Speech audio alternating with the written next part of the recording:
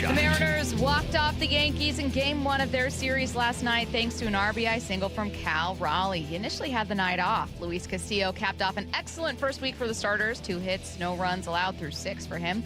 Game 2 today at 6:40 p.m. Logan Gilbert on the mound. Pre-game show starts at 5:30 right here on Seattle Sports. Snapshot brought to you by Miller Lite. When it's game time, it's Miller time. From the Quantum Fiber Studio, this is Bump and Stacy on Seattle Sports. Streaming through the Seattle Sports app and at seattlesports.com. Now, here are your hosts, Michael Bumpus and Stacy Ross. Here we go now. Breaking news this morning, the Mariners just made their biggest investment yet. Colt Emerson, this from Robert Murray. Colt Emerson and the Seattle Mariners are in agreement on an 8-year, $95 million contract extension. That deal includes a 9th-year club option, a full no-trade clause, and escalators that can bring it north of $130 million.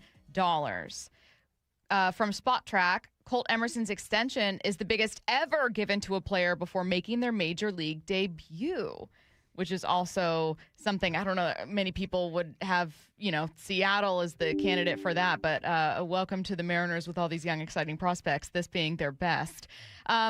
We're going to go over a lot right now. What it means for JP is probably the most common question a lot of people have, followed by, well, when are we going to see Colt? And we're going to cover all of it. But let's start by a conversation with Justin Hollander that Wyman and Bob had. This is from opening day about kind of finding space for Colt. I think that will be very easy to do if he's doing those things. There's never been a team in the history of baseball who said, yeah, we'd love to have you. We just have too many good players. Sorry. That doesn't happen. So that'll work itself out over time. I'm very confident of that. Excuse me, Brock and Salk, not Wyman and Bob, but with Brock and Salk. And I want to add that as context when I ask you, well, how do you balance having JP and Colt? I do want to provide the context of look, you play the guy that's great. It's a good problem to have. We all know that. But that being said, Bump, when you saw this news, your first thought was of JP, right? Actually, it was Julio.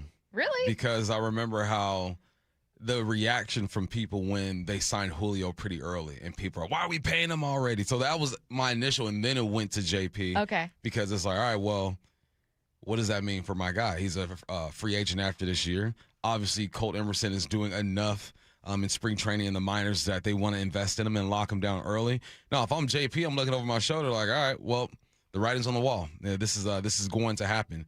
But I also have found a new trust in the Mariners and their decision making. So if they're willing to pay this young man 8 years, 95, a max of 130, I'm gonna ride with him. I totally agree. My 2 biggest questions after this were, what does it mean for JP in balancing? JP, we learned from Jerry Poto on opening day, is expected to come back at the end of this homestand. This is not JP down for 2-3 weeks or longer, and you're kind of bringing up Colt Emerson to balance with Leo Rivas and split that. JP is expected to be back relatively soon. JP is your full-time starter. JP, along with Cal, I think played more innings than almost any other Mariner last year. This is a guy that is not going to be part of a platoon. So my biggest question was, okay, well, how do you give Colt the ABs he needs to develop and balance having JP out there? I think one thing to look at is what Colt might not give you yet and what JP very much still does. I almost want to start by giving some credit to JP, as excited as I am about Colt. This was from Jim Callis of MLB.com. I think where he's really opened eyes since he's been in pro ball is the bat has been exactly as good as expected, but he's a better defender than people think. And I think, it's a case where he could be a stable shortstop. He'll be able to make the plays. It wouldn't be a stretch. So I think, it's kind of a nice luxury. If they need him, he's not going to be in over his head. He'll be able to handle himself. In an ideal world where Crawford isn't hurt, you'd probably give him some more time in the minor league. So this is not going to be an easy decision. That's Jim Callis saying he is good enough defensively to play shortstop right now. But David Schoenfield says, don't lose sight of JP being a 4-win player last year. Look, JP is going to be the shortstop this year. Yeah, you can dig into some of the numbers. The range clearly isn't what it used to be. He's a former Gold Glove winner. He's lost a step or two on defense, but he bounced back last year from a poor 2024 when he had some injuries. He had a really nice offensive year. 352 on base, 3.8 WAR. That's a really good player. So, no, Colt Emerson is either shortstop of the future Absolutely. Is he the shortstop in 2026? No. JP's your guy. He's a solid veteran, clubhouse leader. He's your guy this year, no doubt about it. Is he your guy this year? No doubt about it. All year long? Yo, that's what I was saying. I go, why are you so sure? Like, well, why? I get JP is the guy. He's been here with the longest, had the most innings, like you just pointed out. Defensively has been solid, has lost a step. But are we sure? Like, are we completely sure we're going to see JP all year? I wouldn't mind it. I'm not saying we shouldn't. But you make this move because you feel like this young man is ready to go, or he's dang near ready. There's 30 seconds left on the microwave. You know what I'm saying? Like, it's almost time to go. So this is going to be interesting. I wonder how this affects JP's mental, but I'm happy that the Mariners feel like they found their next shortstop. This is why the whole thing is also especially really fascinating, because we know that Colt Emerson is going to debut this year. Doesn't mean he's going to debut even sooner. Buster Olney, before this news, thought we'd see Colt in the bigs by May 15th. I would be surprised if he's not in the big leagues by May 15th. I know they're excited about him. And when I talk to folks with other teams, they think he's going to be an impact guy. I love potential makeover of what their lineup could look like after they get Colt to the big leagues with the addition of Brendan Donovan. It is going to be a team that gets on base more consistently, I believe. You're not going to have some of the valleys offensively when you have a top of the lineup, with Donovan.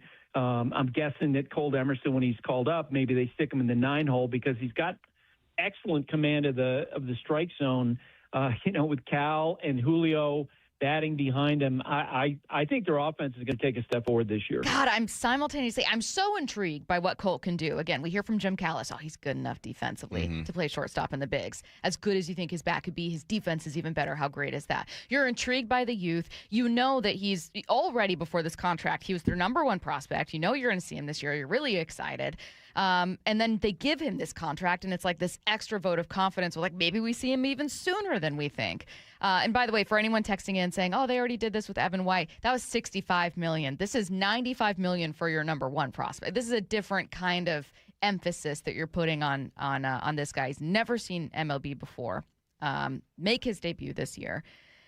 But Bump, I think, as excited as I am about all of that, I'm also nervous about JP is a leader. This isn't just a dude. JP is a pretty firmly established leader in your clubhouse. And I don't think that he's he's a stand-up dude. I don't think he's going to make anything worse for anyone or awkward for anyone. But, that's a delicate balancing act. Like, what are you going to do? How are you going to get Colt ready? I don't know. How are you going to get this dude ready to go without ruffling any feathers when it comes to JP? Yeah. Like, they're going to ask JP, are you going to take a couple days off, JP? Let's let the young guy go. And how he's going to feel about that. But, no, you don't just pay him and let him sit. Yeah. You pay him and you want him to get this experience, those ABs at the major league level. No, this is it's a good problem to have, though. I mean, we're talking about an organization that thinks they found their successor to JP, but now it's the delicate game of allowing Emerson to develop while not disrespecting JP and what he's done for the squad. Wally texting in, Evan was $25 million. Yes, I meant to correct myself, but I didn't want to interrupt. 6 years, $25 million. I misspoke and said $65 million. 6 years, $25 million. But yes, the point I was trying to make is that there's a pretty massive gap here between what they did with Evan White and what they're doing now with Colt, in addition to a notable gap between the impact these two prospects could have. Yeah. Positional value, prospect ranking, all kinds of stuff. Well, what does it say, too, about people saying, the Mariners just don't spend? I mean, this is now another extension they've handed out. An MLB record. Julio and Cal have been extended. We heard yesterday from Daniel Kramer, it's not like the Mariners haven't been trying to extend Logan Gilbert. I mean, they entered talks in spring training. It didn't get to where I think either side wanted to be at this point, but they're not trying. Like they're trying to keep this band together for as long as possible. 425, this deal doesn't preclude Colt from staying in the minors 2 more years. But why? Why would you? I mean, JP he's so close to the bigs. He's on the right trajectory. I think that Buster's right. I think you see Colt sooner than you think. Roman Anthony debuted early June last year, Boston's top prospect. Now, they were a young team that made some changes, and they had injuries, and they ended up being quite young by the end of the year by virtue of needing so many of these guys. Well, and I mean, if JP is hurt, if his injury, sure, like if the time frame for that was like May, like when they expected him back, there's a good possibility that Colt Emerson is up on this roster right now. Yeah. Just because you needed somebody with some thump in that lineup. Bump, how soon do you think we see him? What Buster say? May 15th? May Was that 19th. Buster? Mm-hmm. That's around May Mother's 15th, Day. sorry, yes. Yeah. I'm just rolling with Buster. I'm going to go May 15th. But it feels like this is going to happen sooner than that, though. It's going to happen sooner. Okay, so that's what it means for JP. And frankly, like, I think most of us assumed this might be JP's last season. Yeah.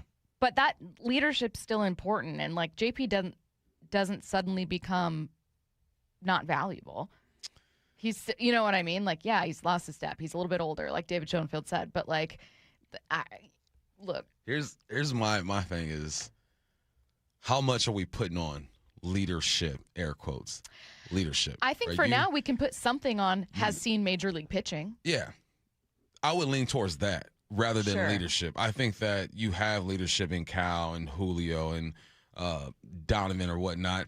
I'm not knocking JP, but I think if we're just going to say, oh, but he's a leader in the clubhouse, like, no, you got to put your best player out there. If he's lost a step, you got to give the young man a chance to see what he can do. I don't think we're going to see him this week, but they're setting it up to where it could get a little awkward. Yeah, 415 is JP's contract up after this year. Yes, right? JP's set to become a free agent after this year. Is that correct?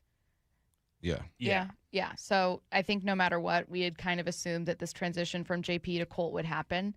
I think it's just really fascinating how, in a year when you're trying to compete for a World Series, this isn't about rebuilding. That question about how do you still incorporate your young, exciting prospects with your Major League ready talent when you're trying to win? This is an example. This is the perfect example of how to do that. How do you incorporate your guys and make sure that Colt gets the ABs he needs? This isn't just Colt gets to play once a day. He's not going to develop at the rate that you need him to. This is, you got to make some decisions here. Yeah, and there's nothing like experience too. If you have to develop him correctly, and what does that look like for the Mariners? We're gonna find out here pretty soon. We're gonna see him. We know that, right? We're gonna see him this year. Oh man, but this transition. What is this transition going to look like? And how do they do it in a way that JP isn't disrespected? Because JP's been here the longest. He's had great moments. He's been a leader in the clubhouse. I know I said we're not going to lean on that, but he's been a leader in the clubhouse. There's just a way that has to be done with some class. Yeah. And I just want to see how they do it. Well, and I think that you've been in locker rooms. Like, that's true. Not all of it. In fact, many of us haven't. So people thinking that doesn't matter, like, I'll take your word for it. Someone said, 253, I don't see why we wouldn't call Colt up right now. JP isn't even back yet. Again, we learned from Jerry DiPoto on opening day that JP's set to be back by the end of this homestand, or that's when they expect him to. I think if we see Colt come up, guys, tell me if I'm wrong. I think if we see Colt come up in the next, I'm talking like week, 2 weeks, it'll be because there was some kind of setback for JP. JP's going to be gone so much longer than they thought. This team's plan was very clearly, JP is down for a short term, and we feel comfortable with Leo in short term.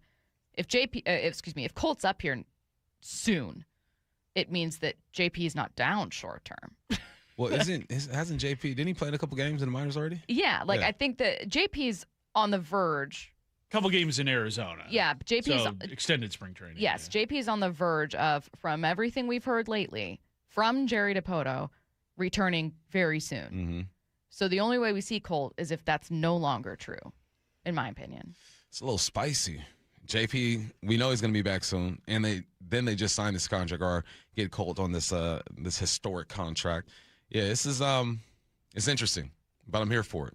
And if they're willing to invest in this young man and they think that he's going to be the future, then I'm going to ride with him. I think when we first started the show, I had no belief in what the Mariners were doing and when you first started the like show. Okay. Yeah, not like today. I was like, Bump, we're 5 days in. No, when the Bump and Stacy show began, sure, it felt like I questioned everything that management was doing. Towards now, I kind of like lean into them and kind of trust them a bit more. 253 pushing back against you, Curtis. They said kind of silly to use this as an example of the Mariners being willing to spend. They think they're only doing it to save money in the long term. I mean, $95 million is a significant investment in anyone. Fair. Okay. Yeah. You're saying $95 million is not enough spending? Are you kidding me? Listen to yourself for once in your life, 253. Jeez. This 253 on 253. Hey, I know. This is crazy. I thought you guys were on the same have your side back. here. Like, yeah. I might see you at Costco one of these days. No, you guys have to site. keep it cool in the South Side, okay? Come on, man. Let's get to headline rewrites. Extra, extra, rewrite! Headline rewrites. Must make headlines. The real story behind the headlines in today's news. Powered by Bay Alarm Security Services. With Bump and Stacy. Headline number one, great finish to the game last night. Mariners beating the Yankees on this walk-off single from Cal Raleigh. The look in by Blackbird. Here we go, the stretch of the right-handers. 2-1 to Cal. Swinging a shot over the bag at first. Fair ball. The Mariners win it. Here comes Leo Rivas to score. Cal Raleigh with a walk-off single. And the Mariners beat the Yankees tonight. 2-1 in the bottom of the ninth inning. Cal Raleigh with a run batted in. A shot over the bag at first. Down the right field line. And the Mariners with their first walk-off win of the 2026 season. And the big dumper comes through in the clutch. It's a real headline. When it comes to slumping, nothing shakes it off like walking it off. Yeah, that was nice. That was good for Cal. He needed to have that success. You know what I mean? It's been a slow start for my man. And there's nothing like, coming through clutch and helping your team out, man. I feel like the game will slow down for him once again, right? You get that confidence. There's nothing like having success as an athlete to get you out of, are we calling it a slump? Because, it's only 5 games in. I think I'm calling it a slow start, but only because it's not bookmarked by a hotter. If this was in any other part of the season, I'd call it a slump. So I want to spend more time on this, but we're getting to it in less than 15 minutes. So table this. Bookmark it. We are going to get back to some of these slow starts for Cal, Julio, and Naylor and try to figure out what's going on. What's next? Headline rewrites. Headline number two, the Seahawks have been announced as this year's training camp Hard Knocks team. What's the real headline? You've never seen anything as desperate as me trying to find these HBO cameras. I hope you guys are prepared to be embarrassed by my behavior. Are you going to bring outfit changes? Yes. I will bring outfit changes. I'm going to be in full hair and makeup. I'm going to be walking. When I find out where they're filming, I'm going to be walking in front of the kid. Like, I'll interrupt practice. No, I won't. Stacy's showing up like she's dressed for prom. In a gown. But then she's going to be complaining how hot it is out there. Absolutely. I would do that Stacey, anyways. what are you doing? I'm going to be shamelessly looking for these producers. This is my chance to be a superstar. I'm leaving you guys behind. I'm How going does to this Hollywood. work? I thought you had to be a bad team to be on Hard Knocks. That's no longer. The NFL is just wielding their power and saying, you're on Hard Knocks now. They already announced next year's Hard Knocks. The Patriots are going to be in 2027. Wow. They're basically like, you don't get a say anymore because so many teams were like, we'll do it next year. We'll push it off to next year. The NFL's like, no, next year is now. You're doing this. I'm actually really excited to see this is going to be awesome. We're gonna be on Hard Knocks for sure. First of all, we're definitely going to be on Hard Knocks because I will drag us in front of these cameras. I'm going to pass out. Oh, my God. Oh, my God. Do you think that they would – do you think that if they're you going to – passed out and they're like, look at this host just over kind here. of like just like even B-roll. Like they're just catching someone. I'm going to pass out and have a medical emergency and they're going to have to call an ambulance. And then that has to make it on camera. There's no way they can't get that on camera. Who do you think the Seahawks will be most nervous about on camera amongst the rosters? Who's going to be swearing the most? Who's going to be Ernest yes. Jones? Yeah. But it's HBO. That's true. Yeah, you can swear all you want. Doesn't matter. They're probably excited to get around Ernest. I think AJ Barner is going to be he's going to enjoy being in front of the camera. I was going to say maybe the opposite where like who do you think HBO producers are circling going find this guy? Got to be AJ, Ernest, Devin. Could you imagine if Daryl Taylor was still here? It would be Darius Taylor, Reek Wolin. I think the Seahawks are thinking they're lucky stars. Sam's going to be on camera just like, training camp's neat. Looking for birds. Bird watching. What's next? Headline rewrites. Headline 3, Chiefs owner Clark Hunt says it's not likely his team opens the season against the Seahawks in week 1 because Patrick Mahomes' status for the game is unknown. What's the real headline? Also because it'll be the Bears. Again, we've established this. It's got to be the Bears. It has to be. I think it is. I was doing some more digging last night, kind of trying to narrow it down. So other potential candidates. Now, this isn't a conspiracy theory or anything. This is just me re-examining. Okay, it's not the Rams. It's not the 49ers. It's not the Chiefs. So your other options, the Cardinals, boring. Yeah. The Giants, not really thrilling. The Cowboys, Chargers, and Bears are the other 3 candidates here. Now, the Cowboys opened the season last year, the Super Bowl winning Eagles opened the season last year with the Cowboys. So the Cowboys already got a season opener. Would that keep the NFL from putting the Cowboys in the spotlight again? No. But I just don't think in line. I don't think Cowboys Seahawks is as there's not enough heat there. Chargers, you've got this really intriguing new offensive coordinator, obviously with Mike McDaniel. Justin Herbert is always going to draw attention. Or you look at those Bears and Iceman, trademark pending. I know. Trying to, How's he trying to take Iceman, dude? Yeah, George because Gervin's there's too many Come young on, people. man. Too many young people. He thought he was there. original too, Iceman. Yeah. Because he's young. He's like, 22 years old? Like, no one's heard of this guy. Come on. No one. But think of the improbable comebacks they had. 2 improbable victories. I shouldn't say improbable. Just crazy games against the Packers, including one in the playoffs. Played the Rams close. You have a defense last year. I don't think they're going to do it again, but a Bears defense last year that led the league in takeaways. There's intrigue. Patriots is an option too. Super Boring. Bowl rematch. Oh, but the last several openers haven't been Super Bowl rematches. Right. I went back and looked like 5 or 6 for years. A Monday night game. Yeah. In the season. Yeah. No, it's Super Bowl rematches. Giants. Less common than we think for an opener. Boring. No, I think it's the Bears. It's the Bears. Yeah. It's got to be the Bears. It's got to be the Bears. It's got to be the Bears. Duh, it's the Bears. Bears. If it's not, and it's it's the Bears. I already know it. Might as well report it now because I'm convinced that that's what's happening. All right. Nothing else makes sense. Justin Herbert would be a reach. It would be. And Kobe's with the Bears, right? Yeah. Yeah. So And that's even better. Chargers, correct me if I'm wrong, also opened the season last year for the Super Bowl losing Kansas City Chiefs, right? Yeah, that was the game in Brazil. Yeah. It's the Bears. I feel like I solved a crime. You did. Wow. What if they announce it as the Cardinals? It's just like, this is so stupid. I'm gonna be Thanks so for the mad. win, but yeah. So you're opening the season on Wednesday night against the Arizona Jacoby Brissett and the Arizona Cardinals.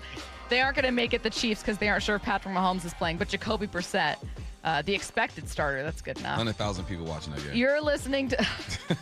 They're going to put it on the carcass of Root Sports.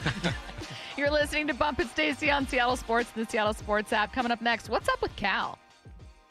Wyman and Bob, every afternoon at 2. I come into this with a lot more confidence. I know who this team is. I know who this management is. I know what they're going to do. Much higher expectations of this team. Yeah, no question. I just feel like we talked about this during spring training, that there's some question marks, but there's no holes. There's no excuse not to make the playoffs. Yeah, that's an absolute expectation, not a hope. Wyman and Bob on the home of the American League West champion Mariners, Seattle Sports. Olympic Hot Tub has terrific ways to achieve total wellness at home. Saltwater hot tubs, swim spas, saunas, and cold plunges, all waiting for you. See our current specials with exciting savings at OlympicHotTub.com. Better you, better life. Hey, it's Bob Stelton here, and I can see clearly now. It's amazing. Let me tell you about one of the best decisions I've ever made in my life. That's when I went to K2 Vision for Refractive Lens Exchange, or RLE. Dr. Kopstein started K2 Vision with Dr. King from King LASIK, the most experienced LASIK surgeon in the Northwest. King LASIK plus K2 Vision equals freedom vision for every stage of life. No glasses, contacts, readers, or cataracts. So if you're somebody that struggles with distance vision and now you always need a pair of reading glasses, K2 K2 Vision RLE could be your perfect permanent solution to spending your good active years not needing reading glasses. And here's the capper. You're never going to develop a cataract. I'm somebody that needed readers in every room of the house. I needed to see the scoreboard out at ball games. I just couldn't see clearly. That has all changed thanks to RLE. Whether it's LASIK, EVO ICL, or RLE, trust the most experienced team of doctors to point you in the right direction. Schedule your free Zoom consultation today at K2VisionRLE.com. That's K2VisionRLE.com. What is that sound? Ugh, that sounds like a plumbing sound. Luckily, there's a company that fixes all the plumbing sounds across Puget Sound. That's All Sound Plumbing. Puget Sound's plumbing experts. Have a sound? Visit allsoundplumbing.com. Home is more than a place to live. It's where the best of life unfolds, where possibility sparks, where community grows, where lives take shape. At the Master Builders Association of King and Snohomish Counties, that belief drives the work our builders, remodelers, and tradespeople do every day. Because when we build more homes, we're building so much more than housing. We're making room for what matters most. Learn more at roomforwhatmatters.com. Spring is a season homeowners start improving their homes. Hi, Justin Shirley, CEO of State Roofing and Exteriors. If your home needs roofing, siding, new windows, gutters, or decking, our team can take care of it all. For a limited time, save up to $3,000 on a new roof, siding, deck, or windows project. Planning multiple upgrades? Combine your projects and save even more. Or with 0 down, 0 payments, and 0 interest up to 24 months. You can start your project now and pay later. Call 866-ROOF-ROOF or visit stateroofing.com. Well, spring is all about getting ready for summer, isn't it? But do you have a room just sitting empty and you've dreamt of making it your own home gym? Hey, Brock Heward here, and working out in your own home, well, it is the best. We've been doing so for years, and you can allow Top Fitness to create your own home gym. Simply give them your room dimensions, and they'll do the rest. A complete fitness room design. It's no secret why everyone, from personal trainers to pro athletes, love Top Fitness. Top Fitness represents the very best brands in fitness, like Precor, Inspire Fitness, along with many others. They also have everything from flooring to weights that go in a home gym. And right now, get spring special financing with 0% interest for 12 months, plus mention me and receive an $150 credit towards any purchase over $1,000. Spring is here to get you in the best shape, so go get into Top Fitness with locations in Tukwila, Linwood, and Bellevue, or simply visit topfitness.com for more info. That's Top Fitness, your best place for home fitness equipment. Mariners, Yankees, tonight at T-Mobile. First pitch at 6:40, 5:30 pregame. Hear every pitch live for free on the Seattle Sports app. DQ presents the Blizzard Double Flip Deal. For a limited time, when you buy one Blizzard treat, you get a second for just 99 cents. That's 2 Blizzards, 2 spoons, 2 flavors, and 2 flips. So don't miss out on the Blizzard Double Flip Deal, available only for a limited time and happening now at DQ. Because the only thing better than a Blizzard treat is a second Blizzard treat for just 99 cents. It's a deal to flip for. The Blizzard Double Flip Deal. Participation may vary. I move mountains for a living. Literally. That means I don't carry hand lotion, and when it comes to serious heartburn, I don't mess around with anything but Rolaids. Rolaids' dual-active formula has calcium carbonate and magnesium hydroxide that relieves heartburn fast. Yeah, you heard right. 2 actives for that powerful relief. And the best part? The roll fits right here in my pocket, so I can get back to moving mountains. Rolaids spells powerful relief. Read each label. Use as directed. Keep out of reach of children. How was your break? It was great until I stopped for gas. Prices have gone up almost $1 with no end in sight. I might have to start watching how much I drive. That's exactly why I use Upside. I never pay full price for gas with the free Upside app. Upside? Yes, Upside. It's the free app that gives you cash back just for buying the gas you're already buying. So even with the rising gas prices, I'll never have to limit how much I drive. Does that actually add up to anything? Just last year, I made over $200 with the Upside app. Wow, that's serious extra cash. I'm downloading the free Upside app right now. Download the free Upside app to earn cash back on the gas you're already buying. Use promo code THRIVE25 for an extra 25 cents per gallon bonus on your first tank. You can cash out anytime, right to your bank account, or an e-gift card for Amazon and other brands. Just download the free Upside app and use promo code THRIVE25 for a 25 cents per gallon bonus on your first fill-up. That's THRIVE25.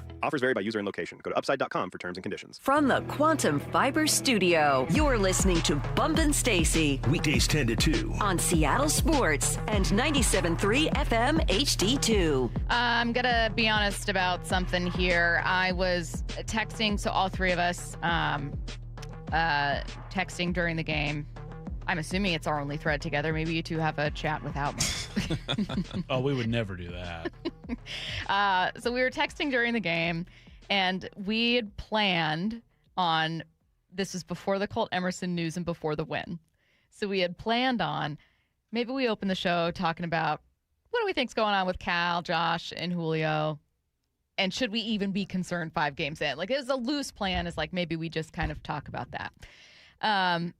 And then not only does Cal walk it off with an RBI single, but you also have the news with Colt Emerson. So instead, what we're going to do is talk about, look, really glad that Cal walked it off. Probably felt great. And he talked about what he was looking for, by the way. Yeah. He went 2 cutters there to start the at-bat, curveball. I was just looking for something hard in the heart of the plate, and it cut in on my hands a little bit, but I was able to keep it fair. So, I was just trying to get barrel on the ball, trying to get something to the outfield, trying to square something up, keep it simple. And he did. Hard hit ball down the line, and obviously we know what happened. But I still kind of want to talk about what you guys think is happening with Cal and Naylor, because they're having some slow starts. Bump, what do you see? What do you think? No, Curtis pointed it out yesterday, and I believe you said you texted Ryan Rowland-Smith and just said that Cal doesn't look like he's balanced, right? Like it just looks off. And you got to think about his spring was a bit different, right? You go to WBC, you only get X amount of at-bats because you got Will Smith over there at the catcher spot too. So the things that I'm assuming at least, the routine that he typically has to ramp up for the season, he just didn't, it was different this year. Mm-hmm. And, athletes are routine type of guys. Right, you do the same thing every year, or you tweak it a bit, right? Things change a bit, but you know what it takes to get your body and your mind ready for the season. And it just feels like the WBC probably hurt a guy like Cal because he wasn't getting the ABs that he's used to getting. Right, and not only that, not getting the ABs he's used to getting in spring, but also not even getting them with the team because he's not playing every single game. Right.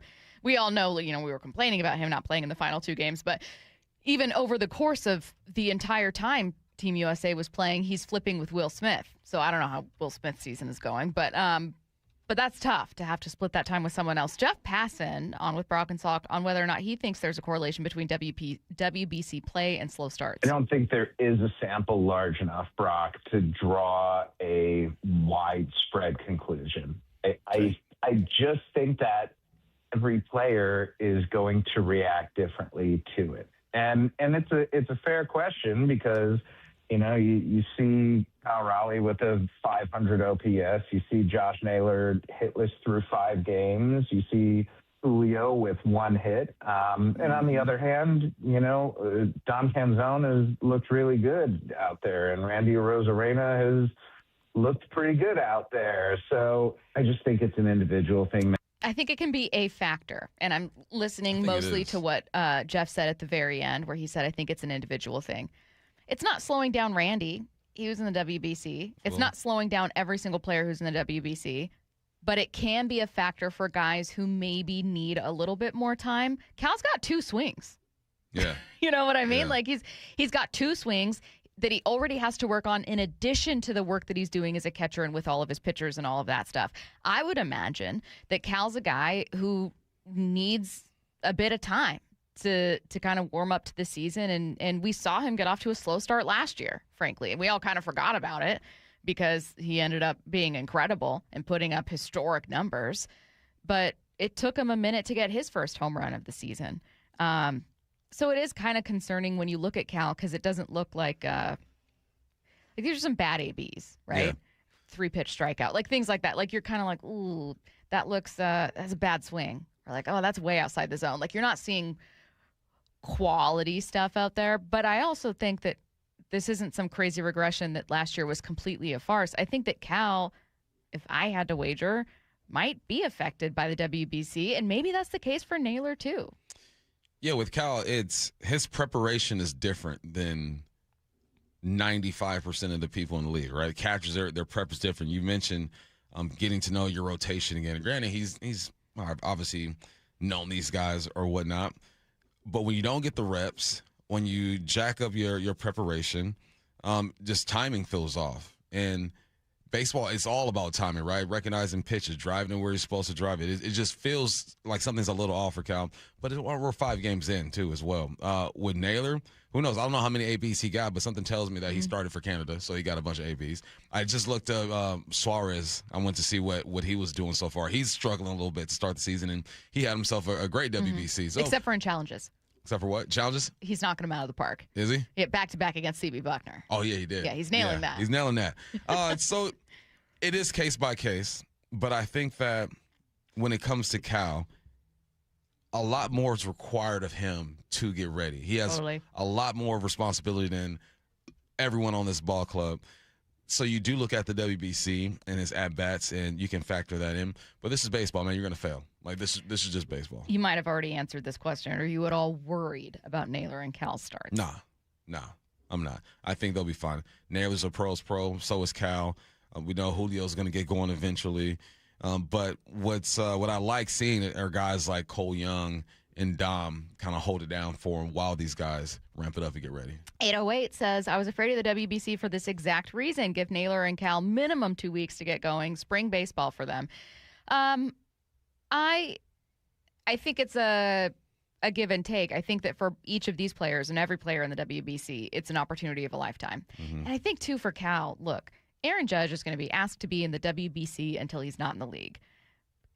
I'm not trying to disrespect Cal by saying this, but I would imagine that for someone like Cal coming off a season where you're like, I'm not going to hit 60 home runs again. It's probably like, of course I'm going to do this. Yeah. I'm not leading off Sports Center all the time. Yeah, last year was an incredible season, but like, I want to seize this opportunity. And I think for all those guys, they would do it again. No matter what. Sure. Like, that's an opportunity you don't turn down. And you take it knowing that it's going to affect your time in spring, but also that this is something you also cherish about baseball. It is what it is.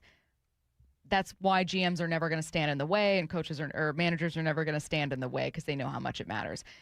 One of the things that you take is it may or may not affect you. And I started the season going, I don't know. I'm not reading much into Cal's slow start in the WBC even. He's not getting a lot of time. He's switching days off with Will Smith. He's only had 9 ABs. Saying 0 for 9 doesn't sound bad. In baseball, we wouldn't be batting an eye. Now that we're only 5 days, but only 5 days into the season, I'm like, he's striking out. I'm starting to see it now. You guys convinced me yesterday to be paying closer attention to those. I'm not worried about Cal, but there's something clearly up. These aren't like it looks like a struggling version of Cal. Yeah, I went back and looked at his first 6 games last year.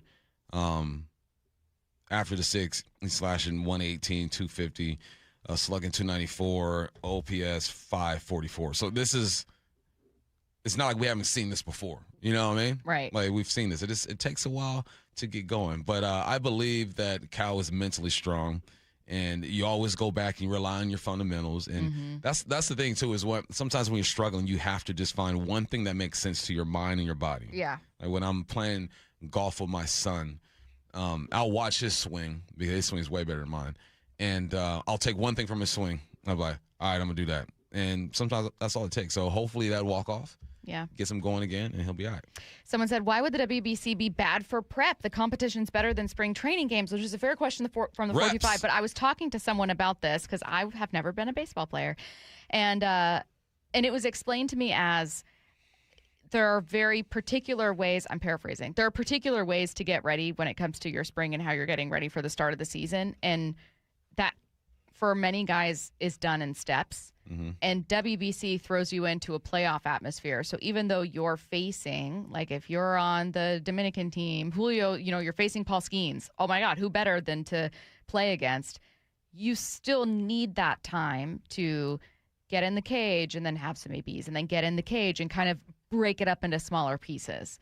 So getting thrown into a playoff baseball atmosphere without a full spring, in theory, sounds great, but can actually kind of slow what you're trying to do. Got to take some hacks, man.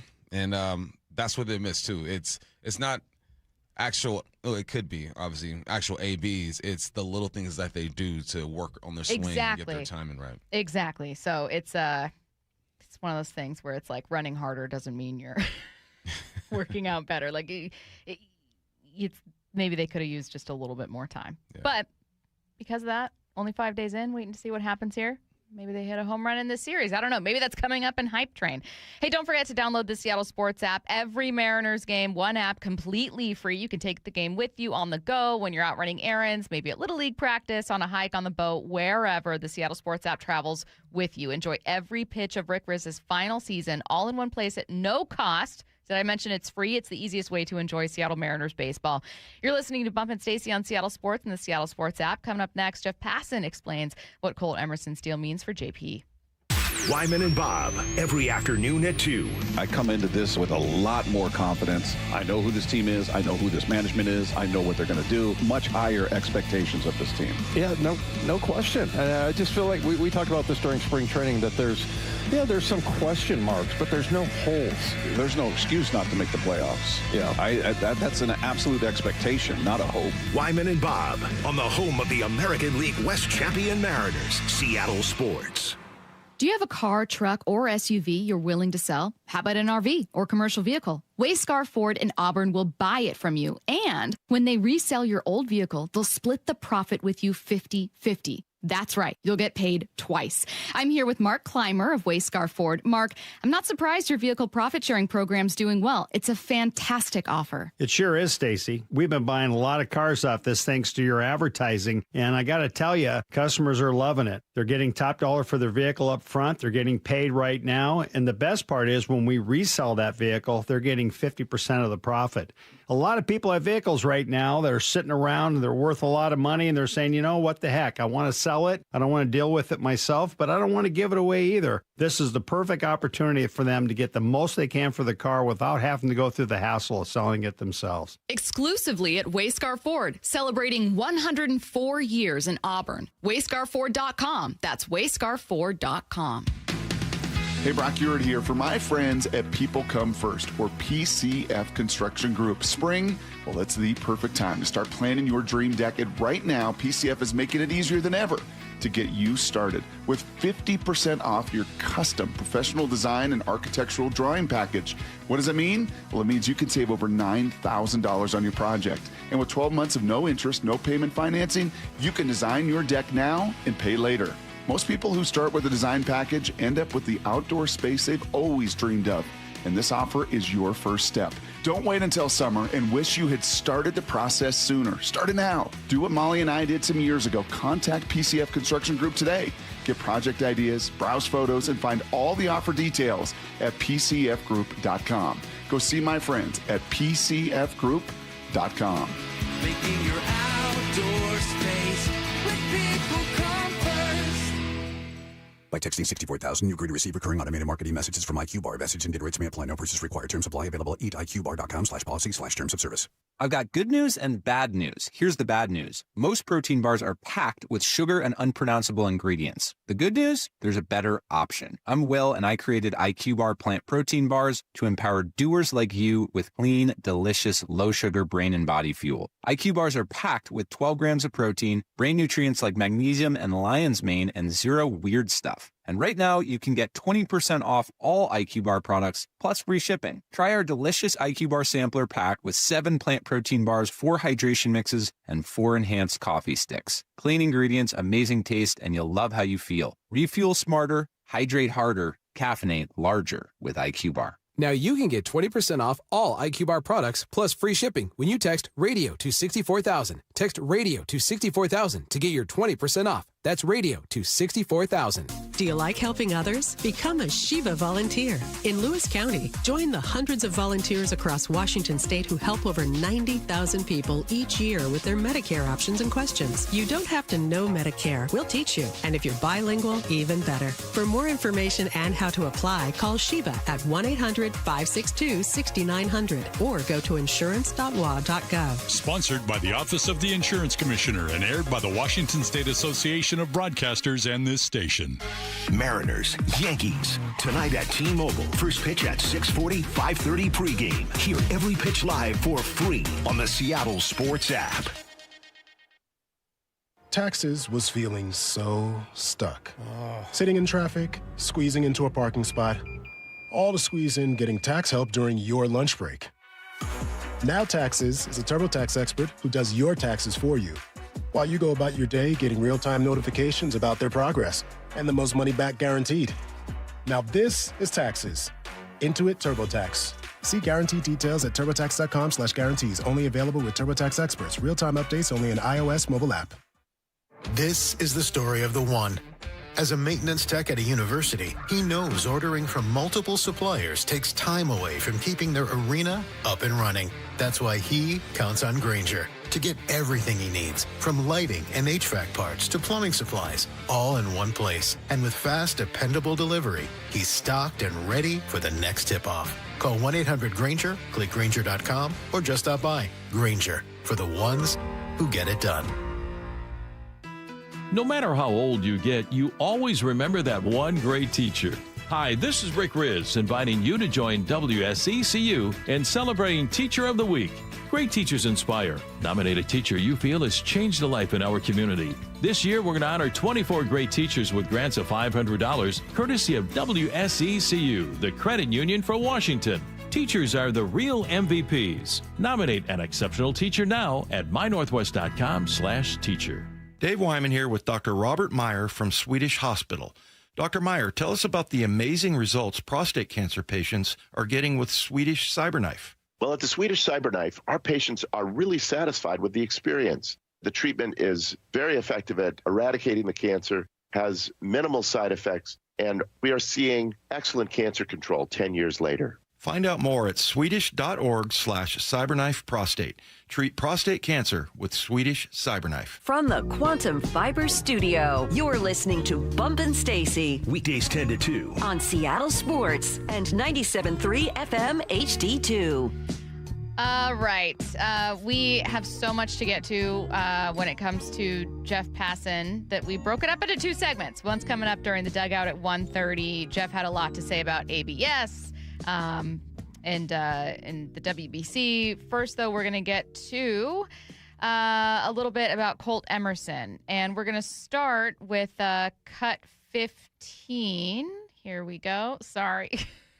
Updating Get now. together. I got it. We're going to start with cut 15. Here's Jeff talking about the Emerson deal. Good for the Seattle Mariners. What they did is what the Detroit Tigers were trying to do with Kevin McGonigal and were not successful. What the Pittsburgh Pirates were trying to do with Connor Griffin and were not successful, which is all of this sort of standard contract that Jackson Chourio started a couple of years ago when he signed for 8 years and $82 million with the Milwaukee Brewers before he had played a single game there. Did you laugh at him saying good for the Mariners? Yeah.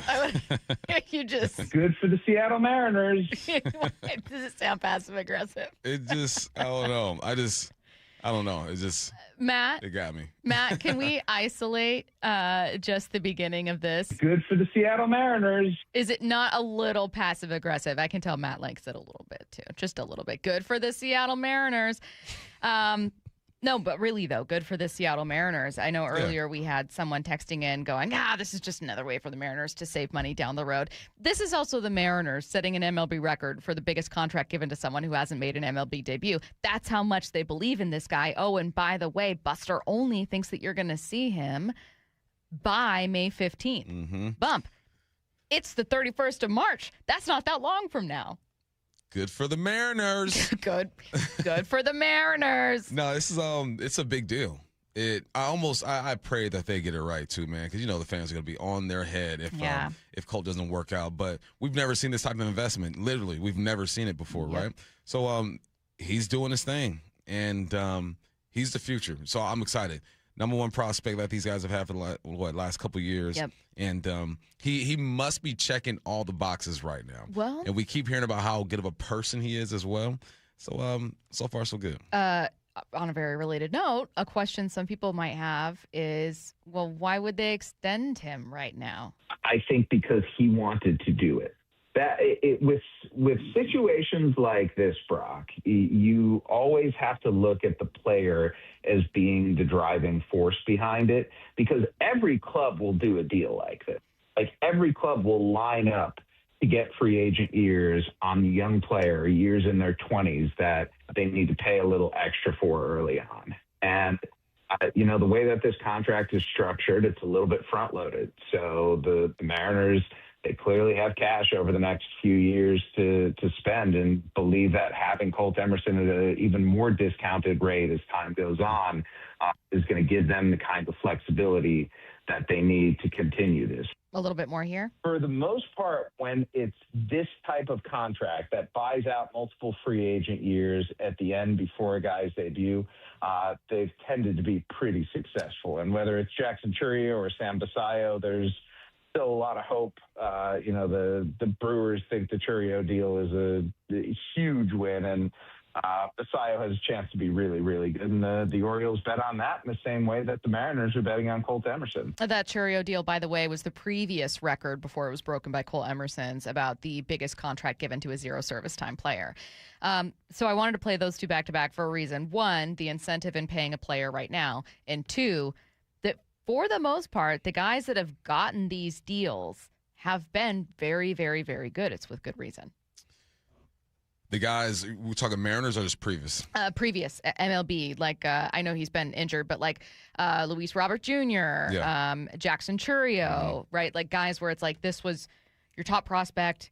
You wanted to take advantage of him now, but you are also willing to bet a lot on him being great, and you were right. Well, this is a confident move. Yeah. Right? You don't put down this type of money unless this young man has been doing everything that's required of him and more. I'm for paying these guys early. You get them for the cheap, right? You pay them early. Well, if $95 million is cheap, 130 max. But no, you get in front of it. That's what they did with Julio. That's what they did with Cal. That's what they're doing with Colt. And those first two names that I mentioned have done pretty okay for this team. So I trust their evaluation. And now I'm interested in how they just acclimate. How do they get him the reps that he needs at the major league level? Well, and how's it work with JP? Asked what JP is probably thinking. I'm thinking my time in Seattle has been really nice. Kept it pretty blunt, pretty honest.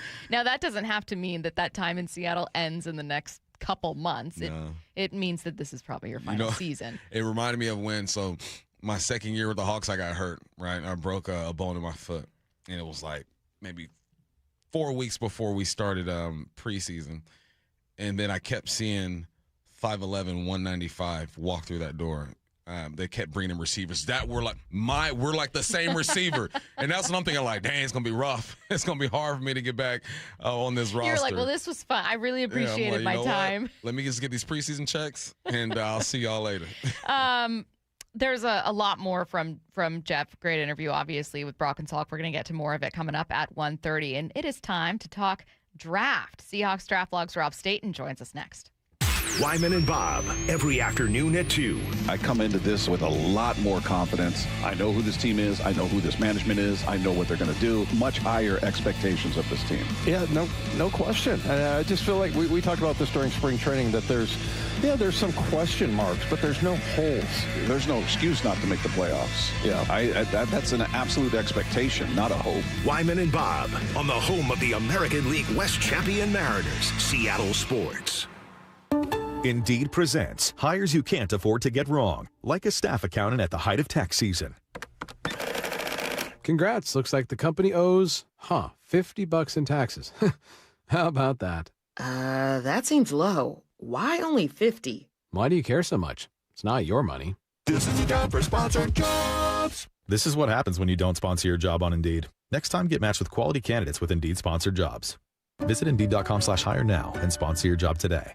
Smalls here. What if you could enjoy the flavor of a cocktail without the alcohol? Meet RK Zero Proof, a pioneer in the alcohol-free spirits category that delivers bold taste and a warming sensation, but with zero alcohol, zero sugar, zero carbs, and zero calories. So you can celebrate with friends, unwind after a long day, and wake up tomorrow feeling great. It's all the ritual of a drink without the regret. Discover RK at rkbeverages.com. That's ARKAY beverages.com. RK, the spirit without the alcohol. Hey, it's Mike Salk here for my friends at Snoqualmie Casino and Hotel. Celebrate Mom with Snoqualmie Casino and Hotel's Mother's Day weekend giveaway.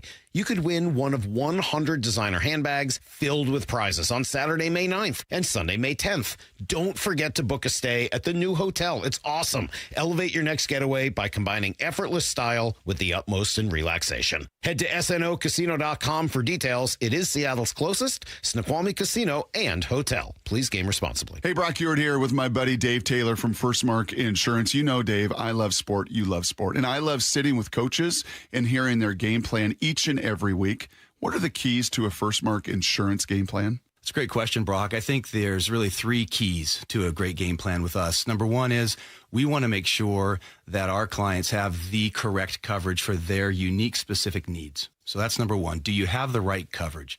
Number 2, once we have the right coverage, are we getting that coverage at the most competitive price possible? And then last and not least would be, once we have the right coverage at the most competitive price, are we providing world-class service to those customers so that when they need it, they have someone there that's got their back? Those are the 3 keys to a First Mark Challenge victory. And man, am I so glad Molly and I took the challenge. We are one of so many through a decade plus of being a First Mark Challenge victory. You can too. Just simply go to firstmarkinsurance.com. Firstmarkinsurance.com. Michael is in his 70s and he was dealing with an injury. I had tears in my rotator cuff. Just the discomfort of going about everyday life. Day-to-day things were not comfortable or almost impossible, but just being inactive was troubling. He was in a great deal of pain. I started trying to learn how to brush my teeth with my left hand, and you can't do it. It was ridiculous. Searching for answers, Michael found Dr. Mark Wagner, MD, at Seattle Sports and Regenerative Medicine, where he underwent stem cell therapy. You know, I played basketball Monday, Wednesday, and Friday, and so I'm getting my shot back. It's not back to where it was, but hey, before I couldn't even do anything, so 100% improvement of what it was. Wow, that's great to hear. Would you recommend stem cell therapy to others? I can share without a doubt that it helped me, and I'm grateful for that. Whether it's a shoulder, hip, or knee, before you choose surgery, consider stem cell therapy with Dr. Mark Wagner, MD, at Seattle Sports and Regenerative Medicine. Schedule your consultation at drmarkwagnermd.com. Free consultations, no fee guarantees, 5-star reviews. JP Pendergast with Pendergast Law explains the importance of going beyond these familiar offerings. Accident victims want an attorney, Tom, that satisfies their needs. Someone who handles those needs with the highest degree of care. Pendergast Law offers the no-fee guarantees and free consultations, but these only scratch the surface. Okay, explain more. We make sure that every member of our team is genuinely passionate about helping others. Customer service and communication are our top priority. It's how we take care of our clients so they always feel one step ahead of the insurance companies. Our strong reputation for high standards provides comfort and confidence when it's needed most. Pendergast Law offers the free consultations, the no-fee guarantees, and of course, they are 5-star rated. But what really makes them different is their genuine passion for helping others. I can't recommend them enough. If you or a loved one has been injured in a car accident, call Pendergast Law. We can help. That's PendergastLaw.com. Rick Riz here for the Pella Windows and Doors of Western Washington's Improve Your Play program. Many of our local youth sports teams need help with field enhancements, training, and equipment. Local Pella owners Keith Gashafy and Luke Wilson are stepping up to donate $5,000 to 2 deserving teams. We need your help finding them. Head to seattlesports.com/play to nominate a deserving team in need. Let's help our local youth improve their play this year with Pella Windows and Doors of Western Washington. Contest and rules at seattlesports.com/play.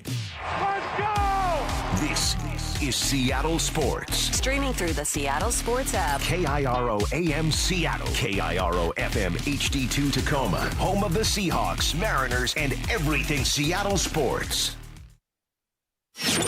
Seattle Sports Snapshot. The Mariners walked off the Yankees in Game 1 of their series last night thanks to an RBI single from Cal Raleigh. He initially had the night off. Luis Castillo capped off an excellent first week for the starters. 2 hits, no runs allowed through 6 for him. Game 2 today at 6:40 p.m. Logan Gilbert on the mound. Pre-game show starts at 5:30 right here on Seattle Sports.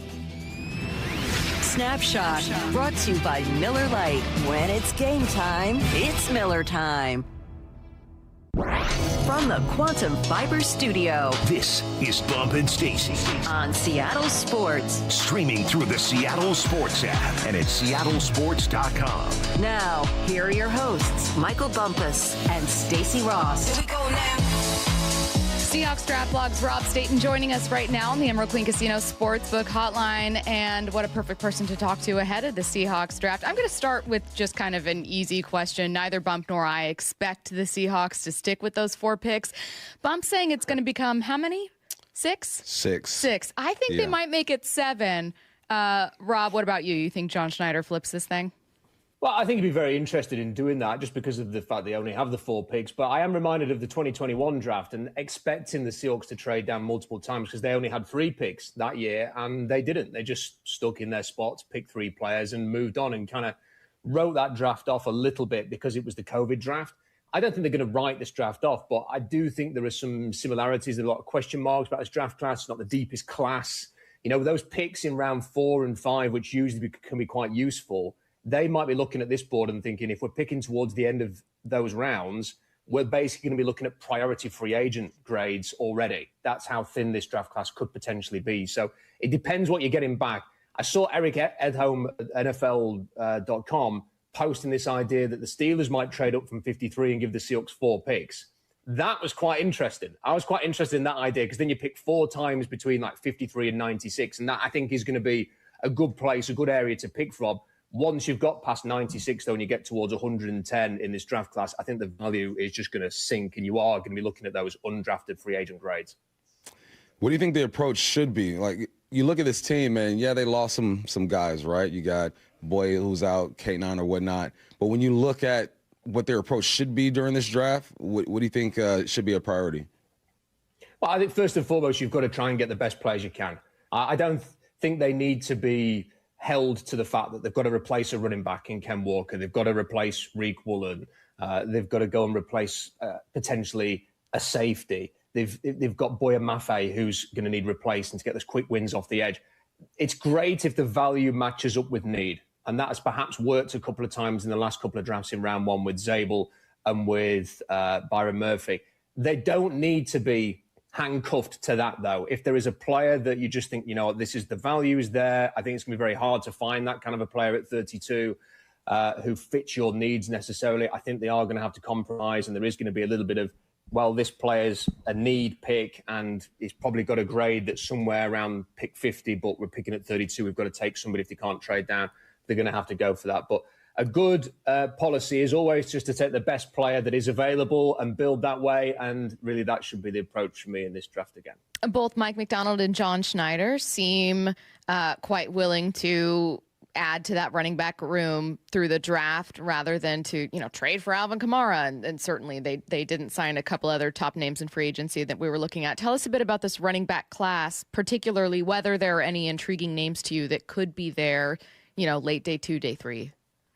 It's a really thin running back draft, so you're going to have Jeremiah Love go very early. Speaking to some people in this last week, that it does seem like Jadarian Price, his teammate in Notre Dame, is the second highest graded running back, and that he could potentially go around pick 32, maybe sort of that top end of round 2. And then you've got a big gap towards Mike Washington Jr., who's that incredibly fast, big, powerful running back who could go. I think the expectation is that he's going to be a day 2 pick. It's just whether he sneaks into round 2 or whether he goes in round 3. You've got Emmett Johnson from Nebraska, who's going to go in sort of that similar range. And then the one sort of wild card for me, I think, is Jonah Coleman, because Jonah Coleman at Washington, if you look at his 2025 stuff, he played with a brace on his knee for most of the season. He had some injury issues with his knee towards the end of the year as well in November. And if you just look at his 2025 stuff, you could very easily sort of push him to one side and think this guy is not going to be an option here. But if you look at his 2024 tape, It's a lot better. He's a lot more explosive. His sort of runs after contact are a lot better. His big play potential is a lot better.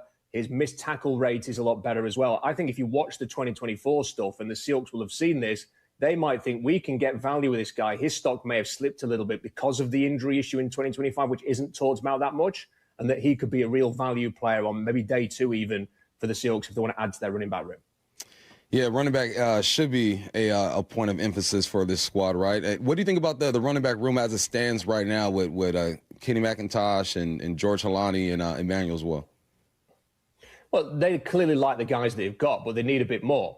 The one thing they've lost with Ken Walker is just that ability to, you've got a player who can break off an explosive run. In the regular season, I think he was something like 6th for the most explosive runs in the NFL. Then if you include his postseason work as well, I think he was second only to Devon Achane. So you've lost that ability. And while the likes of George Alani and Emmanuel Wilson, who's come in, and Zach Charbonnet, when he gets back, they can maybe get you the hard yards. We've seen with Alani, definitely can do some third down stuff. He's a good pass catcher. He's quick. But what you really need is that home run threat. You need somebody who, when you start the second half against the Rams in week 16, and you are trailing and you need a spark, and all of a sudden Ken Walker produces a 50-yard touchdown run, you have lost that with Walker. And when you sort of look at this class, Jadarian Price had the highest explosive run rate of running backs in this class, and he's way above the rest of them at 21.2%. He's ahead of his teammate Jeremiah Love. The rest of the running backs are quite average in terms of their explosive run rate. That's why I've been looking a little bit towards last season with Jonah Coleman, because if you get his 2024 numbers, it puts him right in between Jeremiah Love and Jadarian Price. So I think they are the 3 players. Obviously, Love's not going to be there, but you're looking at Price. Do they want to take Price early, or are they going to wait and maybe take Jonah Coleman a little bit later on? They're sort of the players that I'm focusing on the most at the moment. We've seen quite a few mocks have the Seahawks taking one of 2 corners, though a few others have been mocked to Seattle. Is that a national audience reading maybe too much into the loss of Riq Woolen in free agency, or are those well-connected guys in the national media seeing some really intriguing Seahawks at corner in this draft? I think there's players that they could be interested in. I don't think some of the players that are getting mocked to them are necessarily the best fits. For example, Colton Hood's zone grade, his zone coverage grade, is not particularly good. He looks a lot better in man. He wants to sort of stick with players and be physical. He's not somebody who sort of stands off and then will sort of rush to the ball and rush to cover. So I don't think that he's necessarily the greatest fit. You see him often paired with the Seahawks, but Avian Terrell, I don't think Avian Terrell's going to last to 32. He's had a bit of a hamstring issue that maybe pushes him down a little bit. He had a private workout this week and he couldn't finish it because of the hamstring flaring up again. So maybe that pushes him towards the Seahawks. I think he would be a fantastic fit. But I think, because the Seahawks run 77.5% zone coverage, you've got to look for the players who are good in zone. Chris Johnson at San Diego State was the highest grade zone coverage defender in 2025. He's somebody that I think, look, maybe 32 is a little bit rich for him based on what he shows on tape. But if he's the 43rd best player in the draft and he fits your system and he fits you very, very well, and you think it's as a need, maybe you take him in that spot. But the other thing that I would say is it is a deep cornerback draft. So I think you could maybe say we don't necessarily need to address this position in round 1. When we get to 64, when we get to 96, who knows what other picks they might acquire. You can still go and get some really interesting players in this draft, and they may feel that's better, especially if they're looking for that length and that size and that speed to replace Riq Woolen. You've got players like Takario Davis at Washington who could provide that. You've got Dalen Everett, who's coming in for an official visit from Georgia. They're fast, they're big, and they've got long arms, and that's what they might be looking for. Is there a position you would be surprised if they drafted? Quarterback. It's not a very good quarterback draft, and obviously sorted there.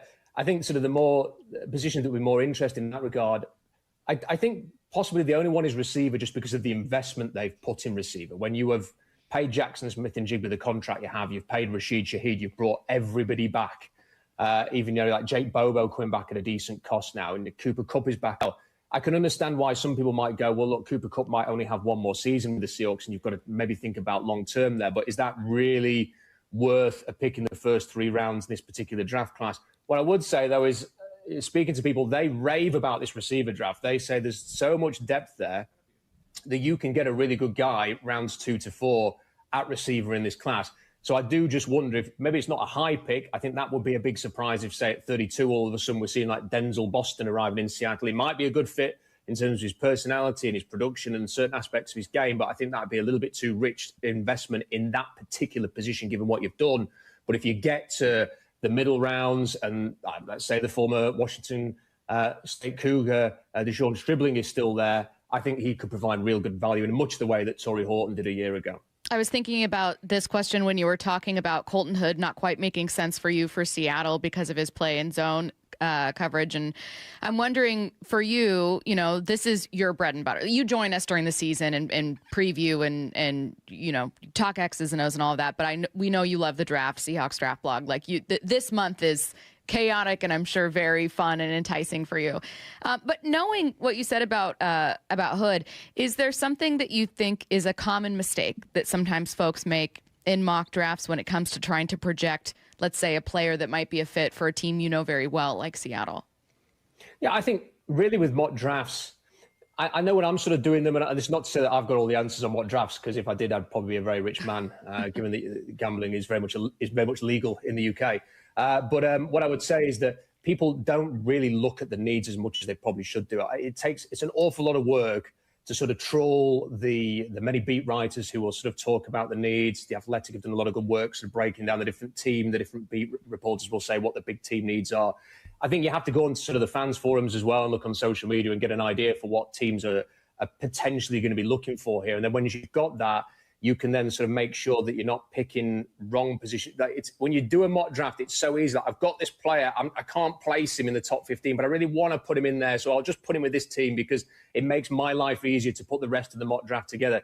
You've kind of got to avoid that because that's not how it's going to work in the NFL. You've got to stick to, okay, what are the needs? What's value? Not every team's going to draft for needs. Sometimes teams are going to say, look, this player's too good. We're going to take him in this spot. It's very hard to put that puzzle together. From the Seahawks point of view, I think there are certain positions you can probably rule out. They're not likely to go there. There is going to be an element of need, and we've talked about the cornerbacks and the running backs. I think offensive line is very much still going to be on the table for the Seahawks as well. There's this guard at Oregon, Emmanuel Pregnon, who is, you know, his explosive testing is as good as, well, throw some names out, Lane Johnson's and Tristan Wirfs and Rashawn Slater and people like that. You know, those players don't tend to last very long in the draft. And he's got the highest grade in zone blocking in the whole of this draft class. That, to me, is the kind of player that you can plug in potentially at right guard. It's not an Anthony Bradford thing. It's purely this player is that good that he could give you the best defensive line in the NFL if you bring him in. I think you've got to look at things like that, not just assume as well that, well, it's going to be cornerback, it's going to be pass rusher, it's going to be running back, because that's where they've lost the main bulk of their players in free agency. Yeah, it's I'm trying to figure out, well, I had a conversation with Stacy and I said, look, the Hawks got worse. They're not as good as they were last year because of the pieces that they missed. But it's hard for us to kind of like buy into that. Where do you think they stand right now as far as just their chances of trying to put together a team again to make another run? I think that the hardest thing is simply going to be that it's a different dynamic, isn't it, to be the defending champions? And I know they've talked about that. They're not going to approach this season with that mentality, but you've done it. Like, you've reached the pinnacle. There are going to be teams that are striving to get there. You've got players on other rosters who are thinking, well, this might be my last chance to win a Super Bowl. I'm playing for the Rams, or I'm playing for the Eagles or the Niners. I need to go and make this happen. I imagine there's a sense of desperation in Santa Clara, for example, that just will not exist in Seattle. And sometimes that helps. You've got to believe that there are players on this Seattle roster who thought, this is my big chance, you know, like a Leonard Williams, a DeMarcus Lawrence. This is our Jaron Reed. This is our chance to become world champions. We've got to go and take it. Once you've done it, it's different. And whether or not they can go back again next season and feel like, okay, we're going to build that momentum and that's just that feeling of we need to go and do this twice. Let's go and become legendary. I don't know how easy that is going to be to put yourself through everything that it takes to go through camp and then long season and the playoffs to get there again. But I don't think the Seahawks are going to be that much worse after the draft. I think there are players in this draft class. It's not the best draft class by far. It's not a very good draft at all, really. But they are going to be able to replenish the stocks. There are going to be some free agents that they could go and sign after the draft is finished. I expect they're going to be highly competitive. I think it's way too soon. I'm not having all these people saying the Rams are these undoubted Super Bowl favorites. You know, let's see how Matt Stafford gets on next season. Last season was an anomaly for him. He has not had many seasons like 2025 in his career. There just feels like this real almost depression around the Rams. They're complaining about everything. They sort of feel like it was a major missed opportunity for them not winning the Super Bowl last season. I think they're going to have trouble to come back next year and go, we're going to go and do it again. I think they felt that 2025 was their chance. I actually think they might regress a little bit as a consequence of sort of feeling like they missed out in 2025. So I don't think I think it's to be determined where the Seahawks fit in the spectrum of contenders next season. But they're the defending champs. They've got a loaded roster. It's still probably the biggest, most loaded roster in the NFL right now pre-draft. So I'm very confident they can be very competitive again next season. Why are you thinking the Rams, you kind of explained it as part of that, but we are going to talk with you several more times about this draft, so I'm not worried about getting to some of those positions of need. But it's an interesting take that we might not get back to in the next couple weeks. Most people I know, like Bump said, have the Rams as their Super Bowl favorite, and I've been complaining about, like, man, it feels like people are assuming regression for Seattle. You know, JSN's not going to get 1,700 without assuming regression for LA. Why are you assuming regression for LA, and why do you think people typically aren't? Well, let's just be honest. There's a lot of people in the media who get a little bit misty-eyed about the Rams because of Sean McVay and because of Matthew Stafford, and it's LA and it's trendy and they're a cool team and everything like that. Here's what I think. Matthew Stafford has had injury issues for the last few years. He didn't have any injury issues last season. He has had seasons where he's been getting sort of 25, 26 touchdowns a year. All of a sudden, he's the MVP and he's getting 40. It feels to me like he put everything into last season. I don't know if he can do that again. If you look at what people were viewing about him a year ago, we were all looking back on his 2024 season and saying it wasn't very good until he got to the playoffs. And then he produces this outstanding year last season. I don't know if he can do that again. The drama around Puka Nacua has to be a little bit of a distraction. He's not got his contract like Jackson Smith and Jigba, and Puka Nacua seems to be doing everything that he can to make headlines for all of the wrong reasons at the moment. You've got Devontae Adams now sort of scratching his head and going, hang on a minute, why was I in the middle of trade talks because you wanted to replace me with A.J. Brown? You've got a defense that flattered to deceive for the second half of last season, and now everybody thinks, well, they've traded a first-round pick for a slot cornerback that they're going to play at outside corner. Everything's fixed, and we're also paying him $32 million a year or something like that. He's a slot cornerback that you're going to play outside. The other player that they signed, the Kansas City Chiefs, seemingly made no attempt to keep and have happily moved on and are happily going to go into this draft and add a couple of cornerbacks to replace the guys that they've traded away. I just think this is one of the most overrated off seasons that we've seen in a long time. Ooh. They're a really good team, but people are talking about them like they've done these amazing moves that nobody saw coming, that they're playing 4D chess. And the other thing I would say is they just seem to be just looking so bitterly towards last season. I think that's playing on their minds a little bit. All this talk about complaining about the 2-point conversion and feeling like they made their point on that, or sort of, you know, all the stuff they were talking about, that what they called was that botched coverage with DeMarcus Lawrence, which I think everybody who's watched that play now can just go, it's a really instinctive play by DeMarcus Lawrence. They just seem to be in their own heads a little bit about the fact that they missed out last season. I think that's lingering too much. They're going to be really good. We know that they're really good. They've got an amazing head coach, an amazing quarterback, and some really good players. I'm just not buying that they've had this unreal offseason. Everybody's giving them their flowers. Hand them the Lombardi trophy today. They've already won the Super Bowl. I'm not having that. The Seahawks beat them twice at the end of last season. They're the defending champs. They deserve a lot more credit than they're getting, and the Rams are getting a little bit too much. Knew there was a spicy take there we had to explore a little bit more. Okay, next time, more draft talk with Seahawks Draft Blog's Rob Staton. Thanks, Rob. Thanks. Thank you. Let's get to 4 Down territory. This is 4 Down territory, going inside the game with former Seahawks and Coug wide receiver Michael Bumpus. First down, Bump. What do you appreciate about Coach Mike Macdonald? So I read an article. He just watched the Super Bowl, just watched it this week. Yes. I was reading an article about it, and I was wondering, I've never won like a state championship or anything like that. So every time I've coached, the season has ended on a loss, right? A playoff loss or something like that. And it takes me months to watch that film, so I just don't want to relive it. I'm like, my man, you just won the Super Bowl. Like, I want to watch that thing like the next day. But the reason why I appreciate him is because he understands himself and said he'd be too critical. Like, he'd be breaking down the film and saying, well, we should have did this and we should have did that. You just did it. Mm-hmm. you won the Super Bowl. You're on top of the mountain, but yet he still has his coach's hat on when it comes to watching that film. So I just appreciate the way that he operates, man. That you have to be kind of a weirdo on a cycle to be a head coach in the NFL. And reading that article and listening to him talk about it, it was affirming. Second down. Who do you want to see week 1 for the Seahawks? So we think it's going to be the Bears, yes. right? I want to see the Cowboys, though.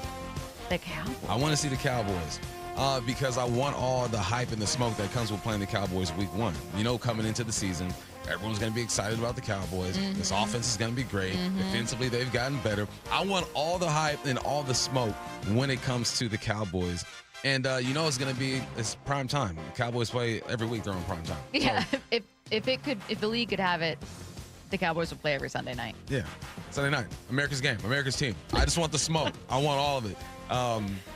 So yeah, I think it's going to be the Bears, but I want to see the Cowboys. Third down. What's something you hope the Seahawks don't regret? Listen, I trust them. Me and the Hawks have a good relationship. Sure. Trust them.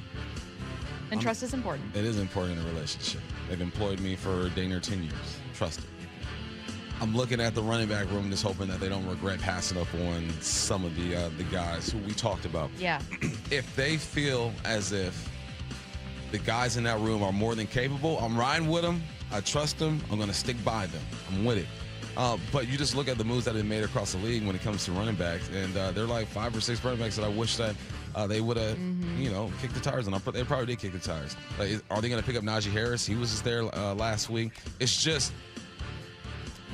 It's not a proven room. Even the free agent you did sign, my man only had about 200-something yards last year in Emmanuel. So, no, I think if they're good with it, I'm great. But I do look at what has or hasn't been done, and I wonder if they're going to be scratching their head and feel like they let one get away. Interestingly, we spent so much time talking about, okay, Tyler Algier, there's Rico Dowdle, there, all these other guys, and I just assumed one of them would end up in Seattle, and it would be like a cheaper deal than Ken Walker. So you would get someone that was just cheaper, but like some kind of free agent in there. And they didn't. I mean, not that Emmanuel Wilson isn't, but he's not one of the guys that we profiled. We were talking about guys that were going to be finding new homes as presumably starters or part of a committee. Mm-hmm. I didn't know who Emmanuel was until they signed him. Yeah, which is great. Maybe he ends up being great. Maybe. I mean, John Schneider seems pretty high on him. He's a downhill runner. He's a big boy, runs behind his pads. I see why they took interest in him. Right. Fourth down. We were just joined by Seahawks draft log's Rob Staton. Anything stand out from that conversation? First, I want to respond to 425. Mm-hmm. 425 says Najee Harris is washed. Before he ruptured his Achilles, he had 4 straight 1,000-yard seasons. I don't know if he's washed, but whatever. Anyway. I feel like it's not proven that he's washed. Like let's let him show us he's washed. I think we can't wait to say people are washed. I know. It's crazy, but we'll see 425. Rob was talking big, man. You and Rob think the Hawks are just going to be bounced right back, good to go. He disrespected the Rams, what they did over there. I know y'all going to get on my head. Yes. Stop talking about the Rams. No. The Rams got better. I appreciated Rob having we share the opinion that it feels a bit much for fans to account for regression from one team without accounting for it for another. Like, both Puka and JSN had seasons that they're probably not going to have next year because it's very difficult to get over 1,700 yards. Mm-hmm. Why is everyone talking about, and then what are you going to do with JSN? He's not going to get 1,700 yards, and not saying the exact same thing about Puka. You know what I mean? Like, why are we all just assuming Matthew Stafford is surely going to be an MVP? Like, it feels like there's a lot of positive assumptions with the Rams. Like, oh, they obviously got better. And it's like, well, wait, they improved their defense, which was not as good as Seattle's. Of course they needed to improve their defense. I'm with Rob on this one. Like, I'm not sitting here being a stan or a homer saying the Seahawks are going to get back to a Super Bowl. I think that they have questions that I'd like answers to, particularly at running back. But I appreciated Rob having some smoke for the Rams. Hey, Rob got at him. He sure did. You are listening to Bump Stacy on Seattle Sports and the Seattle Sports app. Coming up next, Sean McVay, speaking of, explained why he had a hard time finding anything wrong with the ref's decision to award the Seahawks 2 points. Brock and Salk. Brock, you knew I was not going to get long before I was going to talk about Luke Rayleigh. Morning 6 to 10. He hit the snot out of the ball all weekend long. He was a 3.5 win player, correct, in 2024? Him and Canzone and Cole Young, like all those guys aren't being asked to carry them much weight. On a weekend where Julio and Cal and Naylor do next to nothing, those guys are perfectly capable of it. I think that's awesome. Brock and Salk on the home of your American League West champion Mariners, Seattle Sports. T-Mobile has an exclusive bundle for customers 55 and up. I'm Sarah Bowl. Yeah, I'm Frank Bowl. A reliable network is key for us. And with T-Mobile, it's been wonderful. And going to the 55 plus plan saved us so much money. A lot. And that's important. Trying to keep costs down. The home internet's been perfect. It's fast, it's quick. The setup was so easy, it took less than 15 minutes. It was like, ta-da! If you want simplicity, coverage, reliability, you want the whole package, T-Mobile has it. Right now, T-Mobile customers 55 and up can get 2 phone lines on America's best network, plus America's fastest 5G home internet for just $30 each. $30 per month each line with autopay plus taxes and fees. Minimum age 55. Pricing for home internet rely on 2 lines of Essentials Choice 55. $35 connection charge per line required. Best mobile network and fastest 5G home internet based on analysis by Ookla of Speed Test Intelligence data 2H 2025. All rights reserved. Hey, Brock Hewitt here for my friends at People Come First, or PCF Construction Group. Spring and summer, it's right around the corner. So if you haven't called PCF about getting started on your new deck, well, right now is the time. With a patio cover, heater, and fireplace from PCF, you can enjoy your outdoor deck or patio all year long. And right now, you can get up to $6,000 off your entire project, plus no payments and no interest until 2027. Save an additional $1,500 when you bundle your deck and patio cover. Some restrictions do apply, but do what we did. Contact PCF for all the details and start planning and designing your dream deck now so you're ready to build by the spring. Planning and permits, they can take a little time, so please don't wait. Get started today. Get project ideas, browse photos, and find all the offer details at PCFgroup.com. That's PCFgroup.com.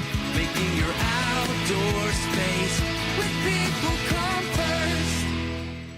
Hey, it's Bob Stelton here, and let me tell you about one of the best decisions I've ever made in my life. That's when I went to K2 Vision for RLE. That's refractive lens exchange. Now, Dr. Kopstein started K2 Vision with Dr. King from King LASIK, the most experienced LASIK surgeon in the Northwest. King LASIK plus K2 Vision equals freedom vision for every stage of life. No glasses, no contacts, readers, or cataracts. Now, if you're somebody that struggles with distance vision and now you always need a pair of reading glasses, K2 Vision RLE could be your perfect permanent solution to spending your good active years not needing reading glasses. And here's the cherry on top. You never develop a cataract. Now, if you're somebody like me that had a pair of readers in every room of the home, in your car, you had to bring them into the restaurant with you. Otherwise, like me, you couldn't read the menu. That has all been rectified thanks to RLE. So whether it's LASIK, EVO ICL, or RLE, trust the most experienced team of doctors to recommend what's best for you. Schedule your free Zoom consultation today at K2VisionRLE.com. That's K2VisionRLE.com.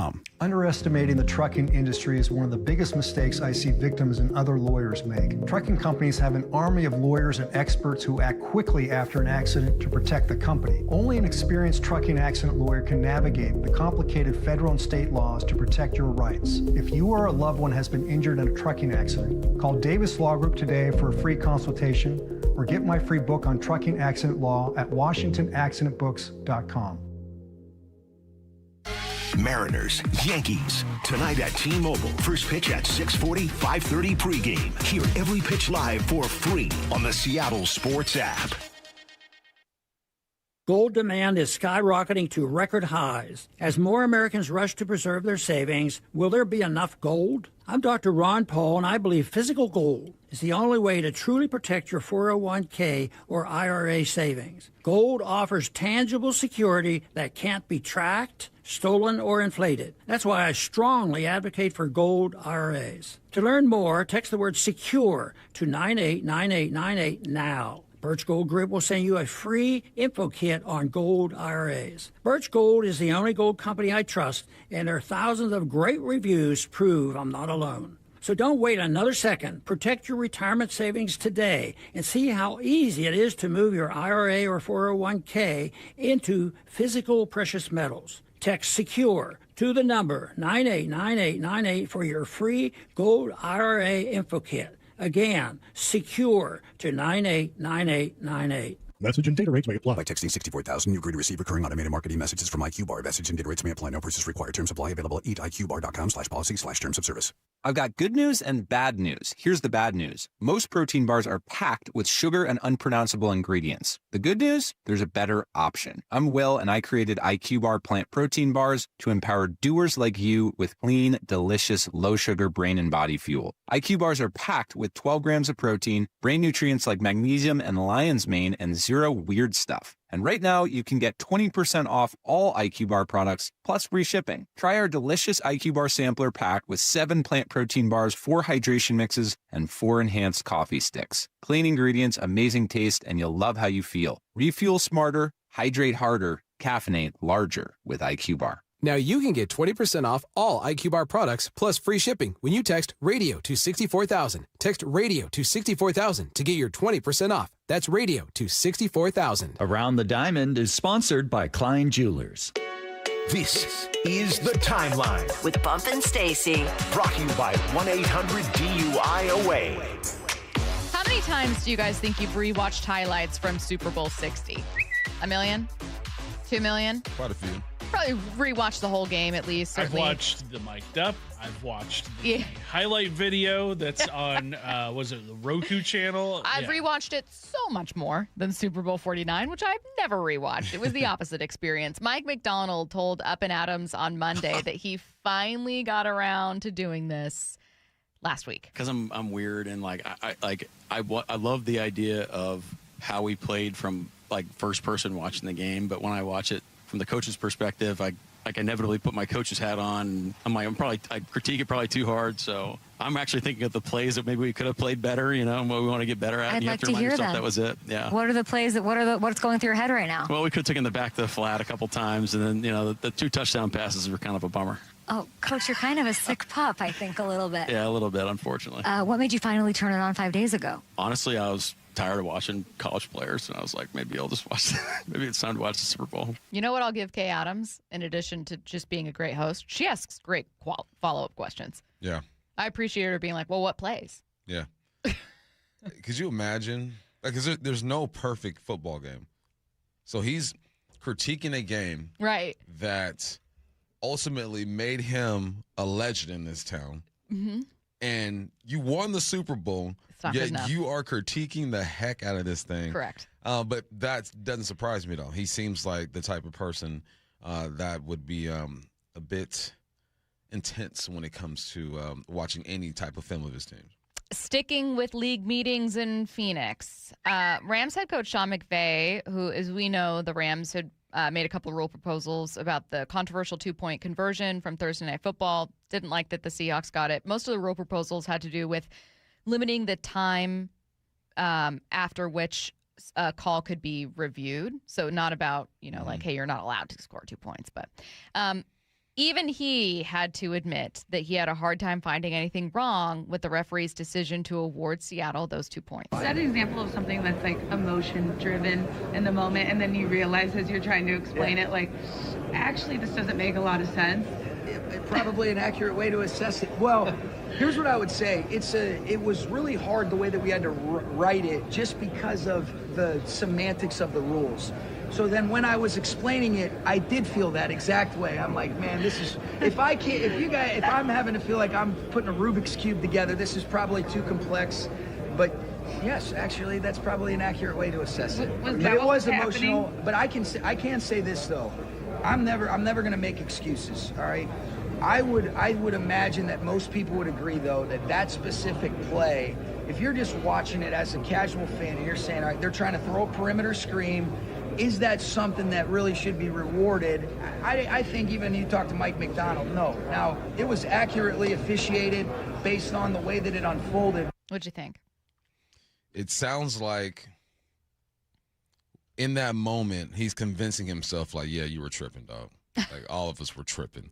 And you were, because the referees made the right call. Was it a unique call? Was it something that we probably won't see again? Yeah, probably.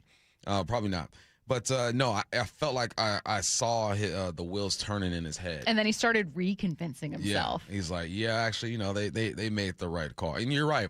It's kind of like your headline rewrites when you start explaining it. You know what I'm saying? It's like, funnier. once you try to explain No it. jokes are always better when you explain them. It's like, oh, okay. This is making sense. Yeah. But those are the best headline rewrites. Those are the best ones, the ones when you explain them. Yeah. Yeah, they hit.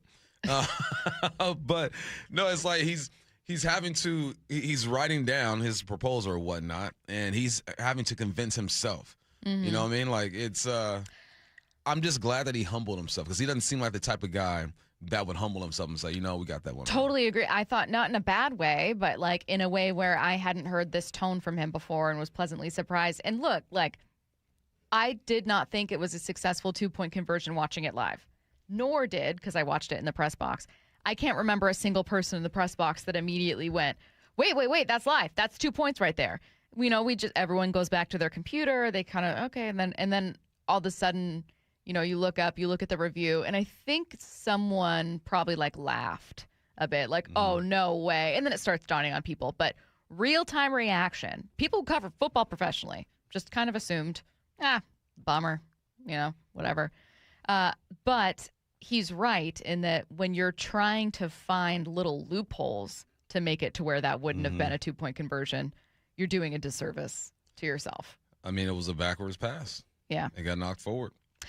We do have some other NFL rule changes for the upcoming season. From Tom Pelissero, 4 rule changes have been approved by the competition committee. 1, to permit the kicking team to declare an onside kick at any time during the game. Let's go. Let them play. Yeah.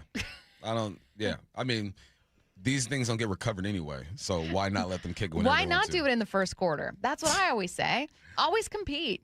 Also, to eliminate the kicking team's incentive to intentionally kick the ball out of bounds when kicking off from the 50-yard line. I don't know exactly what that's going to look like.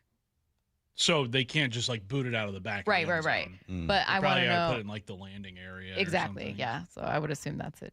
But it's interesting too. I like that one. To modify the kickoff alignment requirements for the receiving team players in the setup zone. I like that one. And for 1 year only, to allow the NFL officiating department to correct clear and obvious misses made by on-field officials that impact the game. This is, of course, in the event that there's a work stoppage involving game officials, the NFL Referees Association. We all know what's happening there. The NFL is once again leaning towards replacement refs. And I got to be honest, we'd already heard reports from Adam Schefter that the league is reaching out to get some possible replacements. This rule being approved, this 4th rule, certainly makes it seem as though replacement refs are happening right now, or that the NFL's counting on it. Yeah, and why not get it right anyway? I mean, even if there aren't replacement referees, get it right. You have the resources. Call into New York, or New York, you call in, let these guys know. But it does feel like they're preparing for the B team to show up and ref these games. We are a few years removed from Mark Cuban selling his majority stake in the Mavs, and since then, the team infamously traded Luka Doncic. Cuban on Monday expressed some regret about the sale. Why did you sell the Mavericks? Because it's a big emotional commitment, right? You hear the passion and everything.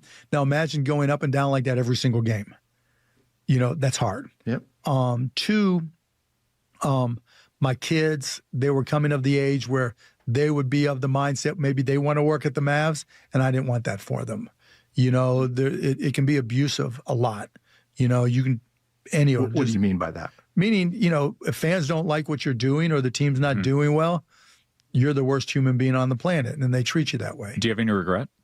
I don't regret selling. I regret who I sold to.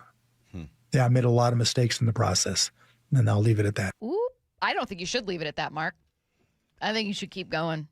There's somebody in Dallas, or one of the ownerships or whatever ownership team, just got stabbed in the heart right there. I wonder what it was. I wish there was Kay Adams with a follow-up question, so we can get more out of that. And then it's funny when he says, well, he's a billionaire, but it's funny he says he didn't want his kids to go through that.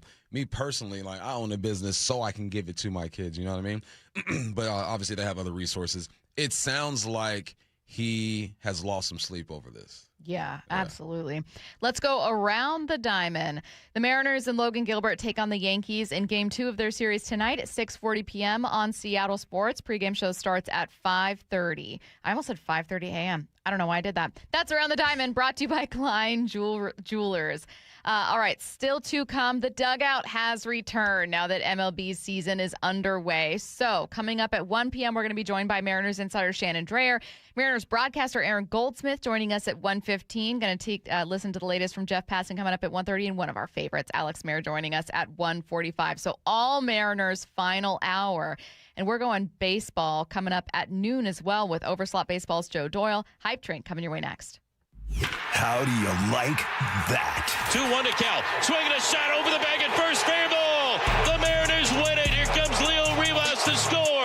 Cal Raleigh with a walk-off single. After walking it off in the opener, the Mariners send Logan Gilbert to the mound tonight in Game 2. Mariners-Yankees. First pitch 6:40, pregame at 5:30. You only need one app to get every Mariners game live for free. The Seattle Sports app.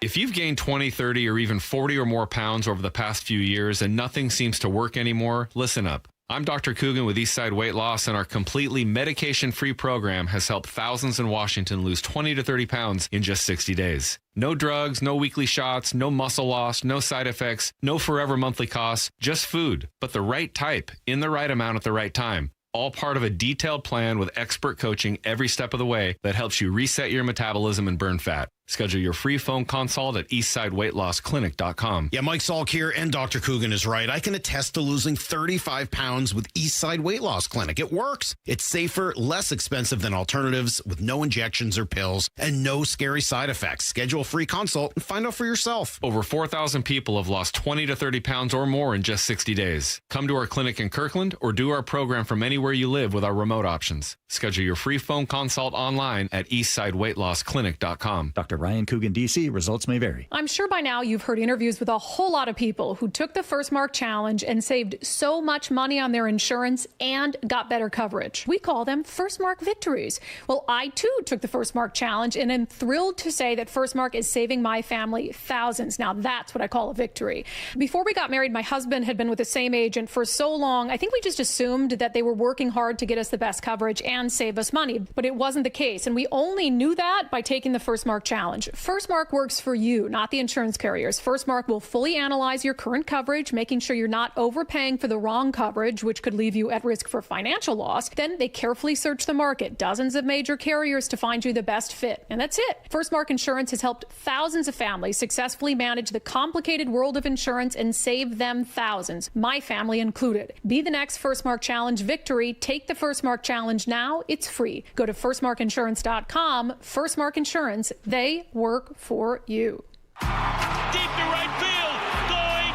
Goodbye, baseball. At T-Mobile Park, you've always got the best seat in the house. But for a view that's a real home run, check out right field. Make that the dump yard. Sure, it's a great spot to see our fearless outfielders fly, dive, and slide. Wow! Victor Robles makes the catch! But you might get to flash some leather too, because the forecast in the dump yard always calls for rain.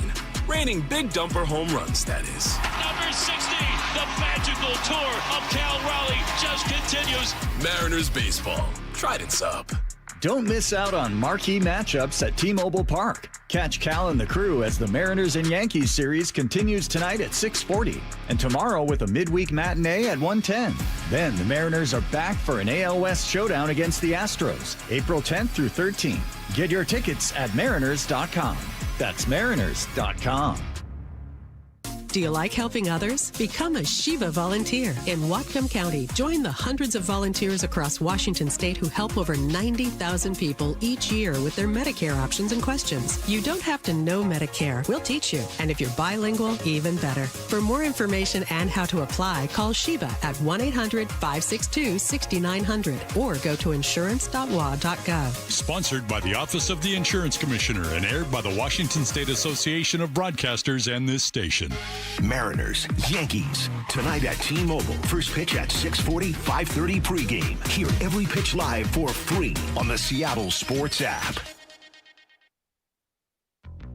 This is the story of the one. As a procurement manager for a hospital system, she keeps every facility in her network stocked and ready. That's why she counts on Grainger to be her single source for thousands of products, from disinfectants to lighting, air filters, and more. And with fast, dependable delivery, Grainger helps her keep every facility stocked, safe, and running smoothly. Call 1-800-GRAINGER, click Grainger.com, or just stop by. Grainger, for the ones who get it done. Confidence is knowing you're ready to handle whatever comes your way. That's what it feels like to take on your workday with Cintas. They make sure your AEDs are up to date, your fire extinguishers are tested and inspected, your floor mats are cleaned and delivered, and your workwear looks good, feels good, and is freshly laundered with the Cintas Apparel Plus program. So are you ready to take on today? Visit Cintas.com. Oh, I'm ready! And get ready for the workday. Spring is a perfect time to make improvements that protect and add value to your home. Hi, Justin Shirley, CEO of State Roofing and Exteriors. For decades, homeowners across the Pacific Northwest have trusted our team for roofing, siding, windows, and custom decking. This spring, save up to $3,000, or qualified homeowners can take advantage of 0 down, 0 payments, and 0 interest up to 24 months. Call 866-ROOF-ROOF or visit stateroofing.com today to schedule your free estimate. We meet by accident, fixing every last bit, Accurate Auto Body. If you've been in an auto accident, you have the right to take your vehicle to any repair facility. Accurate Auto Body has been family owned and operated since 1994, and they work for you, not your insurance company. Your insurance company may not love them, but you will, because We meet by accident, fixing every last bit, Accurate Auto Body. From the Quantum Fiber Studio. This is Bumpin' Stacy. Weekdays 10 to 2. On Seattle Sports and 97.3 FM HD2. Don't forget to download the Seattle Sports app when it comes to these Mariners games. Every game, one app, completely free. Did I mention it's free? You can take the game with you on the go when you're out running errands, walking your dog at Little League practice with the kids, on a hike, whatever it is, on a boat, doesn't matter. Seattle Sports app travels with you. You can enjoy every pitch of Rick Riz's final season all in one place at no cost. It's the easiest way to enjoy Seattle Mariners baseball. Let's head to the station for Hype Train. Josh Naylor still looking for his first knock of the season, and he gets it tonight. Josh Naylor gets his first hit of the year today against the Yankees. That's your first Hype Train bump. Easy money. Naylor's going to get him on this train. He's been hitting the ball hard, though. You know, he's been squaring it up. So, and you pointed it out during a show prep that he's had these short ABs. You know what I mean? 1 or 2 pitches. But no, I think he'll be fine. I think he's going to find his groove. And he'll get his first hit and his first RBI.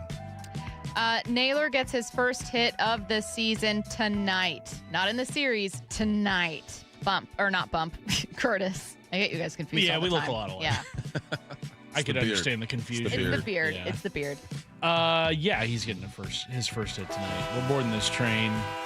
Lefty on lefty, though. Max Fried, one of the game's best starting pitchers, but you know what? Doesn't matter. It's going to go down. First at bat for Josh Naylor. We're not wasting any time. We're letting bygones be bygones, and he's getting that first. Max Fried, he's getting Max Fried. Because Fried That's how is it's spelled like fried, so you think it would be fried. But also because Josh Naylor is going deep. Oh. His first hit of the season is a bomb. Okay. That's right. All right. That's right. All aboard. Horn train sound. Horn train sound. Horn train sound. I'm on board too. Hit that here. Hit that right here. Next up, speaking of home runs, Cal hits his first home run this series. Of course. I mean, sorry. This series, Cal will hit his first home run. Yeah, for sure. I'm on that.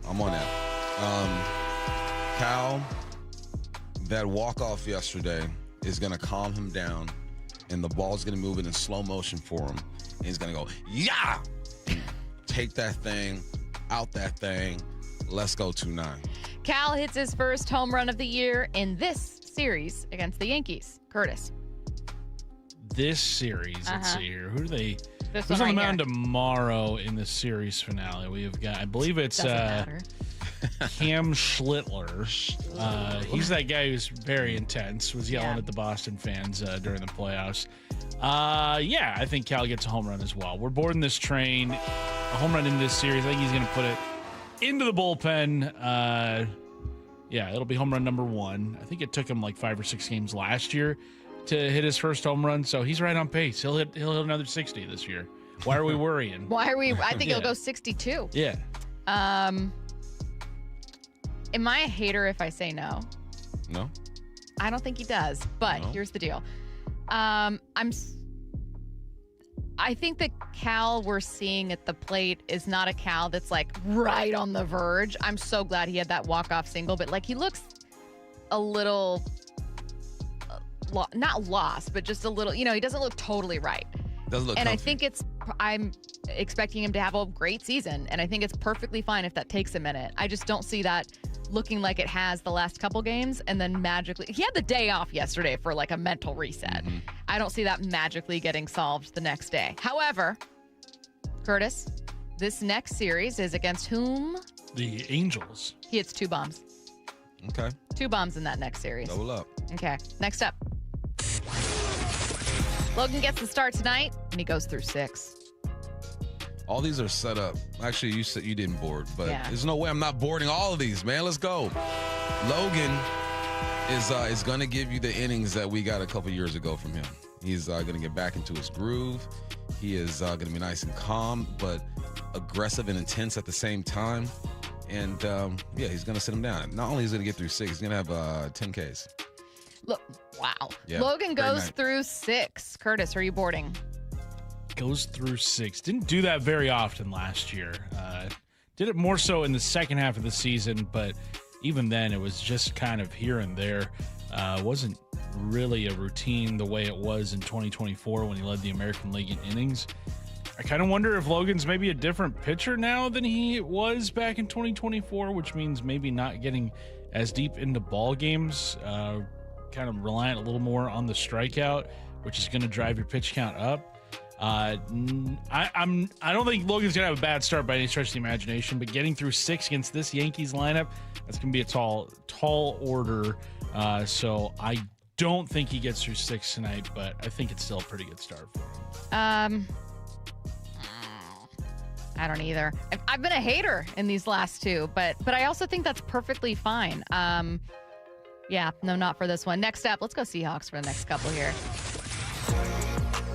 The Seahawks were the right choice for HBO's Hard Knocks. I don't know. No, I'm not on this one. You want a team with a little more drama? Yeah, I want a team that's struggling. I want to see coaches in there coaching their rear end off. Like, you're fighting for your life. No, might be down on his game. They're going to coach these guys up. But I want that desperate hunger team. You know what I mean? So just put the Browns in there every year, apparently. Curtis, the Seahawks were the right choice for Hard Knocks. Bump is not boarding. For us, yes. For the nation, for the football viewing public, I'm going to say no. So I'm not boarding this train. And like we talked about so much last year, this Seahawks team, the greatest thing about them, or one of the greatest things about them, is that there was just no drama. It was so businesslike every single week.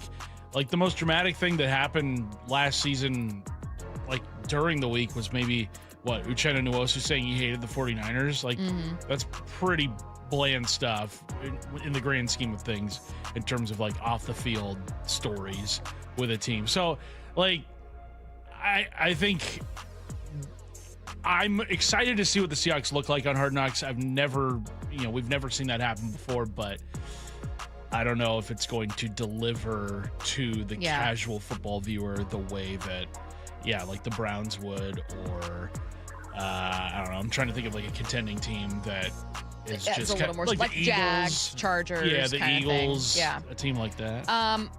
I'm going to take the contrarian approach here because my gut is, no, the formula of Hard Knocks existed previously for a reason, which was there's usually just more to talk about with a team that's trying to establish itself. There are more storylines. Sometimes there's some more drama. There's like a culture reset, and all of that's interesting. However, while sometimes winning can be boring, I also think that it's very interesting. An interesting thing to me is what teams that reach the mountain, top of the mountain, do next.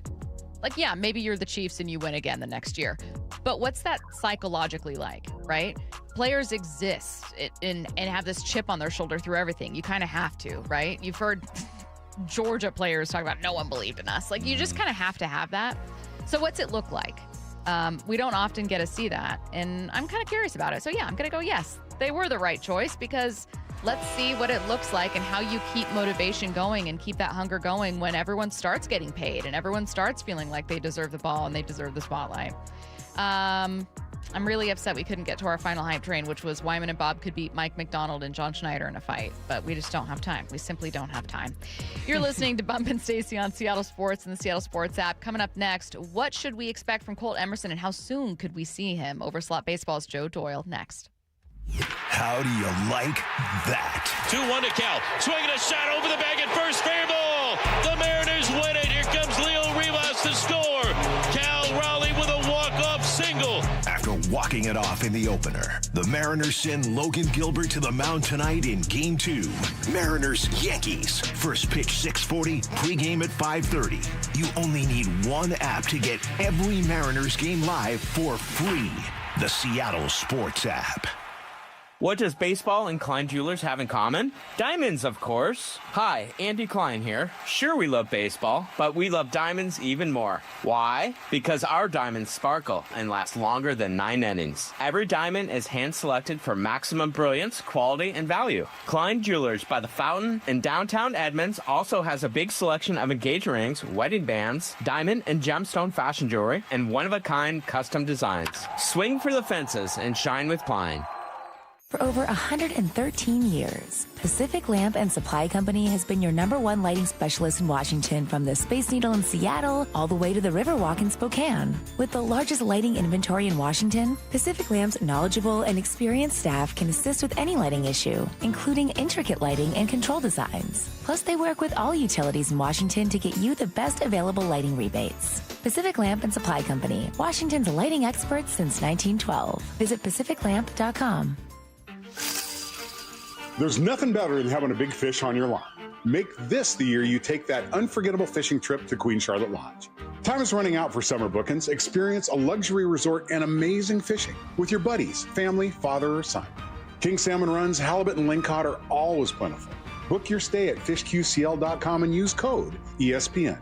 Experience fishing first class. Experience fishqcl.com. Hey, it's Mike Salk here for my friends at Snoqualmie Casino and Hotel. Celebrate Mom with Snoqualmie Casino and Hotel's Mother's Day weekend giveaway. You could win one of 100 designer handbags filled with prizes on Saturday, May 9th and Sunday, May 10th. Don't forget to book a stay at the new hotel. It's awesome. Elevate your next getaway by combining effortless style with the utmost in relaxation. Head to snocasino.com for details. It is Seattle's closest Snoqualmie Casino and Hotel. Please game responsibly. Well, spring is all about getting ready for summer, isn't it? But do you have a room just sitting empty and you've dreamt of making it your own home gym? Hey, Brock Heward here, and working out in your own home, well, it is the best. We've been doing so for years, and you can allow Top Fitness to create your own home gym. Simply give them your room dimensions, and they'll do the rest. A complete fitness room design. It's no secret why everyone, from personal trainers to pro athletes, love Top Fitness. Top Fitness represents the very best brands in fitness, like Precor, Inspire Fitness, along with many others. They also have everything from flooring to weights that go in a home gym. And right now, get spring special financing with 0% interest for 12 months, plus mention me and receive an $150 credit towards any purchase over $1,000. Spring is here to get you in the best shape, so go get into Top Fitness with locations in Tukwila, Linwood, and Bellevue, or simply visit topfitness.com for more info. That's Top Fitness, your best place for home fitness equipment. Guys, did you know your testosterone affects everything in your system, including how you feel and perform every day?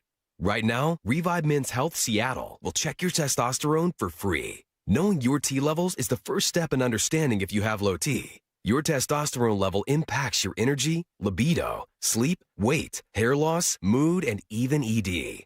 Maintaining an appropriate T level can change your whole life. Most men start to see changes in their hormone levels in their 30s. Experience and results matter. So what are you waiting for? Get your T levels checked today by local, experienced, and trusted men's health experts. They've helped thousands of men since 2011. They're so confident they can help you, they even guarantee it. Call Revive today and schedule your free testosterone test, free exam, and free consultation.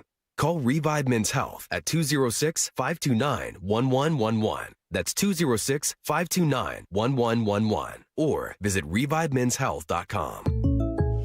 Jake from State Farm. I just beat my running PR, so I'm celebrating with the Banana Bonanza smoothie. Hey, and you can keep celebrating when you create an affordable price just for you by bundling your home and auto with the State Farm Personal Price Plan. Go bananas. I will. Hey, make it a large. Bundling, just another way to save with the Personal Price Plan. Like a good neighbor, State Farm is there. Prices are based on rating plans that vary by state. Coverage options are selected by the customer. Availability, amount of discounts and savings, and eligibility vary by state. Wesley Financial Group is not a law firm, and Chuck McDowell definitely not an attorney. This is Chuck. If someone talked you into buying something really silly and you want to get out of that silly little thing, my advice, get the facts. Call me and I'll send you our timeshare exit kit absolutely free. Inside, you'll learn how timeshare works and all your options for cancellation. Call Wesley now for your free exit information kit. 800-791-0000. That's 800-791-0000. Let's go! This is Seattle Sports. Streaming through the Seattle Sports app. KIRO AM Seattle. KIRO FM HD2 Tacoma. Home of the Seahawks, Mariners, and everything Seattle sports. Seattle Sports Snapshot. The Mariners walked off the Yankees in Game 1 of their series last night thanks to an RBI single from Cal Raleigh, who initially had the night off. Luis Castillo capped off an excellent first week for starters. 2 hits and no runs allowed through 6 for Luis. Game 2 today at 6:40. Logan Gilbert on the mound. Pregame show starts at 5:30 p.m. right here on Seattle Sports. Snapshot, brought to you by Miller Lite. When it's game time, it's Miller time. From the Quantum Fiber Studio, this is Bump and Stacy on Seattle Sports. Streaming through the Seattle Sports app and at seattlesports.com. Now, here are your hosts, Michael Bumpus and Stacy Ross. Here we go now. Overslot Baseball's Joe Doyle joining us right now on the Emerald Queen Casino Sportsbook Hotline. Joe, how's it going? Good, guys. I wanted to start by obviously talking about the big contract news this morning for Colt Emerson. My first thought was what it means for JP, so that's just going to be – we have other questions, but that's going to be my question for you. I know we all assumed it could be JP's last season, but how do you, if you're the Mariners, Joe, balance getting those ABs presumably this year for Colt while also respecting JP's role on this team? Yeah, I think the acquisition of Brendan Donovan kind of helps solve this problem, right? I mean, you can open up third base for Colt Emerson. When he becomes available, you can move Brendan Donovan to right field.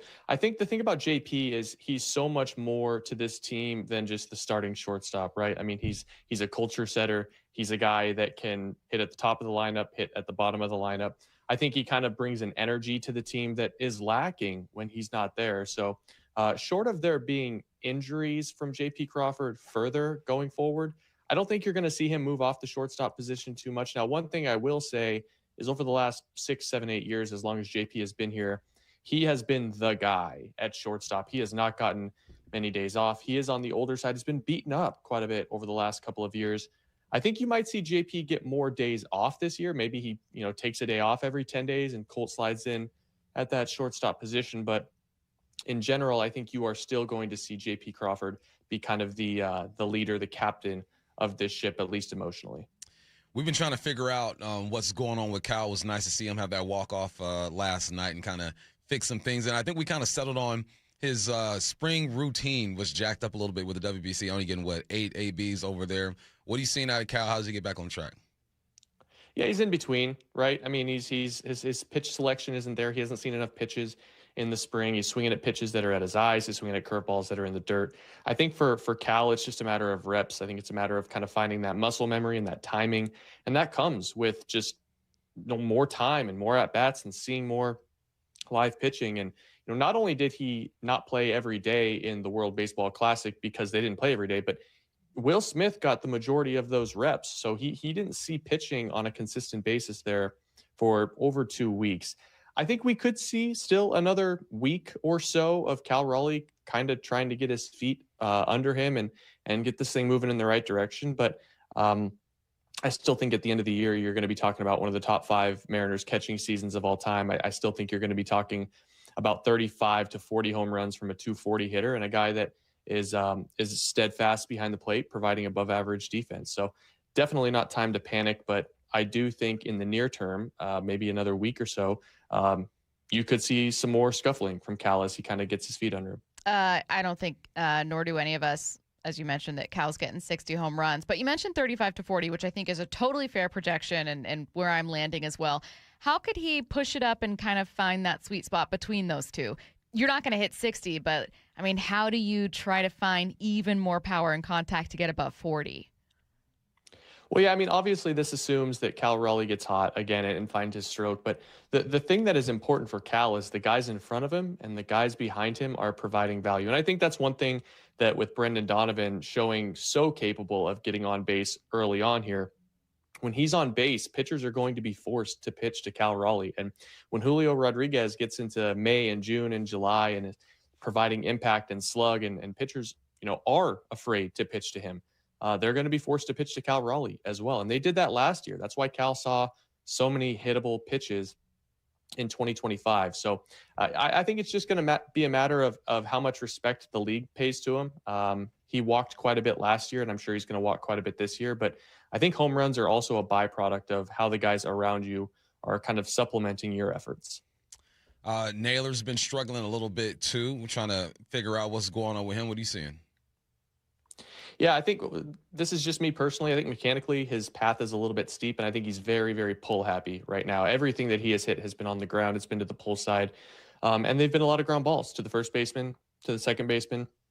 He did have the long fly out to center field, I believe, on Saturday, which was good to see. But, again, this is another guy that was in the World Baseball Classic. He didn't get routine reps. He didn't see pitching every single day. He didn't do the day in and day out preparation for the season. So I'd say this, if there was one guy between Julio, Cal, and Naylor that I am least concerned about, it would be the guy, Naylor, who's hit, it seems like 285, 290 with 20 home runs his entire career. So not really worried about it. Another part of this is, they're everybody on this team is playing in 38 to 40 degree weather with a cold breeze at T-Mobile Park. I think Los Angeles is going to be a nice road trip for them here end of the week. I want to get back to Colt for just a quick follow-up there. We were listening to some sound from Buster Olney, who joined us during spring and said he expects that we could see Colt as early as May 15th. When do you think we could see him? And look, I feel silly asking about a guy that hasn't seen Major League pitching, but also he's their top prospect. What does he bring that you might not have right now? Yeah, it's a good question. I wrote about this a little bit on Twitter this morning. There's really nothing that's holding Colt back from getting promoted at this point. The prospect promotion incentive of getting a first-round pick is voided by him being promoted at this point, and you are paying him a major league salary for the 2026 season. So because of that, there's not really any variables besides how Colt is operating, how he's producing. I think you could see him as soon as 2 weeks from now if he just continues this hot stretch that he's shown thus far. And in terms of what you could see from him, this year and going forward, I don't think you should look too far away from what Kyle Seager was at the beginning of his career. A guy that comes up and hits 270, 285, can hit 18 to 25 home runs. And then as he gets a little bit stronger and gets a little bit more comfortable, and I assume shifts over to third base. The guy that I've always likened him to, I've always likened him to Corey Koski, if anybody remembers Koski from the early 2000s. But Eric Chavez just beat up the Mariners for years and years and years with Oakland. I think that could be kind of the sort of production that you get here. Yeah, it's exciting. I mean, the Mariners have done a good job over the past couple of seasons really constructing this roster and really changed the way that I view them. How have their reputation changed for you? Like, what have you seen? What have you liked the most these last 3 to 4 seasons with the Mariners? I mean, in terms of the way that they're operating, they're not being frugal. They're pushing their chips in. The Josh Naylor deal is the deal they never would have done in the last 25 odd years, right? First baseman, free agent. You don't see that. You see them extending guys like Emerson, Raleigh, Julio. I just think they're showing more initiative, right? They're pushing their chips in, and it's nice to see them kind of going for it. They're not just letting these guys expire contracts. They're not trading guys. They're identifying a competitive window, and they're going for it. And I think they are positioning themselves in what the meta of Major League Baseball is, extending your young stars before they get very, very expensive. And, when they get to be 30, 31, 32 years old, we'll see what happens, but you're getting the best years out of all these players. And it's nice to see. It's not something that we're used to as Mariners fans. Looking ahead to this this Yankees series, it always feels silly to ask this early in the season, but sometimes I like breaking up chunks of the season into things I'm watching for in particular. So for me, obviously, watching Cal strikeouts closely and seeing how deep into the game Logan can get in each of his outings is kind of how I'm starting my year. What about you? A player, maybe a trend that you're watching for closely here?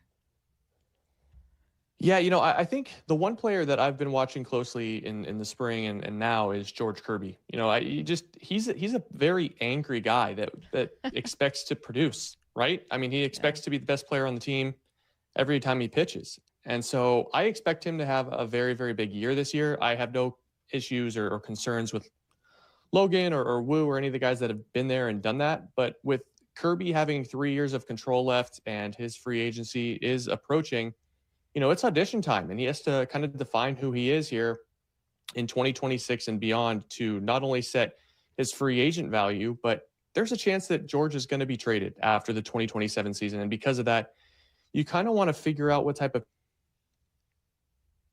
pitcher he's here. A pedestal that he put himself on in 2024 and during portions of 2025, I guess you could say, but I expect he's going to be a lot closer to the top of the rotation this year than, we'll call it, just another guy from 2025. Dan Wilson coming into a second full year, right? With 2.5, half year. Then last year was a full year. I'm always interested to see how coaches develop too, or managers develop as well. I know it's early, only 5 games in, but what would be an indication that Dan is evolving as a skipper? That's a good question. I think it was brought in when Scott was let go. Scott Service was let go to follow his gut, right? They wanted to do something different. Service was the guy, followed the front office, followed analytics, and Dan is more of that feel, 90s baseball. I'm going to kind of follow and now he's got to kind of toe the line in between those two things. I think his bullpen usage has been questionable at times in 2025 and early in 2026, to be honest with you. But I think once you see him start to lean a little bit more on analytics and not so much thought bizarre through one more bad thing, that's when you'll see him start to evolve. But I do, of course, surrounding Dan is a little overblown. I think he's the only manager in team history that's gotten them to Game 7 in ALCS. I think that's pretty rare and a pretty big accomplishment. So I think he's a good manager. I don't think he's a great manager, but I certainly don't think he's middling or even below on the internet would seem to make you want to think. He is Overslot Baseball's Joe Doyle, kind enough to join us on the Emerald Queen Casino Sportsbook Hotline. Thanks, Joe. Have a good one. Before we get to headline rewrites, I wanted to ask you the question you just asked Joe, which admittedly, unfortunately for me, was a good question. You got one. No, I know I got one, but once you asked it, I thought, that is a good question. It's like, okay, well, how does this relatively newer skip continue to improve, especially given that the last thing we all remember from the Mariners season was a decision to go with Bizzardo in a big moment, and a lot of people were really upset about it. And look, I'm sure that Dan, if he was talking completely bluntly, would maybe stand by his decision, or maybe say like, hey, I learned from that. Either way, he's beloved by his players. That's one thing that's become very obvious. So the vibes are right, but what are you watching for from Dan? I think you just said it's the decision-making late, especially like the deeper you get into the season. And look, he has a method to his madness, I'm sure. He has influences when it comes to the data or whatnot. We just talked to Joe. Joe said he's more of a feeling type of guy. So, no, I think it's decisions with the bullpen. I mean, that's where skips affect the game the most anyway, right? And I do agree with Joe in the in both points where he was like, look, he's the only manager to take this team to Game 7 of the ALCS. It's not to just outright say, and that makes him the best ever, but it is to say that he sometimes gets a bit more criticism than he deserves, especially for being relatively young in his managerial career. But would like to see him lean a little bit more into analytics, kind of find a way to blend those two things, that gut feeling, maybe not leaning so entirely on that. I'd probably co-sign that idea. I'm old school. I like the gut feeling, but I get it. You use the information. I feel like the gut feeling is what left Bizzardo. Yeah, it is. You know? But you're right. I just I like the humans feeling like a human and making a decision. You know what I mean? And being a former player, that's probably why he resonates so much with his players. Is like me as a reporter or me as just a person sitting back going, look at the numbers, right? Like, you got to have that like really important blend. Dan being not only a former player, but being someone whose players really, really respect and who they trust. Going with his gut and listening to guys is definitely, I would imagine, a factor there. Let's get to headline rewrites. Extra, extra, rewrite! Headline rewrites. We must make headlines. The real story behind the headlines in today's news. Powered by Bay Alarm Security Services. With Bump and Stacy. Headline number 1, the Mariners beat the Yankees last night 2-1 thanks to this walk-off single from Cal Raleigh. The look in by Blackbird. Here we go, the stretch of the right-handers. 2-1 to Cal. Swinging a shot over the bag at first. Fair ball. The Mariners win it. Here comes Leo Rivas to score. Cal Raleigh with a walk-off single. And the Mariners beat the Yankees tonight 2-1 in the bottom of the 9th inning. Cal Raleigh with a run batted in. A shot over the bag at first. Down the right field line. And the Mariners with their first walk-off win of the 2026 season. And the big dumper comes through in the clutch. What's the real headline? When it comes to slumps, nothing shakes it like walking it off. Yeah, good for Cal. He needed to feel this success. We just talked, a few times already on the show about how he just didn't get the reps that he's used to getting when it comes to preparing for the season. So he'll ease his way into it. And Curtis pointed it out. It took him 5 games to get going when it comes to the home runs anyway. He'll be fine. Good for him.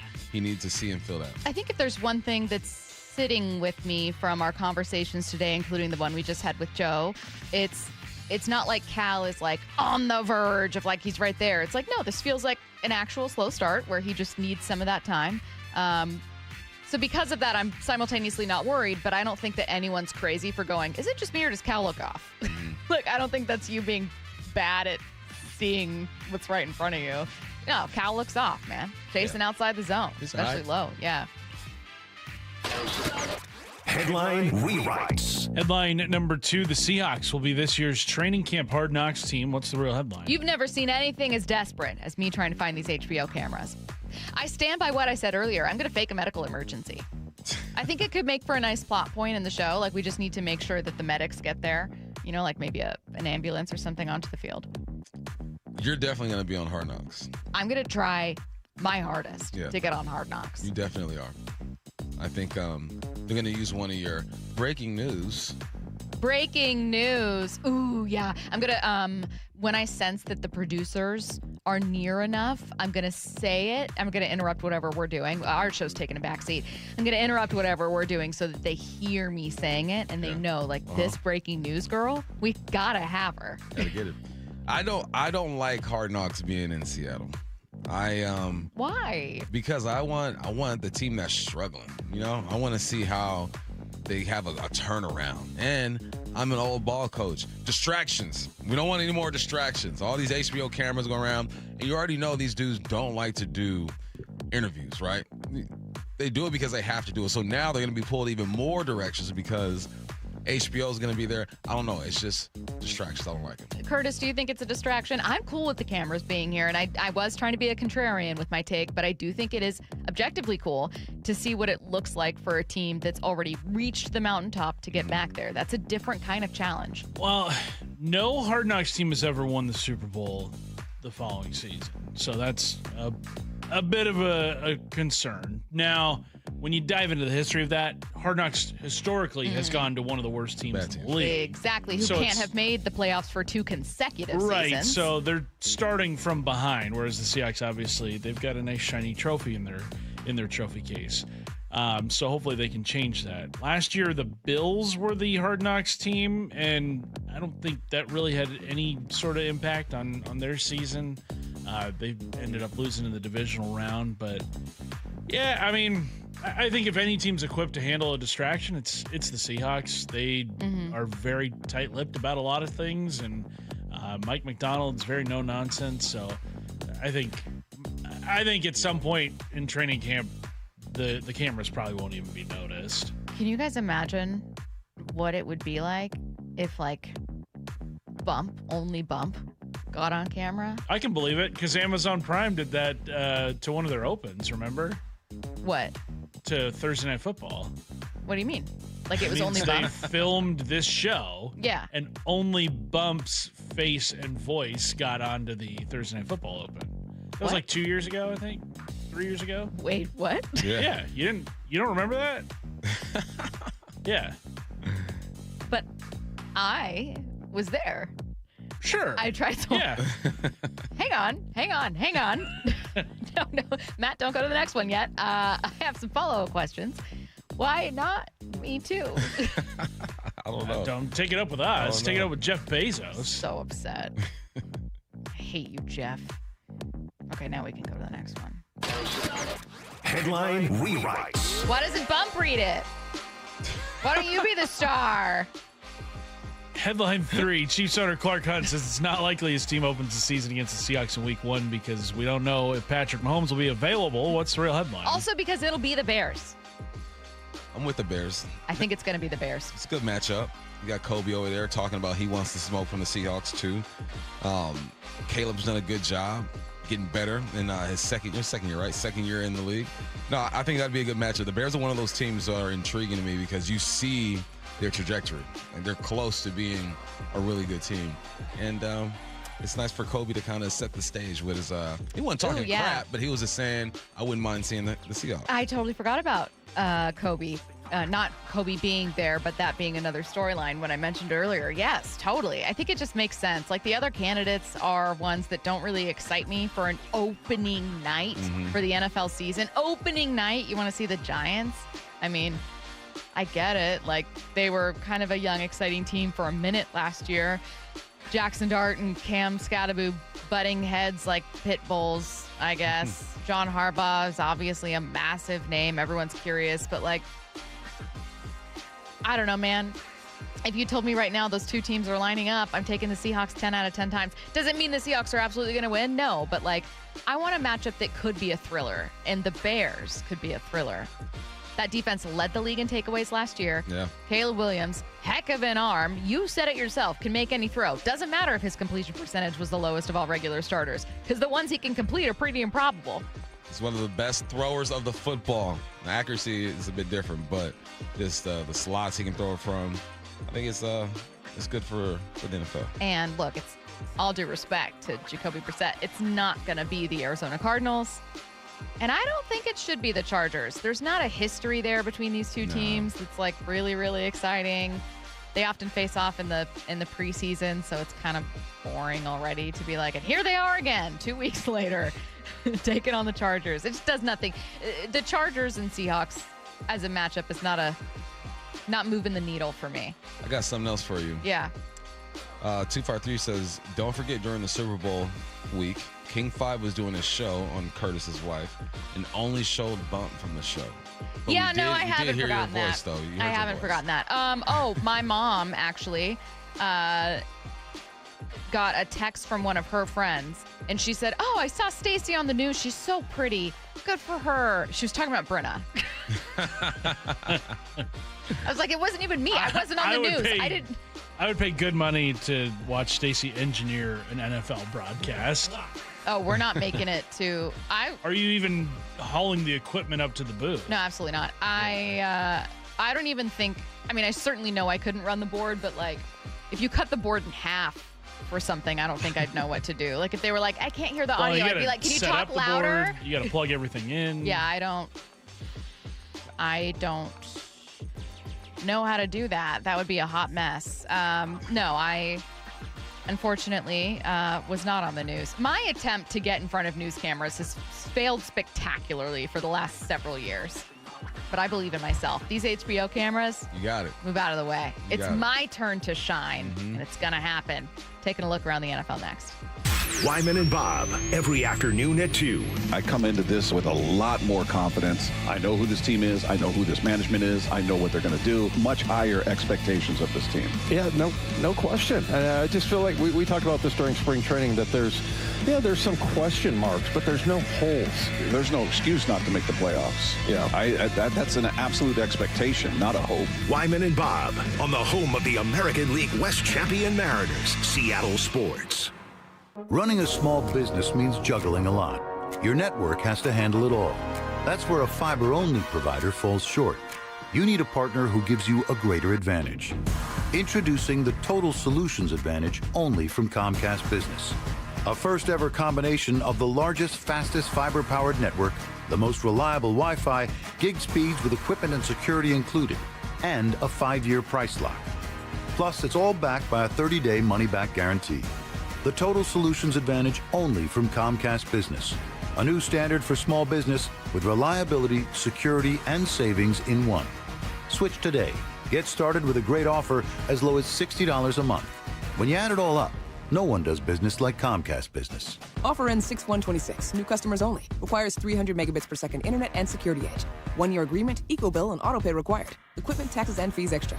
Most reliable Wi-Fi based on Open Signal Awards USA Fixed Broadband Experience Report, May 2025. Hey, Mike Salk here with Dr. Coogan from Eastside Weight Loss Clinic. And Doc, what do you say to people who are considering those GLP-1 injections for weight loss? Before you start, ask yourself this. Are you prepared to spend $3,000 to $5,000 per year and stay on the medications long-term to maintain the results? Many prescription weight loss injections require weekly shots, and when the medication is stopped, weight gain is common. And most people don't realize research shows a significant portion of the weight lost can come from muscle, which may slow your metabolism and make keeping the weight off even harder. From personal experience, I can tell you Eastside Weight Loss Clinic takes a different approach, a doctor-developed program helping people lose 20 to 30 pounds in just 60 days. No injections, no synthetic hormones, no long-term dependence. Instead, we use real food to reset your metabolism, control hunger, and cravings naturally. So come to their clinic in Kirkland or do the program from anywhere you live with easy remote options. If you want a safe, affordable alternative to weight loss injections, go to eastsideweightlossclinic.com to keep the weight off for good. Dr. Ryan Coogan, D.C. Results may vary.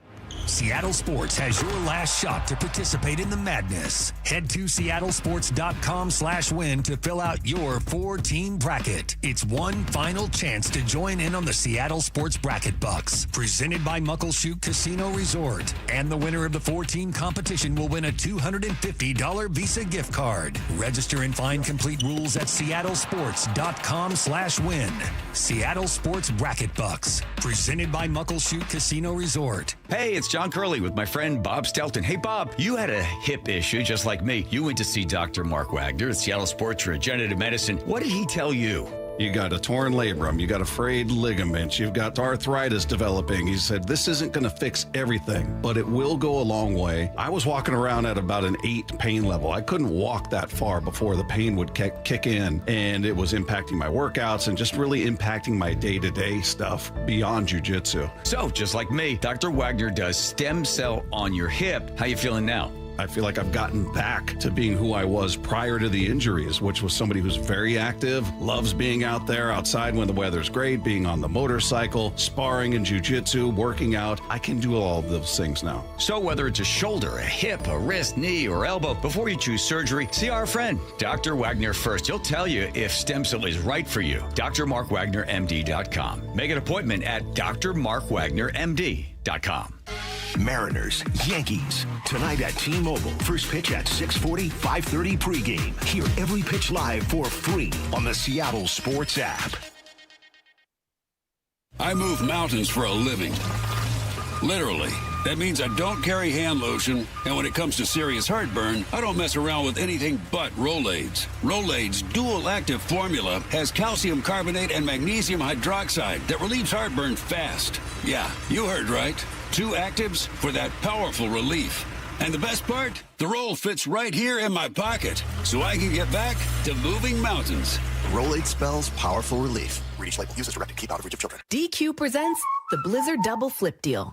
For a limited time, when you buy 1 Blizzard treat, you get a second for just 99 cents. That's 2 Blizzards, 2 spoons, 2 flavors, and 2 flips. So don't miss out on the Blizzard Double Flip Deal, available only for a limited time and happening now at DQ. Because the only thing better than a Blizzard treat is a second Blizzard treat for just 99 cents. It's a deal to flip for. The Blizzard Double Flip Deal. Participation may vary. Well, spring is all about getting ready for summer, isn't it? But do you have a room just sitting empty and you've dreamt of making it your own home gym? Hey, Brock Heward here, and working out in your own home, well, it is the best. We've been doing so for years, and you can allow Top Fitness to create your own home gym. Simply give them your room dimensions, and they'll do the rest. A complete fitness room design. It's no secret why everyone, from personal trainers to pro athletes, love Top Fitness. Top Fitness represents the very best brands in fitness, like Precor, Inspire Fitness, along with many others. They also have everything from flooring to weights that go in a home gym. And right now, get spring special financing with 0% interest for 12 months, plus mention me and receive an $150 credit towards any purchase over $1,000. Spring is here to get you in the best shape, so go get into Top Fitness with locations in Tukwila, Linwood, and Bellevue, or simply visit topfitness.com for more info. That's Top Fitness, your best place for home fitness equipment. From the Quantum Fiber Studio. This is Bump and Stacy. Weekdays 10 to 2. On Seattle Sports and 97.3 FM HD2. Taking a look around the NFL, who do we think the Browns starting quarterback will be in 2026? Adam Schefter thinks it's a name we haven't thought about in a while. I think that's been one of the least talked about biggest stories going into the season. Mm-hmm. The fact that Deshaun Watson could wind up being the starting quarterback for the Cleveland Browns. I think that's absolutely on the table.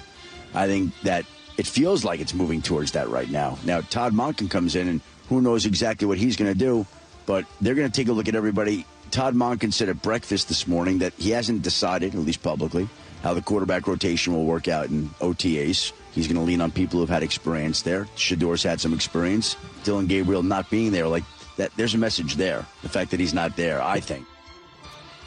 What do you think? Where is Dylan Gabriel? What do you mean he's not there? I think he's just implying that he's not there working out where Shador Sanders is, or is maybe working out somewhere else, but that it's notable that he's not there working out and Sanders is. I think either way you slice it, they're going to struggle. Right, Shador had his moments. Dylan Gabriel had his opportunities, and Deshaun Watson hasn't been good in 3 or 4 years now. It's going to be tough for the Browns, but I would go with a veteran. I would go with the veteran. Let the veteran have the starter reps and allow these 2 youngsters to chase him.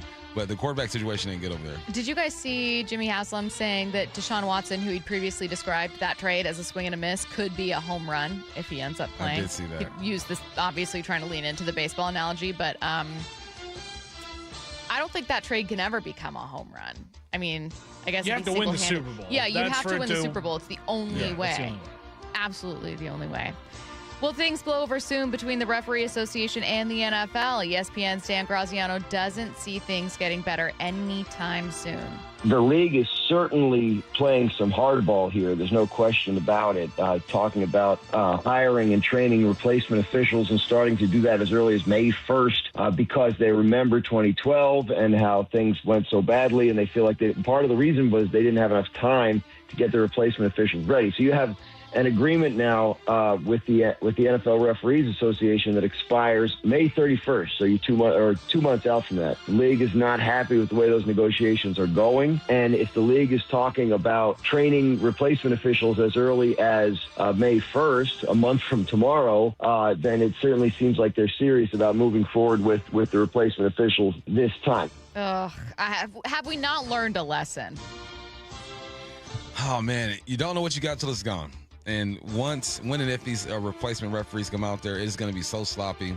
It's not going to be consistent. And you think you're yelling at your TV now, You just wait. Just wait. You just wait. Do you think the NFL feels like, oh, well, we have some lessons that we've learned from the first time around, so we're not going to make the same mistakes? Because I wonder, like, let's say that they do replacement refs and it doesn't become a debacle like it did in 2012. Well, then this is the worst case scenario for the NFL Referees Association. What's to stop the NFL from just constantly, like, trying to run that price down? I think that you risk. Why would you try to save money on refs? Yeah. And they can it's not ruin a game. It's not like they're getting paid a lot anyway. I mean, I guess the average person, they're making about $300,000, I think. But yeah, it's not like there's a ton of them. You made about $20 billion last year as a league. Right. You can afford to pay these referees. Speaking of odd relationships, where do things stand between Mike McCarthy and Aaron Rodgers? McCarthy says they're in a good place. I've talked to Aaron regularly, and we'll continue to do so, and we're just working through it, and when it's time to fully address it, we will. But it's a process that he's going through, and I'm comfortable with it. But we've had very, very positive conversations on a weekly basis. Weekly basis. Yeah. I mean, maybe they do. Maybe I was being too negative and too premature in saying I don't think that's happening. They're courting. They're talking. Have a couple beers, see if they want to do this again. That's the Steelers' best bet. The QB market is not great this year. We know Mendoza is going to go to the Raiders. After that, you get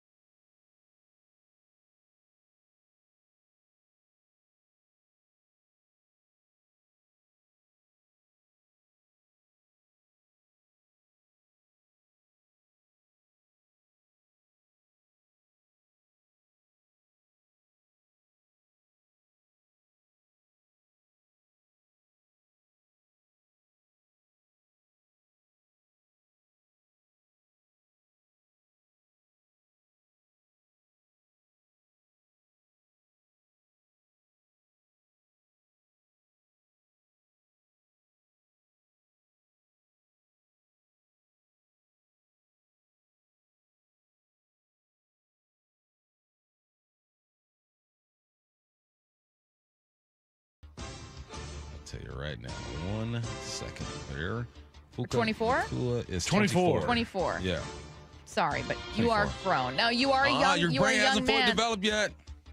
Hasn't fully developed yet. Okay, can I just be that person? I knew not to say anti-Semitic things when I was 24. I would just like to say this. I think we do this with men too often. You got to prove it. Did he really say it? I'm just joking. I'm just messing with you. I think that we too often have this thing of like, he's just a boy. And like, he's 24 years old. No, like, you don't have to be a perfect person. You can be any age and make mistakes. Any age you can make mistakes. But like, come on, man. He knows better. And the thing is that like, it's not like, that joke about like randomly became important at my job. It's making my life worse. Like, you have been shouldering these responsibilities since week one. Like, you entered this season knowing you were important and knowing your team was counting on you. And that was week 16 when you did that. Yeah, I'm with you. I'm just playing devil's advocate. I hear you. Why have the Colts held on to Anthony Richardson? Adam Schefter says a market for the former top 5 pick never ended up developing. The market for him was soft. If there was a market for him, they would have traded him. Yeah. And it didn't materialize. So now you have to ask yourself, okay, is it worth it to deal him where you're like, I'm making some flipping picks like Richardson and a 7 for a 6. Like, why are you going to do that? You might as well hold on to the guy. He would obviously like a fresh start and go somewhere where he can get some reps and work and change the scenery. But you're not just going to give away the former 4th overall pick in the 2023 draft unless it makes a little sense. Now, we'll see how the draft materializes. Maybe somebody doesn't get somebody. Maybe somebody gives up some pick that makes it worth the Colts' while. But what they're saying there is we're not going to give him away. I don't think they're expecting a lot, but they're expecting something back. And nothing has materialized so far. Would you give up a first round? No, the Seahawks don't need to, but if you were a team, would you give up a first rounder for Anthony Richardson? No. Look at that athleticism. The Colts jacked this one up. They really did. You have to, at the quarterback position, man, there's so much that goes into it other than just being athletic. Tom Brady, the greatest quarterback of all time, is not the greatest athlete. Right? It's all the other things. It's his preparation, it's recognizing defense, it's timing and all that good stuff. Yeah. I knew when they drafted Anthony Richardson, it was not going to work out. I wish the best for him. Maybe he gets in a situation and gets in an offense where it clicks. But no, I ain't giving no first round up. All Mariners from 1 to 2, starting with Mariners insider Shannon Drayer. The dugout comes your way in about 20 minutes. Before we get to that, it's what I need to know. So get your questions in. Any question now. 866-979-3776. How do you like that? 2-1 to Cal. Swinging a shot over the bag at first. Fair ball. The Mariners win it. Here comes Leo Rivas to score. Cal Raleigh with a walk-off single. After walking it off in the opener, the Mariners send Logan Gilbert to the mound tonight in Game 2. Mariners Yankees. First pitch 6:40, pregame at 5:30. You only need one app to get every Mariners game live for free. The Seattle Sports app. Big Trees provides professional tree transplant services, helping you keep the trees you love right where they belong. Don't let construction, remodeling, or changing landscapes cause a headache. Big Trees moves your cherished trees safely so you can keep those memories growing strong. With decades of experience, Big Trees knows how to move trees safely and successfully. Up, and away, get your tree transplanted today. See more of their transplanting process at bigtreesupply.com.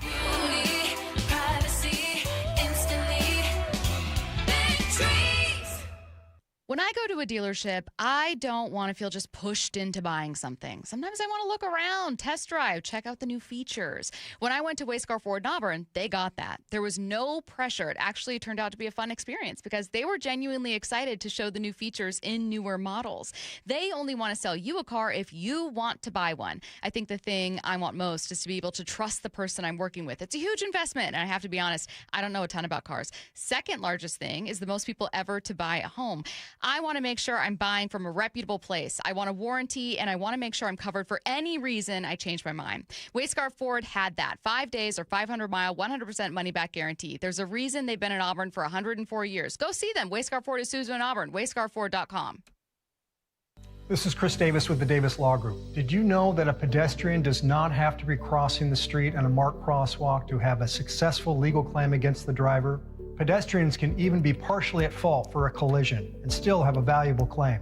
Call us today for a free consultation or get my free book on pedestrian accident law at WashingtonAccidentBooks.com. That's Davis Law Group, better service and even better results.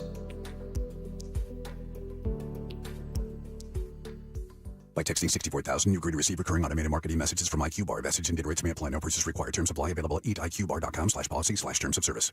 I've got good news and bad news. Here's the bad news. Most protein bars are packed with sugar and unpronounceable ingredients. The good news? There's a better option. I'm Will, and I created IQ Bar plant protein bars to empower doers like you with clean, delicious, low-sugar brain and body fuel. IQ Bars are packed with 12 grams of protein, brain nutrients like magnesium and lion's mane, and zero weird stuff. And right now, you can get 20% off all IQ Bar products, plus free shipping. Try our delicious IQ Bar sampler pack with 7 plant protein bars, 4 hydration mixes, and 4 enhanced coffee sticks. Clean ingredients, amazing taste, and you'll love how you feel. Refuel smarter, hydrate harder, caffeinate larger with IQ Bar. Now you can get 20% off all IQ Bar products plus free shipping when you text RADIO to 64,000. Text RADIO to 64,000 to get your 20% off. That's radio to 64,000. Do you like helping others? Become a Shiva volunteer. In Lewis County, join the hundreds of volunteers across Washington state who help over 90,000 people each year with their Medicare options and questions. You don't have to know Medicare. We'll teach you. And if you're bilingual, even better. For more information and how to apply, call Shiva at 1-800-562-6900 or go to insurance.wa.gov. Sponsored by the Office of the Insurance Commissioner and aired by the Washington State Association of Broadcasters and this station. Mariners, Yankees. Tonight at T-Mobile. First pitch at 6:40, 5:30 pregame. Hear every pitch live for free on the Seattle Sports app. I need a little range, step to the range, come on, meet me at the... Introducing the new Chick-fil-A Jalapeno Ranch Club Sandwich. With that juicy Chick-fil-A chicken on a buttermilk ranch bun, jalapeno ranch sauce, and pickled jalapenos, it's a little ranch with a lot of kick. The new Chick-fil-A Jalapeno Ranch Club with original spicy or grilled filet. Available for a limited time only. Order ahead on the Chick-fil-A app. Are you stuck staring at your W-2? Are tax refund worries holding you back? You probably have FOMO, the fear of messing up. The fix? Using TurboTax on Intuit Credit Karma.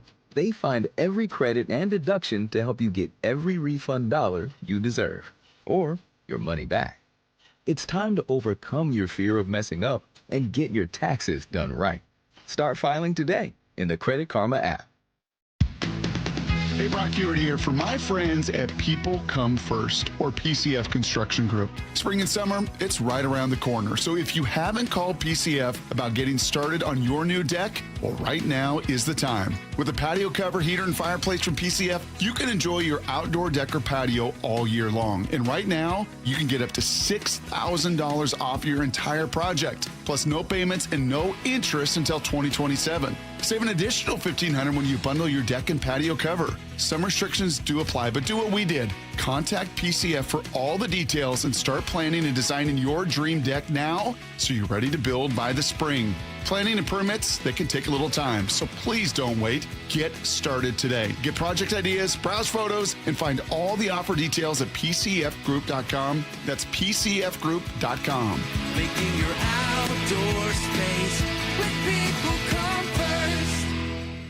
From the Quantum Fiber Studio. This is Bump Stacy. Weekdays 10 to 2. On Seattle Sports and 97.3 FM HD2. It's what I need to know. Get your questions in 866-979-3776. Someone said, I know Matt hates attention, but this is what I need to know. Does Matt do this show, then Wyman and Bob, then the Mariners game? That seems like a really long day. I do not do the Mariners game. I do this show and Wyman and Bob, which that is seems still like a really long day. Yeah. When you have 4 hours of these two and then 4 hours of Lefko, it's a long day, listener. I like it Wyman and Bob are completely left out of this. Right? They're just, They so keep we to take themselves. shots. They keep to themselves in a way that I really We appreciate. keep to ourselves.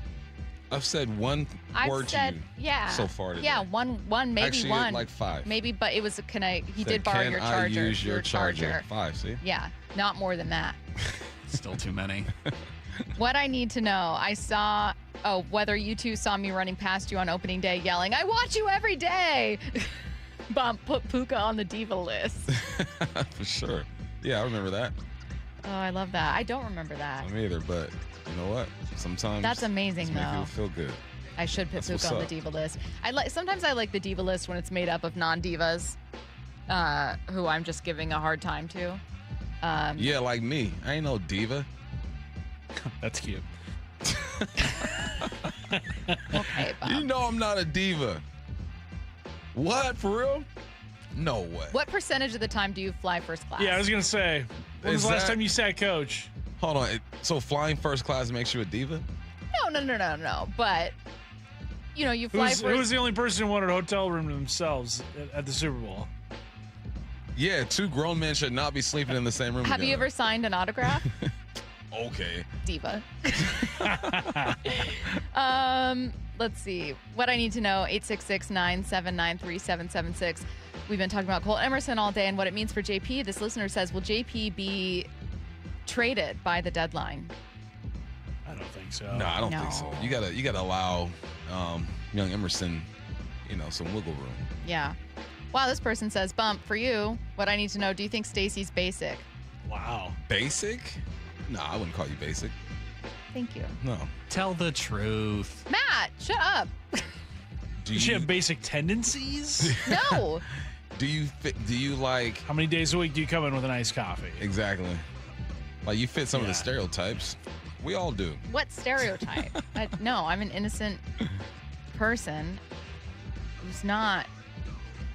Okay, I don't love hot coffee, okay? And I don't always see curbs. They jump out. In October, Yeah. do you get the pumpkin spice? But it's only seasonal. You can't get it all the time. I think if you could get it all the time, you would. But it's better in October with a little scarf. It's different.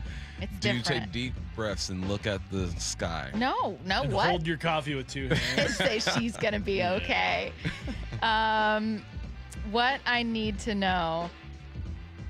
Bump versus 40 goats. Stacy versus notes. Curtis versus the 999 challenge. Maybe like who wins? Who has the better chance of pulling chance? it off? I don't think I could do the 999 I challenge. think Bump could. I'd crush it. I found the note on the car and I took it off. So I did win that challenge. You did take it off. I did. Were you excited when you saw it was still there? Yes, I stopped and I got out of my car. Like I didn't pull into a parking spot. I stopped, ran out of my car, and snatched the sticky note and ran back into my car. What if that person was walking Disaster to their car? averted. Well, they didn't say saw anything. you? But no, what if you, in that moment, they're walking to their car and they ask you, what are you doing? I'd say, oh, I thought this was someone I knew. I'm so sorry. And they'd say, what'd you take from my car? And I'd say, oh, I found a leaf. Found a leaf? Found a leaf. Someone said, are Caesar salads basic? That's a great question because I think sometimes we like to hate on things that are popular for a reason. Everyone likes pizza. Yeah, for a reason. It's good. Caesar salads are on every menu everywhere. Yeah, you know why? but Because they're good. And it's basic. I Caesar salad is say basic. I don't think popular. It's popular. It's well liked, like me. What I need to know. Ooh, between both of us, who's the most high maintenance? Now let's It's answer probably me. honestly. It's probably it's me. definitely you. Do Pop-Tarts belong in a microwave? No. No. Didn't you say you put your Pop-Tarts in the microwave? Oh, you never had a warm Pop-Tart. I said I've never had a hot Pop-Tart. That's crazy. Yeah, that's wild. They're Yeah. meant to Crazier be. than the person putting Pop-Tarts in the microwave? I mean, if you take it out of the wrapper, it's not crazy, but it's not going to get you a complete. It's not going to complete the experience the way a toaster would. That's the pop part of Pop-Tarts. I think my problem You're with just eating Pop-Tarts, I'm incredibly impatient. They taste great on their own. They taste amazing in the toaster. But I think I've just always thought, well, what if I put it in the toaster and I don't like it as much? Try it. You will not Go regret buy Pop-Tarts downstairs. We have a toaster up here.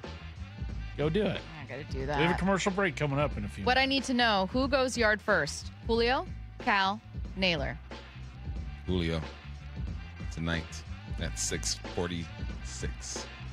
So just right away. Right away. I think Naylor Yeah. tonight at 6:49. Curtis, you got an answer? Between just the three. I'll just go Cal. Cal? Yeah. Okay. Eventually. What I need to know, let's see here. Someone wants to know, I don't know, they said, should T-Mobile have ways to close off the open air so it's not literally freezing for March games? Nah. I think we just got to suffer in silence. And it's the point, it's like a fridge. Like, it's like, even if they did find a way to do that, it's just freezing here. It was freezing yesterday morning. It was 30-something degrees when I was on my walk. This morning? No, yesterday morning. It was just a cold day. Yeah.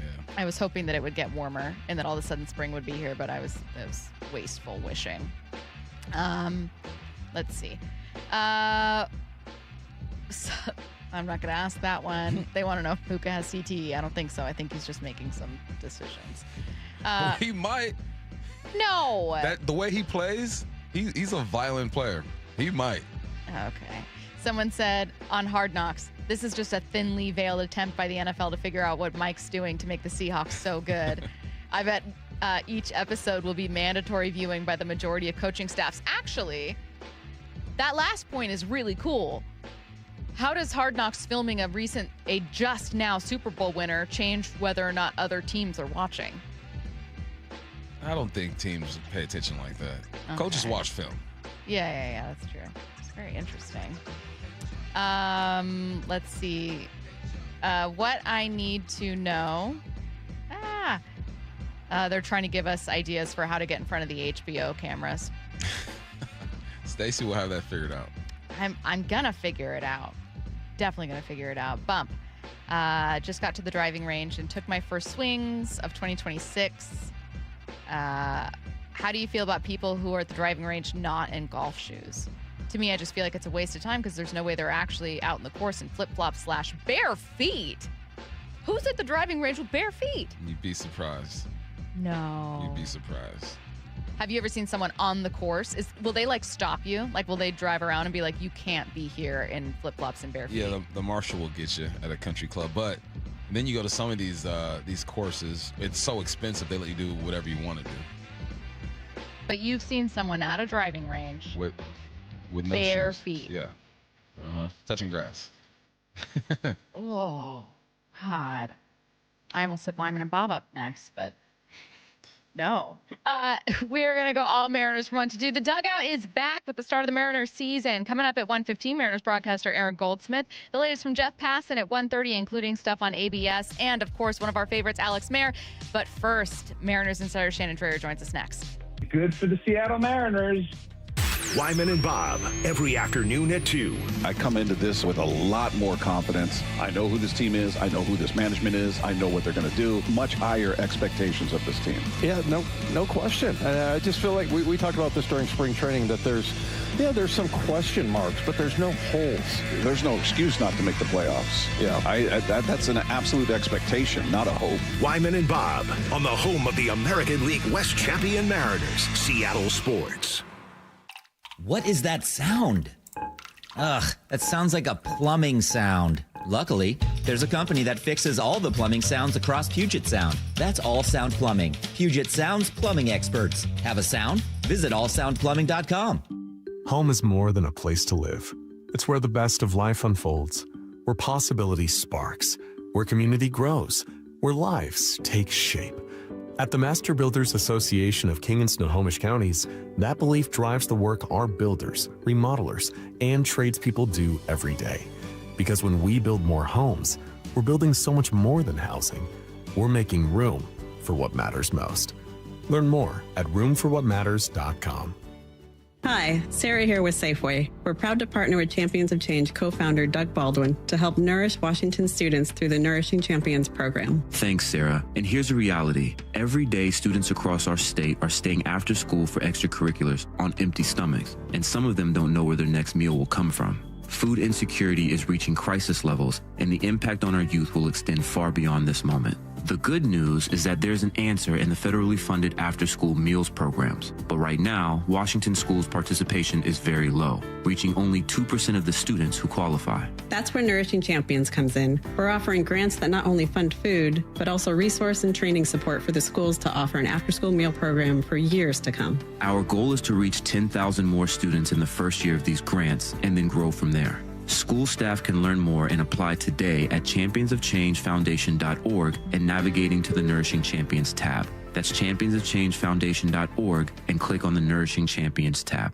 Hey, it's Bob Stelton here, and I can see clearly now. It's amazing. Let me tell you about one of the best decisions I've ever made in my life. That's when I went to K2 Vision for Refractive Lens Exchange, or RLE. Dr. Kopstein started K2 Vision with Dr. King from King LASIK, the most experienced LASIK surgeon in the Northwest. King LASIK plus K2 Vision equals freedom vision for every stage of life. No glasses, contacts, readers, or cataracts. So if you're somebody that struggles with distance vision and now you always need a pair of reading glasses, K2 Vision RLE RLE could be your perfect permanent solution to spending your good active years not needing reading glasses. And here's the capper. You're never going to develop a cataract. I'm somebody that needed readers in every room of the house. I needed to see the scoreboard out at ball games. I just couldn't see clearly. That has all changed thanks to RLE. Whether it's LASIK, EVO ICL, or RLE, trust the most experienced team of doctors to point you in the right direction. Schedule your free Zoom consultation today at K2VisionRLE.com. That's K2VisionRLE.com. Olympic Hot Tub has terrific ways to achieve total wellness at home. Saltwater hot tubs, swim spas, saunas, and cold plunges, all waiting for you. See our current specials with exciting savings at OlympicHotTub.com. Better you, better life. Running a small business means juggling a lot.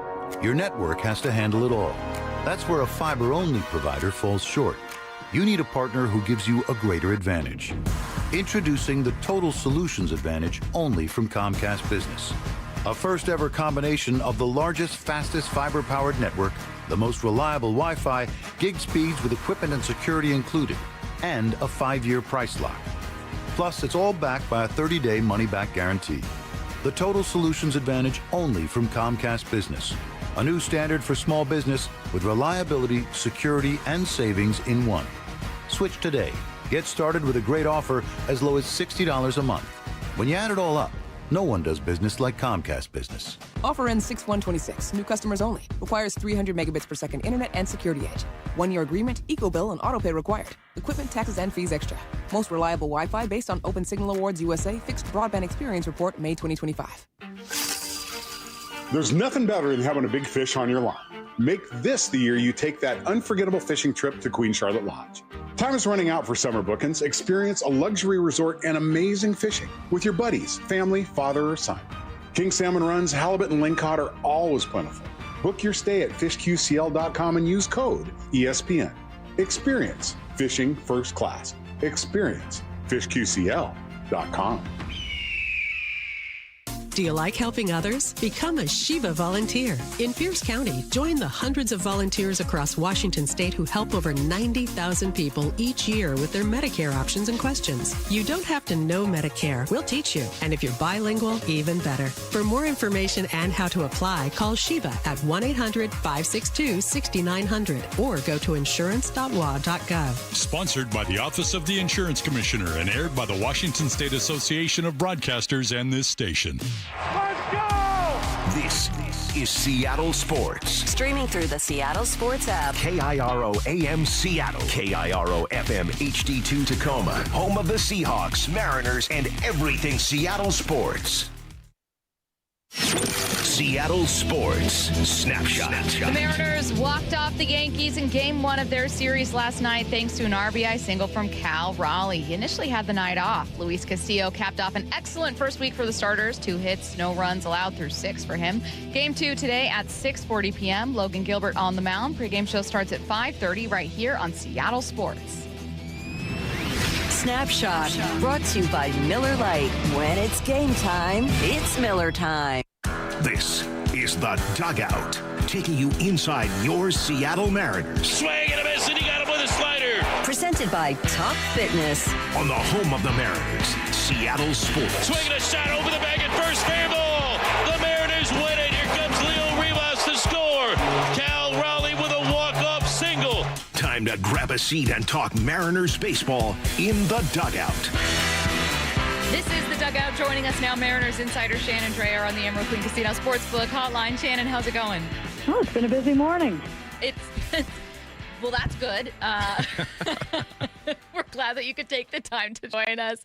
I wanted to quickly look back at last night's game. I was like writing out questions for the show and for The Dugout and for you and all of our guests that would be like, you know, hey, not should we be worried, but like what's going on? And instead, suddenly I'm asking you about a walk-off RBI single from Cal Raleigh. Tell me a bit about that, AB, and what you saw. Yeah, it was great just to see him come through in that situation, to be able to keep that ball fair. You know, he has been somebody that it's tough to say you're pressing at the beginning of the season, but he has been under extraordinary circumstances, having left for the WBC, and they just don't get the playing time. They don't see the live at-bats. It's not the same as spring training. And, you know, he literally did not see a live at-bat in the final week that he was with the WBC, then gets back to the club, and he was getting every at-bat he possibly could, be it in a big league game, be it in a minor league game, and really was focused on trying to catch up. And sometimes you've just got to give it a little time. You can't make up everything all in 3 days. So I think you know how much responsibility he takes and what he puts on his shoulders, and you were just hoping, if anybody needs a big hit right now, it is Cal Raleigh, and he was able to come through, able to keep that fair and have the walk-off. So I think, just good for him to do it on a day off too, which is not the easiest thing when you're put into duty in the middle of a game like that. So, you hope that is something that helps speed up the process a little bit. I don't think anybody is seriously worried that he or Julio or Josh Naylor are going to have huge struggles because they haven't quite been there at the plate in the first 4 or 5 games, but it is good to see that happen. Hey, Shannon, what were your initial thoughts when you saw the Colt Emerson do? Coffee. I need coffee. It was a surprise. It was a surprise in that, that they are, absolutely determined to sign extensions with as many young players as they possibly can. And that means on the big league roster and then some off, as we saw that. And it's not easy. And to their credit, they've actually done that with a remarkable number of players. And so to see it be Cole Young, you just really, the wheels start spinning and you're trying to think, okay, what's the math on this? How does this work out? But the number one thing is its commitment. And it's not a surprise in the regard of what we saw in spring training and even before spring training, the way that they were talking about him and the way that they were allowing for the possibility that he could break camp with the club, the way that they thought it was a potential that he could blow the doors off the place and make them have to rearrange things a little bit. He came close. He wasn't quite there. It looked like he needed a little bit more at the plate. Everything else was there. The way he carried himself, the way he came back from last season. Last season was a long season for him. He was, still 19 for the majority of that season. And playing as deep into a season as he did, and when he showed up in Seattle to watch what was happening in the final weeks in the playoffs, you could tell the season wore on him a little bit just from, he looked a little tired. He definitely had lost a little bit of weight. I asked him one day when we were both on the bench, hey, what do you do in the off season? You've now seen this. What are your plans? And he looked at me and said, I can't even think about that right now. My plan is to watch what I'm seeing in front of me. There'll be plenty of time to get into that, but this is important too. And to me, that's such a mature approach. And I think that the organization obviously liked everything that they saw in him. And it's, advantageous to them to get a couple of years of free agency, wiped off the table. They're going to take that right off the top. And also that you can solidify another spot up the middle. You've got Julio, you've got Cal, now you've got Colt Emerson. Cole Young is doing good things. Maybe something gets done there as well. So it brings them a good amount of certainty going forward. And then you think back to the entire plan that they had, and they talked about the different waves of talent coming. And a big part of it was trying to keep that talent. And they were able to do that with a big one today. Logan, the starter tonight against New York in Game 2 of this series. His first start, I think all I was looking for, Shannon, is how late into the game can he get? Because I think one thing we were lamenting from last year is he just wasn't quite giving you the innings that you were hoping for from him. So I'm going to be watching for that in this game, but maybe I shouldn't be. What should I be watching for from Logan? I'm going to be interested to see how he uses the cutter today. It's a newer pitch for him, and I was surprised how much he used it in his first outing, and Cal was calling it a lot. And it had the look of a pitch that they were trying to establish, not so much for establish in the game, but establish, is this a pitch that Logan is going to use? And it shouldn't be one of his primary pitches. It's still, way down the list on what his best pitches are, but it is something, and it gives Logan something that he has been looking for a long time. He's been looking for something like a two-seamer, something that he would have a little bit more success with in swing and miss perhaps, or even better yet, just getting some soft contact after. Just getting guys off the barrel of the fastball for him. So it's something that hopefully, and when you're talking about you're looking for him to go deep in games, The only problem he had last year was they were fouling off a lot of pitches. He was having a hard time at times putting hitters away. The stuff was great. The strikeouts was, the best among the best in the league last year. The swing and miss was great. He just needs that one last little piece. And so it was very interesting to see him come out and throw that pitch as much as he did in the first outing. I don't think he'll throw it as much, but I do think that it, was to a point where they're comfortable with it. It's going to be a part of the repertoire, and let's see if that's what he has been looking for. But yeah, he wants to be the inning guy. He, led the league in innings 2 years ago, and he sees himself as that guy at the top of the rotation. And knowing the work that he puts in, he wants to be out there as long as he can and give as many innings as he can for the rotation, for the team. And so that is something that is first and foremost in his mind as well. So hopefully this is something that will help him get out of some situations a little quicker. What have you seen from Josh Naylor at his ABs? He's getting a little out front right now, and he is another one that missed not quite as much time as Cal did, but still a significant part of spring training. And, those at-bats are needed for hitters. We always complain about spring training being for the pitchers and being too long.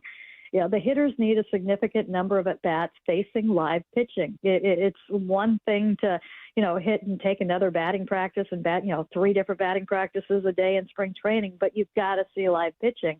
And he missed a good amount of that, too, because he was away at the WBC. But the other thing that I think there are some players that have done fine being away. Dom Canzone has looked good out of the chutes. Randy Rosarena has looked good out of the chutes. But everybody is different in the work that they need going into the season. So I just think that, every at-bat that these guys get are putting them that much closer to where they need to be. And one of the tough things about the WBC and the situation is that they build up, and then they stop.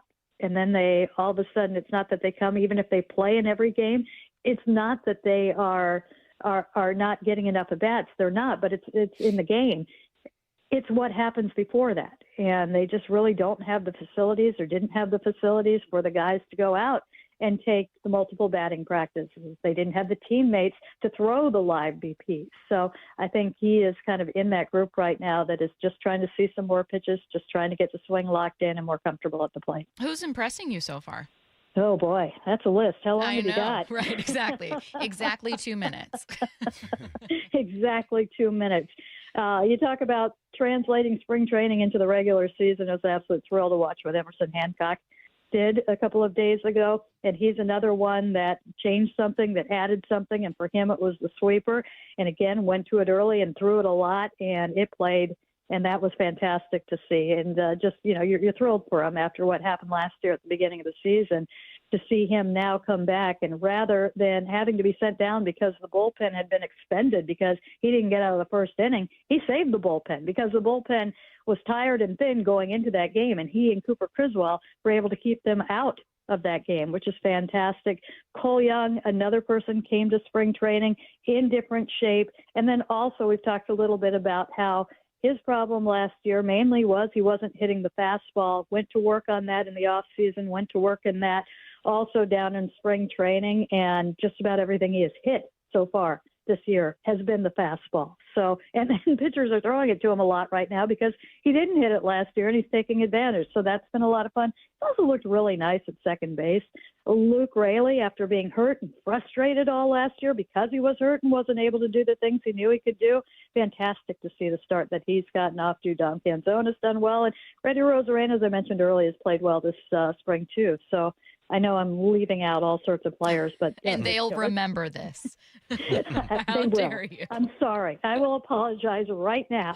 You know what? We have many other dugouts. Yeah, exactly. Many other dugouts. I'll ask the same question even. She is Mariners Wrong insider. Dugout. Shannon Drayer. Thanks, Shannon. Hey, Shannon. You got it, guys. Mariners broadcaster Aaron Goldsmith joins us next. How do you like that? 2-1 to Cal. Swinging a shot over the bag at first. Fair ball. The Mariners win it. Here comes Leo Rivas to score. Cal Raleigh with a walk-off single. After walking it off in the opener, the Mariners send Logan Gilbert to the mound tonight in Game 2. Mariners-Yankees. First pitch 6:40, pregame at 5:30. You only need one app to get every Mariners game live for free. The Seattle Sports app. Well, spring is all about getting ready for summer, isn't it? Hey, Brock Heward here, and working out in your own home, well, it is the best. We've been doing so for years, and you can allow Top Fitness to create your own home gym.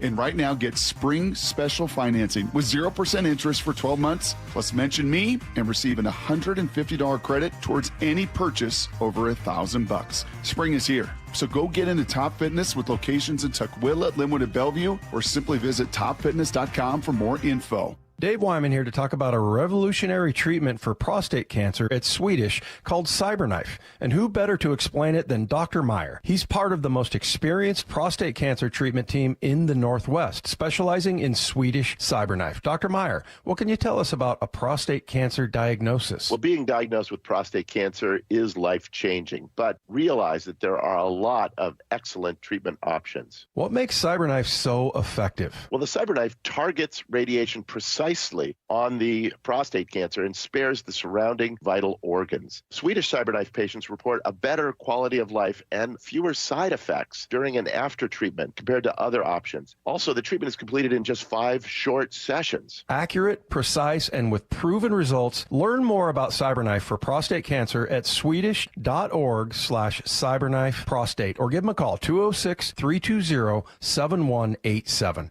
Treat prostate cancer with Swedish CyberKnife. It's tax time, y'all. If you want to file free, this next one's for you. Now taxes is so free. Tax free edition only. Roughly 37% of filers qualify. Simple form 1040 returns only. Now this is tax. Love that jam. Up next, commercials. Intuit TurboTax free edition. See if you qualify at turbotax.com/free. No schedules except for earned income tax credit, child tax credit, student loan interest, and Schedule 1A. What is it, boy? Someone need help? Someone in trouble? Oh, okay. So you just want me to get Progressive Auto Insurance because their collision coverage covers up to $1,000 in vet bills if you're injured in an accident? That's it? Okay. Calm down. Let's not resort to name calling. Progressive's collision coverage helps pay for care for your pet when they're in the car during an accident. No, you're right. Sorry. I shouldn't have said calm down. Progressive Casualty Insurance Company and Affiliates. Coverage included with purchase of collision coverage and subject to policy terms.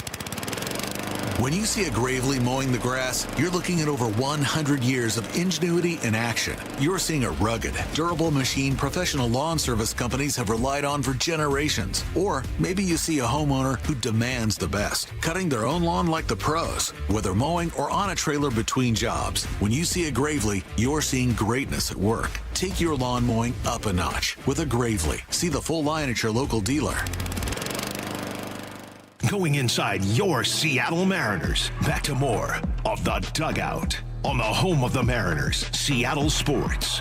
Aaron Goldsmith joining us right now on the Emerald Queen Casino Sportsbook Hotline. And we had some breaking news this morning, Aaron. I can't wait to ask you about it. Top shortstop prospect, Mariners top prospect, Colt Emerson signed that 8-year, $95 million contract extension. Now, I was thinking, well, what am I going to ask Aaron? Because asking, they must really like him, is the dumbest question I could possibly ask. So instead, I'm just going to ask bluntly what's on my mind. What's it mean for JP and when we could see Colt? Well, that's a very good question. I think it seems more likely that we will see him sooner than maybe we otherwise would have. That being said, the Mariners are very much long-term thinkers. I think we've all seen that for a while at this point. And just because he is signing this historic extension doesn't mean that they're going to bring him up tomorrow if he's not ready for it. They obviously want to prioritize his development over anything else, but they're trying to walk the line of, we want our 26 best players at T-Mobile Park. And is Colt Emerson one of those 26? He very well could be a short time from now. At what point, we'll find out. But it does maybe make things a little murky. I think a lot of it will depend on JP's timetable of his return and his eventual season debut from the injured list. He is a free agent at the end of this year, so there is a potential opening at that position depending on what the club decides to do with JP Crawford, which maybe becomes a little more clear after this extension with Colt Emerson. But he's obviously a talent. They believe he's a star in the making. I think the Mariners love Colt Emerson, the person, as much as the player. And if you look at the extensions the Mariners have given out over the years, and there have been quite a few of them, That's been the common denominator each time. It's the person and the player, and they believe that the player is worth the investment, not only because of their abilities on the field, but their makeup in the clubhouse as well. What do you think that does mentally to JP? I mean, he sees the writing on the wall, right? How do you think he goes forward from this? Well, I'd be curious from your perspective, Bump, as a former player, but from my senses, JP, even if he is not a Mariner next year, and Randy Arozarena is in the same boat, he's a free agent at the end of the season, there's still a lot to play for, right? You're on two fronts. One, this is a team with World Series aspirations, so there's one. And the other is, whether it's with the Mariners or whether it's with one of the 29 other teams, both those guys are playing for a contract next year. So there's plenty of motivation on either side, whether it's from the team perspective or an individual perspective. We were all texting each other during the game, and prior to knowing that it would be a walk-off win, congratulations to Cal, and we'll get to that in a minute, we were kind of planning on, hey, maybe we should start by saying, what do we see from Cal, Naylor, and a bit of Julio with kind of a slow start. Now, all three were in the WBC. I wouldn't think that's a coincidence, but Aaron, what about you? Is that potentially playing a role in a slow start, particularly for Cal? Yeah, maybe. I mean, they all kind of got done at roughly different times, right? There was kind of stages of each one of them returning back to Peoria and Mariner spring training. I don't know. I can't definitively say it's a WBC thing, but yeah, if you're like showing evidence to the jury, that's something that you would show them. Well, all of them were gone from spring training and had their schedule disrupted. I guess I haven't taken a close enough look. I don't think every player who played in the WBC is off to a slow start. So there's certainly elements probably to that. I know for Cal, when he came back after the WBC was over, it was like a cram session for him, right? He was trying to get as many at-bats in as he could. And the one that stands out the most is when he caught Logan Gilbert on a backfield in the final week of spring training. It was an 11 a.m. first pitch when it was 105 degrees. Cal had 8 at-bats that game, right? He hit every inning. So as just an effort to, as we're saying, just get as many ABs in as possible, see as many pitches as he could. So I'm sure that's part of it. That is probably a bit of a thing, and maybe to varying degrees for each guy. All three of them have track records. I think for each one of them, just feeling like there's a little momentum there would probably, especially for Naylor, who's still looking for his first knock this year. I think that's all Josh is looking for. I don't think he's a smart enough guy and has a good enough track record that there's no panic right now, but he's human. He just wants to get that first hit out of the way. 5 games in, how would you describe the start of this season so far for the Mariners? Well, there's been a lot of positives. I think there's been far more positives than negatives. And I think you have to view the positives and the negatives through the same lens, which is it's 5 games, right? Like we're all so quick to react and overreact because there's nothing else we have to compare it to. If you have a 5-game stretch in July, it doesn't feel nearly as big as a 5-game stretch before it's even April. So I don't think that the bottom 3 in the order are going to OPS 1,000 for the entire year. And I don't think that the Mariners rotation will have a sub 1.5 ERA for the rest of the year. But those are both incredible things, and they've both been needed because the Mariners have had some close games already. A walk-off win, an extra inning loss. I mean, those are things that we're kind of used to seeing from the Mariners, bonus baseball and close late games. So there have been a lot of things that if you're in that clubhouse, you're hanging your hat on. And at the same time, you're saying, hey, it's only 5 games. These things that haven't quite gone our way yet can turn beginning tonight. I wanted to focus a bit more on that rotation, speaking of the good things. And I agree, it's one of those things where when it's bad, like let's say Cal or Naylor, I'm like, it's slow start. Who cares? They're great guys. They know what they're doing. And then when it's great, I'm like, look at this rotation. Oh, my God. You wouldn't believe it. Cy Youngs all around. But that being said, all of them with the exception of Logan getting to 6, Logan with 5 1/3. I think, did I see this right? 6 runs allowed from the group combined. I might be missing 1 or 2 there, but just a spectacular start. Aaron, what are your expectations for this group? But also, what might need to be different this time around to look a bit more like 2024 as opposed to 2025? Well, they have looked exceptional, and especially that first time through. I think anybody who's watched a lot of baseball knows that first time through the rotation, so in other words, that first start from each of your 5 starting pitchers, it's kind of like just throw it away, right? If you have a bad one, you can kind of throw it away. It's just you're still getting your feet underneath you of real baseball coming out of spring training. And all those guys had, at worst, a fine start, a good start, if not a great start. But for this team, we know it's built on those 5 guys, and it's not even at full strength right now. And tip of the cap to Emerson Hancock for a really career performance on Sunday. But obviously, they're still waiting for Bryce Miller to rejoin the fold as well. This was a rotation last year that was roughly middle of the pack, and it has all the talent in the world to be the best rotation in baseball. And maybe a safer way to forecast that is like just a top 5 rotation, which is well within their capabilities. We know what the biggest issue was last year, which was the injuries. If this is a healthy rotation and they pitch like they can, there's no reason that this isn't one of the truly elite starting staffs in baseball. And you couple that with what you forecast an even better lineup this year should be, and it's like, yeah, you can understand why there are a lot of people predicting the Mariners to win the division, to win the American League, and some even to win the World Series. Like it's that good of a 26-man roster. But to see them, Stacy, to your point, get off to such a great start is really encouraging. It's just nice to see that immediately. Each one of those guys is going to have bumps along the way. We know that. If they each get 30-some starts, there will be struggles, but to get off to a nice start the first time through, there's just something about the feels that gives you, especially in that clubhouse, I'd have to think. Has there been a pleasant surprise for you? Amongst the starting staff? Just the team in general. Well, I'll maybe give you a couple of them. One, Castillo throwing 96 last night was a pleasant surprise. I did not expect that. Cold night, Castillo kind of builds his velo as the season goes along. That was a little eye-popping, honestly. Hancock sweeper, we saw it in spring training. We saw it at the end of last year when he was pitching in relief, and it looked real, and it was really real against the Guardians. So that certainly was a thing.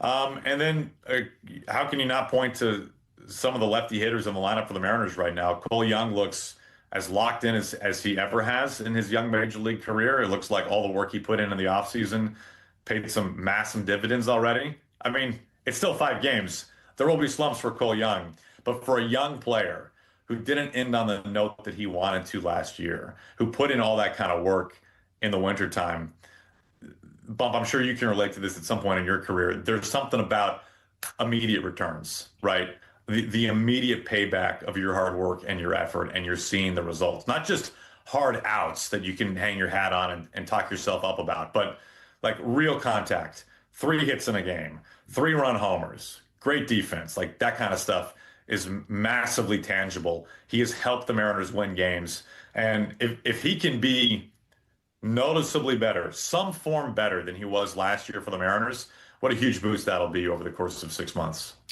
Full circle here to wrap up with this one. Back to Cal, just because it was such a popular question we were getting from listeners with just kind of what's wrong. So it was great to see him get that walk-off RBI single, and I'm sure it just felt great, right? Much like Naylor looking for his first knock. You're just kind of waiting for that moment to kind of breathe a sigh of relief.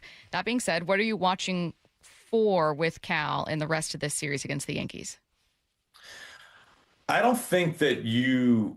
and I don't want to use the word worry because of how early it is in the season, but I don't know another word, so I'm going to use worry. I think you worry more about a guy in a slump when he's just striking out a ton, right? As opposed to, okay, he's striking out his normal amount, or maybe even less than normal, but he's making good swing decisions, and he's barreling up some pitches that, like Julio last night, he smoked the ball 108 to center field, and it was caught on a dive by Grisham. It's like, okay, like that's a great at-bat. I know it didn't result in a hit. Do that 3 more times, and you're probably going to get at least 2 hits and probably 3.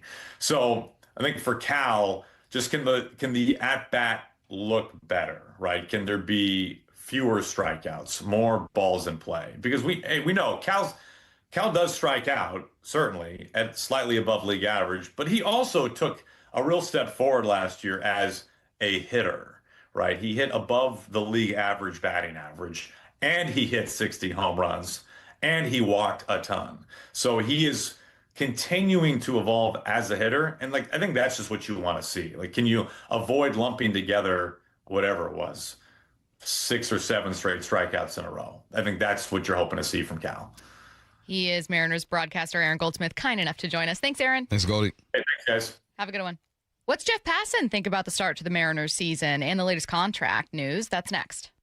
Wyman and Bob, every afternoon at 2. I come into this with a lot more confidence. I know who this team is. I know who this management is. I know what they're going to do. Much higher expectations of this team. Yeah, no question. I just feel like we talked about this during spring training, that there's some question marks, but there's no holes. There's no excuse not to make the playoffs. Yeah, that's an absolute expectation, not a hope. Wyman and Bob on the home of the American League West champion Mariners, Seattle Sports.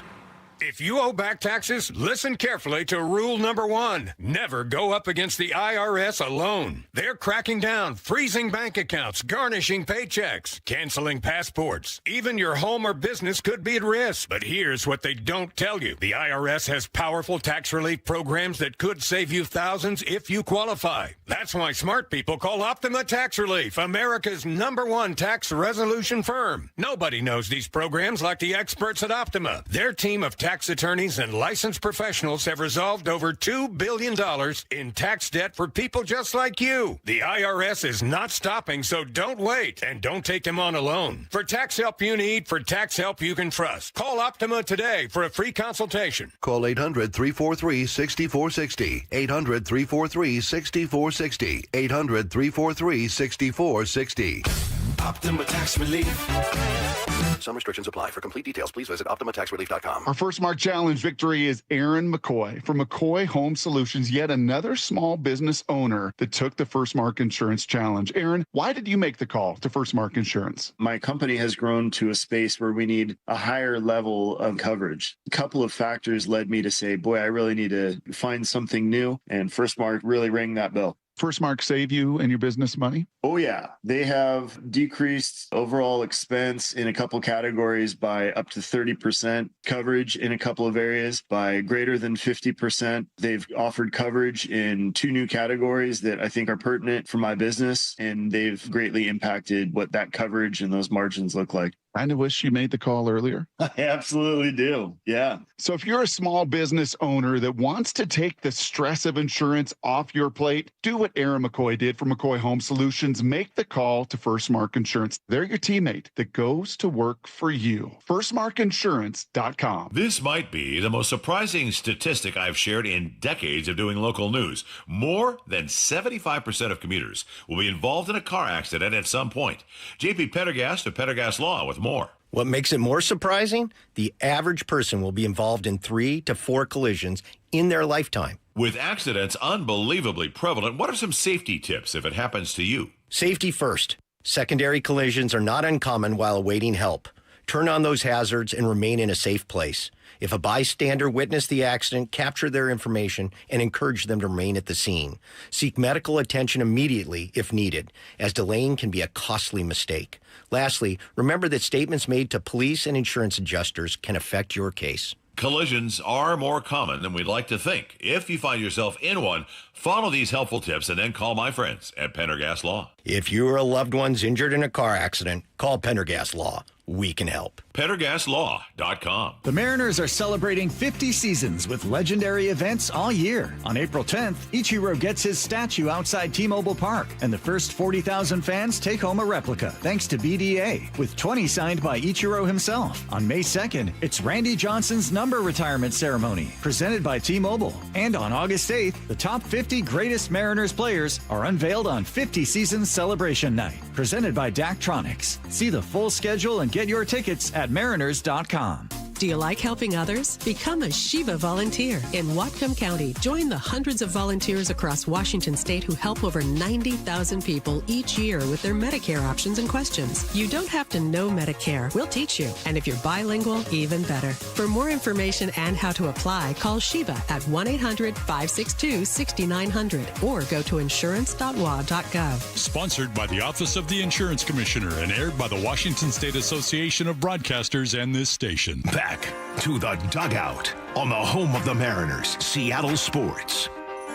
right, the latest from Jeff Passan. Earlier, we played cuts from Jeff, who was on with Brock and Salk talking about Colt Emerson. This time, we want to look at everything else he had to say about the Mariners, so we haven't listened to it yet. Overall, his takeaways from the Mariners' first week. Solid. You know, they like, especially considering the fact that, you know, Cal Raleigh did not, until last night at least, had not had a significant hit. Josh Naylor hadn't had a hit, and Julio Rodriguez had one hit. The fact that they're 3-2, it's a good sign. And I think, you know, this series against the Yankees, I really like watching these two teams play each other. I think it's fun, and I said this on Threads last night. I was like, boy, this feels like a series I could be seeing in October. Does that fall in line with your takeaways from the first week? Yeah, right. You're surviving, and you're not getting production out of a couple guys you need production from. So it feels like they're doing just enough. And to start the season, I'll take that. He was asked just some takeaways on ABS. First, what it's highlighted for him. To me, what ABS is showing, I understand others look at it like, oh my God, these umpires are missing things all the time. To me, this is like the greatest sign that umpires are awesome at what they do. Because if it's really coming down to a matter of fractions of an inch, it's pretty impressive that they're able to do that. That is fair. That's a fair takeaway, because I think that we see Gino Suarez challenge CB Buckner and win back-to-back. We see last night, oh, God, what's his name? Eastbrook, I think. Missed a couple calls. Yankees were like 5 for 5 on challenges at one point, and I get it. But, Bump, I told you during the break that one of my takeaways was like, man, these players have crazy eyes. Yeah. Like, crazy good. It's also true for umps, clearly. It's so hard to do this in real time. We sit at home and go, it's outside of the box. Yeah, we have an aid that we use. No, I think it is important to highlight exactly how skilled these guys are when it comes to reading these pitches. And I love just the confidence of a batter when he just knows for sure that was outside the box. Yeah, that's true. I love it. Oh, a Rosarena just walking down the first base line.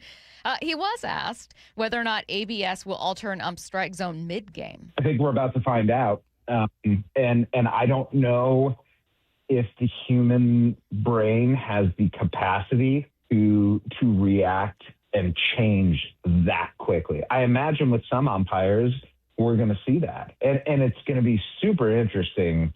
You know, this is the sort of thing that my T-brain can't do either.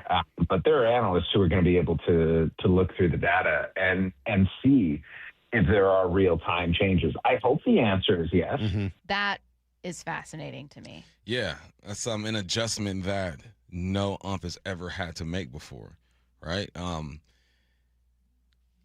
there's going to be, I feel like there's, you know, when you see a batter and say he swings at a pitch, right? Then he looks at the ump and was like, hey, was that a strike? You know what I'm saying? Like, I feel like those conversations are going to happen more. But I also think that umpires are going to have to train differently too, I feel like. You know, and someone correct me if I'm wrong. I've never called a game.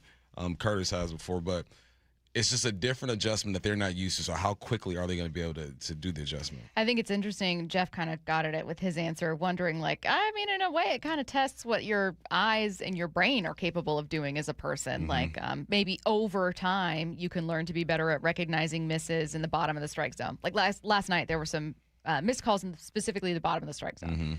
But, like, can you really adjust that? Like, what if that's just how you happen to see it that day? If you're missing pretty consistently right outside the bottom of the zone, prior to ABS, guys just go, oh, that's what the strike zone is. The strike zone is a little bit higher today, right? Like, you just kind of adjust to what that guy's calling. Yeah. But what if, like, you know that you can pretty consistently challenge there and he's just not going to get it right or fix it? You're going like the Yankees 5 for 5 on challenges because you know that almost every time he probably got that wrong. You could share that information. Like, anything low, he's missing today, boys. You know, he's not seeing it. Let's challenge. Just challenge it. All right, let's go to a bit more here from Jeff.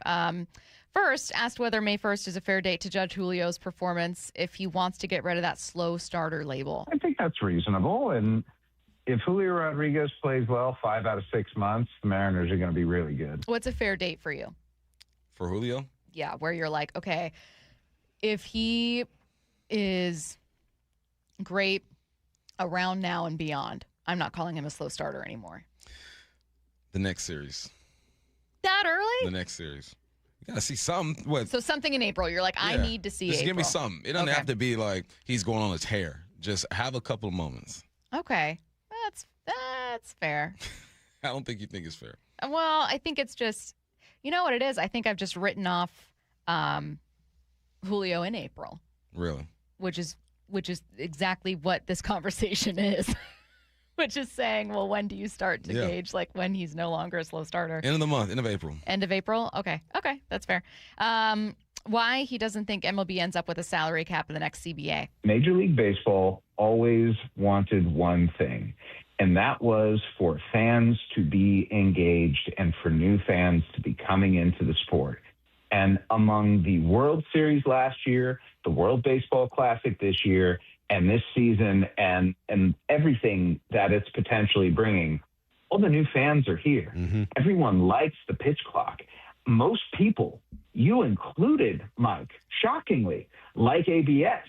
Right now, baseball is riding a wave. And once the San Diego Padres, sell for $3.5+ billion, any argument about baseball's franchise values lagging behind others is going to be inert. And so I just have a really, really hard time seeing the owners dying for something that they don't need for their businesses to thrive. That's fair. If you're complaining as a fan that like, oh, the Dodgers are making it unwatchable, it's not fun anymore. Well, the numbers don't really show that's how people feel about baseball right now. Yeah, and that's surprising for me, honestly. Not really surprising, but it's cool to hear that it feels and seems like fans are adjusting to this new baseball. Mm-hmm.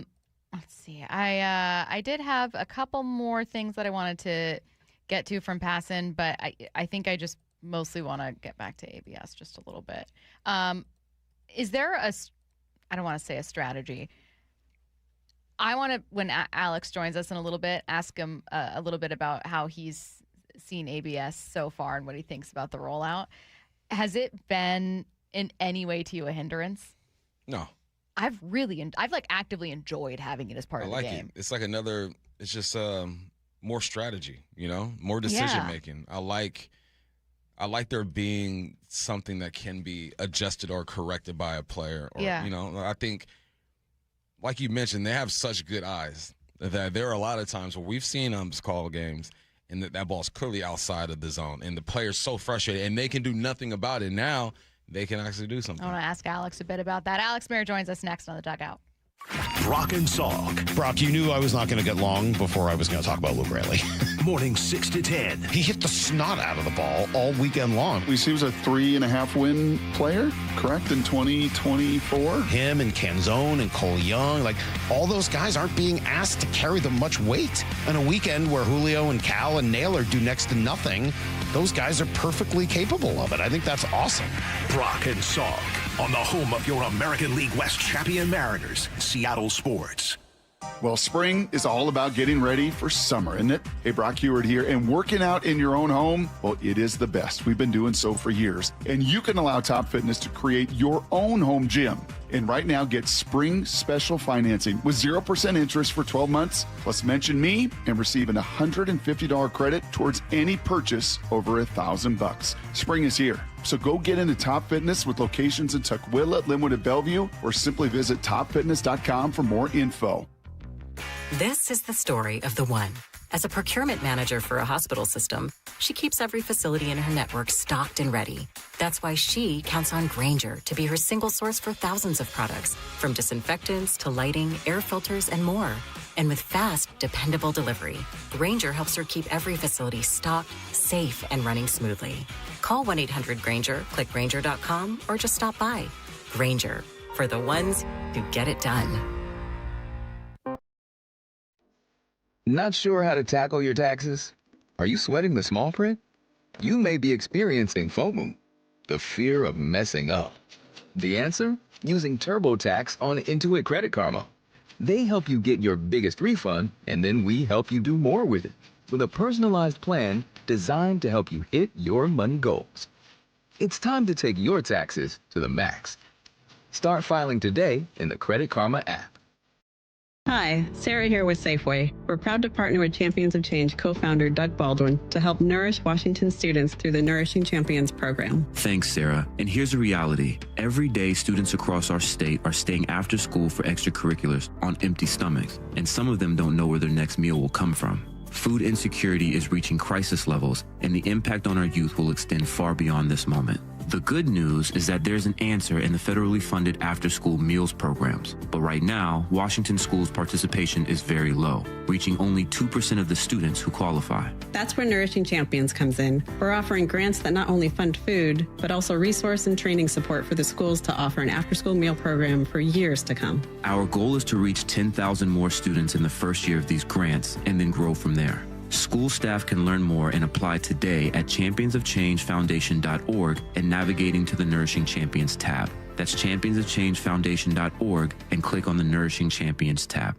Do you like helping others? Become a Shiva volunteer. In Skagit County, join the hundreds of volunteers across Washington state who help over 90,000 people each year with their Medicare options and questions. You don't have to know Medicare. We'll teach you. And if you're bilingual, even better. For more information and how to apply, call Shiva at 1-800-562-6900 or go to insurance.wa.gov. Sponsored by the Office of the Insurance Commissioner and aired by the Washington State Association of Broadcasters and this station. Olympic Hot Tub has terrific ways to achieve total wellness at home. Saltwater hot tubs, swim spas, saunas, and cold plunges, all waiting for you. See our current specials with exciting savings at olympichottub.com. Better you, better life. Hey, it's Mike Salk here for my friends at Snoqualmie Casino and Hotel. Celebrate mom with Snoqualmie Casino and Hotel's Mother's Day weekend giveaway.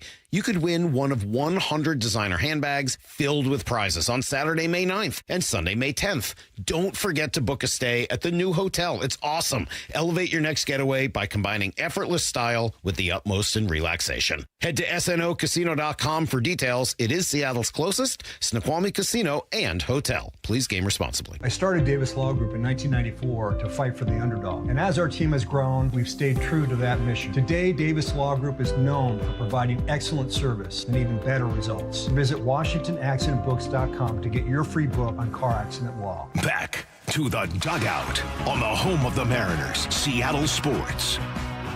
Alex Mayer joining us now on the dugout. It's on the Emerald Queen Casino Sportsbook Hotline. We were talking a ton, for obvious reasons, about Colt Emerson earlier today, but we've only been able to interview him once, and at that just very briefly. Alex, what can you tell us and Mariners fans about Colt, maybe the person? Hey, guys. It's great to be back for another season. I'm excited to join you every Tuesday on the dugout. And, while as a PR person, it's my job to say pen hasn't been put to paper yet. Sure. But we are excited about those reports. And, Colt Emerson's an awesome guy. He's only 20 years old, but he's so much older in terms of his maturity, the way he interacts with people, from random schmoes like me to his teammates in the Major League Clubhouse during spring training. I got to know Colt really well during our Fan Fest at the end of January, beginning of February at T-Mobile Park, and he's just a really good dude. Ohio kid.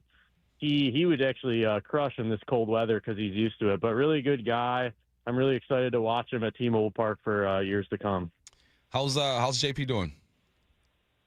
Yeah, JP begins a rehab assignment at AAA Tacoma today, so a lot going on down in Tacoma. I think he should be, Justin Hollander, our general manager, says that he's tracking pretty well. So looking forward to seeing him in rehab. We spent a good portion of our last segment talking about ABS and just kind of how it's been as a viewing experience for us. I've loved it. I love that we've already had a manager ejection, that we've had kind of like cool looking ABS challenges with a Rosarena kind of leading the charge there. Like, I like what it's added to the viewing experience. Tell me what you think of the rollout so far and how you've enjoyed or not enjoyed it. Yeah, I'm not an ABS expert by any stretch, but through 5 home games here, I think you totally nailed it. It's totally added to the fan experience. I think it's become more exciting to watch some of those close calls. I feel like fans are on the edge of their seats when we have it on the brand new video board up here at T-Mobile Park. But it's been a lot of fun, and it's added like a totally new element to the game, I feel like. And I think it's interesting to see, kind of which umpires have done well with it and which ones haven't. What was the transition like for the guys who were at the WBC? Yeah, it was an interesting experience for us at Mariners camp because we went without our guys like Cal and Julio and all those guys for for some of them over 2 weeks. So it was certainly interesting. I think they had to get back into the swing of things once they were back in camp, March 18th or 19th or even later for some guys. So I think just the absence of some of these big personalities, big star players was the most interesting part, but it was also really cool to watch them thrive on the really international stage, especially Edward Bizzardo. Got to shout out my guy Bizzardo because he got to pitch in that deciding game against the U.S. and got to be a champion, as well as Jonathan Diaz, who's a lefty in our AAA team. It's also the return of the Mayor game-winning stat. And thankfully for the Mariners, they've had a few of these so far. So give us maybe one of your favorites so far. Yeah, so Freddie Llanos and I in the press box yesterday were talking about how it seems like the Rock just always thrives even more in the cold weather. So I went to look. Baseball Reference's StatHead tool has a tool where you could actually toggle temperatures of games. So I went and looked, and yesterday's first pitch temperature was 48 degrees. So I went and looked out of curiosity at 50 degrees and colder. And in 4 starts with the Mariners, 49 degrees or cooler, Luis Castillo's literally not giving up a run. So that anomaly was too good not to post last night. That was a fun one. So 27 innings, 0 runs, 30 strikeouts, 3 walks. And the fun little tidbit at the end there was the Yankee starting pitcher's last name, Weathers. That's peak. That's peak Alex Mayer game-winning stat. That's pretty good. Amen, Stace. Yeah. Hey, who do we talk to? I think we were talking to Gary Hill, and he said that, this series with the Yankees, all right, it's only the second series of the year, but it could have tiebreaker implications later on in the year. What do you think of this matchup so far, and what have you seen? Oh, goodness. I love that Gary's thinking big. He's already thinking playoffs. This early in the season, I think a lot of guys are just getting their timing back and stuff like that. Cal said it post-game yesterday, Josh Naylor will start hitting, Julio will start hitting, himself will start hitting. But, in terms of just being a baseball fan, it's really exciting. We had a great walk-off win yesterday in a low-scoring game. Tonight is about as good of a pitching matchup as you could possibly draw up. It's Max Fried for them and Walter for us, Logan Gilbert, his second turn after an amazing first turn by the Mariners rotation, by the way. So, yeah, it's going to be a great night at the ballpark tonight and then tomorrow's day game before the team heads off to Anaheim. So, yeah, it's about as good as it gets. Normally we love talking numbers with you, and there are so many to get to. I almost just asked you about all the overlap between the Mariners and Seahawks both making it to championships. You looked at some of the last time stuff like this had happened, and I do want to get to it, but I also want to ask you about something that Bump and I were talking about because you know Cal very well. You traveled with him for the All-Star game and the Home Run Derby and spent a ton of time with him. You've also, obviously, in PR, you've been around the team. We were wondering, man, I wonder what this pressure might feel like for Cal. What's it like in that moment? You go up, you're still getting into the swing of things in a slow start, and you're hearing MVP chants. You strike out. That mentally, that must be hard.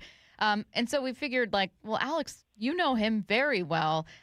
Tell us a bit about kind of maybe what you learned about Cal spending so much time around him for every media thing he had to do last year. Yeah, one thing about Cal, well, first of all, I can't speak to what he goes through on a day in, day out basis. But one thing about Cal is he always makes time for those around him, whether it's the clubhouse staff here, or even our communication staff, or really anyone around the ballpark. He's just so good at engaging and does a really nice job of talking to you, just like you're Mitch Garver, one of his beloved teammates. So, close friend of mine. We've really got to work with him a ton since the start of his magical season last year. And I'm glad you mentioned the All-Star break last year because that was the coolest moment of my career, and I would imagine even one of the coolest of his. So just a fantastic person, and we are so, so, so lucky to have him here in Seattle as the star of our team for years to come. Did Donovan know that he did something no Mariner has ever done before when he went yard his first AB? I think he was briefed after the game. I'm not sure if he knew it in the moment, but he's been just so good. And I want to point to, I think, the third game of the season it was. He had 3 hustle plays in the span of about an inning and a half when he banged into the left field wall, making that sliding catch in foul territory. Then he beats out the fielder's choice. It was like so close to a double play ball, but he was hauling down that line to get there, and then he scores on a Victor Robles RBI double. So I feel like that was Brendan Donovan encapsulated in kind of 2-3 sequences, and he's also a really, really good guy. We have a texter who says, so what we're learning is on days Castillo pitches, we close the roof and turn the AC on to the lowest setting. Yes. Alex. I love that. You are a football fan anyway, but you looked up some really cool like overlap and some fun numbers and stats when it came to the Seahawks having just won their championship and then the Mariners entering their 50th season. And what was one or two that you thought like, oh, that's cool, like that's awesome? Totally. Yeah, you and Bump know well that I think my favorite stat is when I can cross the sports. Mm-hmm. So if I can go Mariners Seahawks or Mariners Kraken or, maybe Mariners Supersonics one day, would love to do that. But anyway, I saw that the last time a city had a Super Bowl champion and then that city proceeded to win the World Series the next year was Boston during their, I guess, run of dominance in the 2000s. I believe it was the Patriots in 2004 when they grabbed that third Super Bowl with Tom Brady, Bill Belichick, and then the Red Sox broke their years-long curse later that fall. So here's to the same here in Seattle. And pointing out, as you did, that the Red Sox that year were coming off a defeat in ALCS Game 7. So heartbreak turned into still some victory. Perfect segue. Yeah, that was Aaron Boone at the home run in 2003, and he's managing here tonight. Oh, my God. See, this is just how your brain works. It's amazing. We have one more before we let you go, which is how will the hydroplane record books be rewritten now with a fourth hydro? God. I don't know if I'm the right person to answer this one. You hit me with about 9 good ones, but the 10th one How might are be you better not the right suited for a person to marketing answer this team. one, Alex? Well, I'm the on-field guy. Do we but, need to do I'm an not asterisk sure. now, where it's like, Yeah, you added a 17th game. These stats aren't the same. Pretty What much. was the expansion Pretty much. process like, Alex? It's a great question, Curtis. Was it like Adam That's Silver, where that's there's a meeting question. for a meeting? I don't know if I could speak on that, but that might be more of a Tyler Thompson, our marketing guru, in-game guru. So, yeah, I'll leave it at that. We'll find them. He is Alex Mayer, kind enough to join us for the Dugout. Thanks, Alex. Thanks, Alex. Thank you, guys. Wyman and Bob coming up next. Wyman and Bob, every afternoon at 2. I come into this with a lot more confidence. I know who this team is. I know who this management is. I know what they're going to do. Much higher expectations of this team. Yeah, no question. I just feel like we talked about this during spring training, that there's some question marks, but there's no holes. There's no excuse not to make the playoffs. Yeah, that's an absolute expectation, not a hope. Wyman and Bob on the home of the American League West champion Mariners, Seattle Sports. You could file your taxes on a basic free service, which is fine. But are you okay with fine? Because when it's your money on the line, do you really want to guess if you missed a credit or hope the math is right? Get the confidence of TurboTax for free right on the Intuit Credit Karma app. Free Fed and free state for simple 1040s only. Around 37% of filers qualify. See details at turbotax.com/free. No schedules except for EITC, CTC, student loan interest, and Schedule 1A. Progressive knows that for business owners, vacations hit different. But hey, at least you finally took a vacation. And look at that. You only answered 53 calls, 84 emails, onboarded 1 new hire, and covered for Chris while he's out on paternity leave, and you did it all from a kayak. Because you, my friend, know how to relax. All right, you may not know how to take a day off, but you do know both your personal and business auto insurance needs can be covered in one place with Progressive. So at least that's relaxing, right? Progressive Casualty Insurance Company and affiliates, not available in all states or situations. What if you could have the most reliable Wi-Fi? And get this, what if you could keep it at the same price for 5 years? That's the Xfinity 5-year price guarantee. Just 5 years of fiber-powered Wi-Fi that boosts speeds to the devices that need them most. That finds and fixes problems before you even notice them. Like super intelligent Wi-Fi with a 6th sense. And that keeps you gaming in the fast lane, even when the whole family's banking on bandwidth. And here's the best part. No annual contracts, no hidden fees, and our best equipment included. Plus, get online in minutes with same-day Wi-Fi. Hey, let's face it, a lot can change in 5 years. Kids grow taller, dreams grow bigger, but your Wi-Fi, it would stay reliable and the price would stay put. The Xfinity 5-year price guarantee. Lock in your price and unlock the possibilities. Xfinity. Imagine that. Select plans only. Restrictions apply. Powered by fiber. Connected to the premises by coaxial cable. Actual speeds vary. Now through March 31st, Lake Washington Windows and Doors is paying your sales tax, plus offering easy zero down, zero payments, and zero interest for 12 months. Visit LakeWashingtonWindows.com today and save the sales tax. Guys, did you know your testosterone affects everything in your system, including how you feel and perform every day? Right now, Revive Men's Health Seattle will check your testosterone for free. Knowing your T levels is the first step in understanding if you have low T. Your testosterone level impacts your energy, libido, sleep, weight, hair loss, mood, and even ED. Maintaining an appropriate T level can change your whole life. Most men start to see changes in their hormone levels in their 30s. Experience and results matter. So what are you waiting for? Get your T levels checked today by local, experienced, and trusted men's health experts. They've helped thousands of men since 2011. They're so confident they can help you, they even guarantee it. Call Revive today and schedule your free testosterone test, free exam, and free consultation. Call Revive Men's Health at 206-529-1111. That's 206-529-1111. Or visit ReviveMen'sHealth.com. Stacy here. Sell your car to Wayscar Ford, and when they resell it, they share half their profit with you. That's right. Sell your car to Wayscar Ford, Isuzu, and Auburn. They'll pay you today for your car, and once they resell it, they'll share half their profit with you. WayscarFord.com. Don't you wish your life came with a warning app? Stop. That dog does not want to be petted. Just a little heads up before something bad happens. Move your coffee cup away from your computer. Oh, no. So you can have more control. Stop. You're texting your boss by mistake.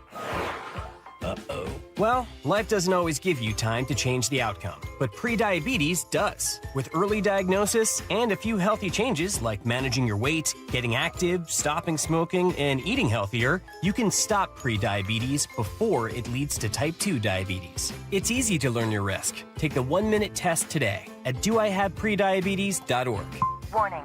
The cap is loose on that catch-up. Ugh. Don't wait. You have the power to change the outcome. Visit doihaveprediabetes.org today. That's doihaveprediabetes.org. Brought to you by the Ad Council and its prediabetes awareness partners. How do you like that? 2-1 to Cal. Swinging a shot over the bag at first. Fair ball. The Mariners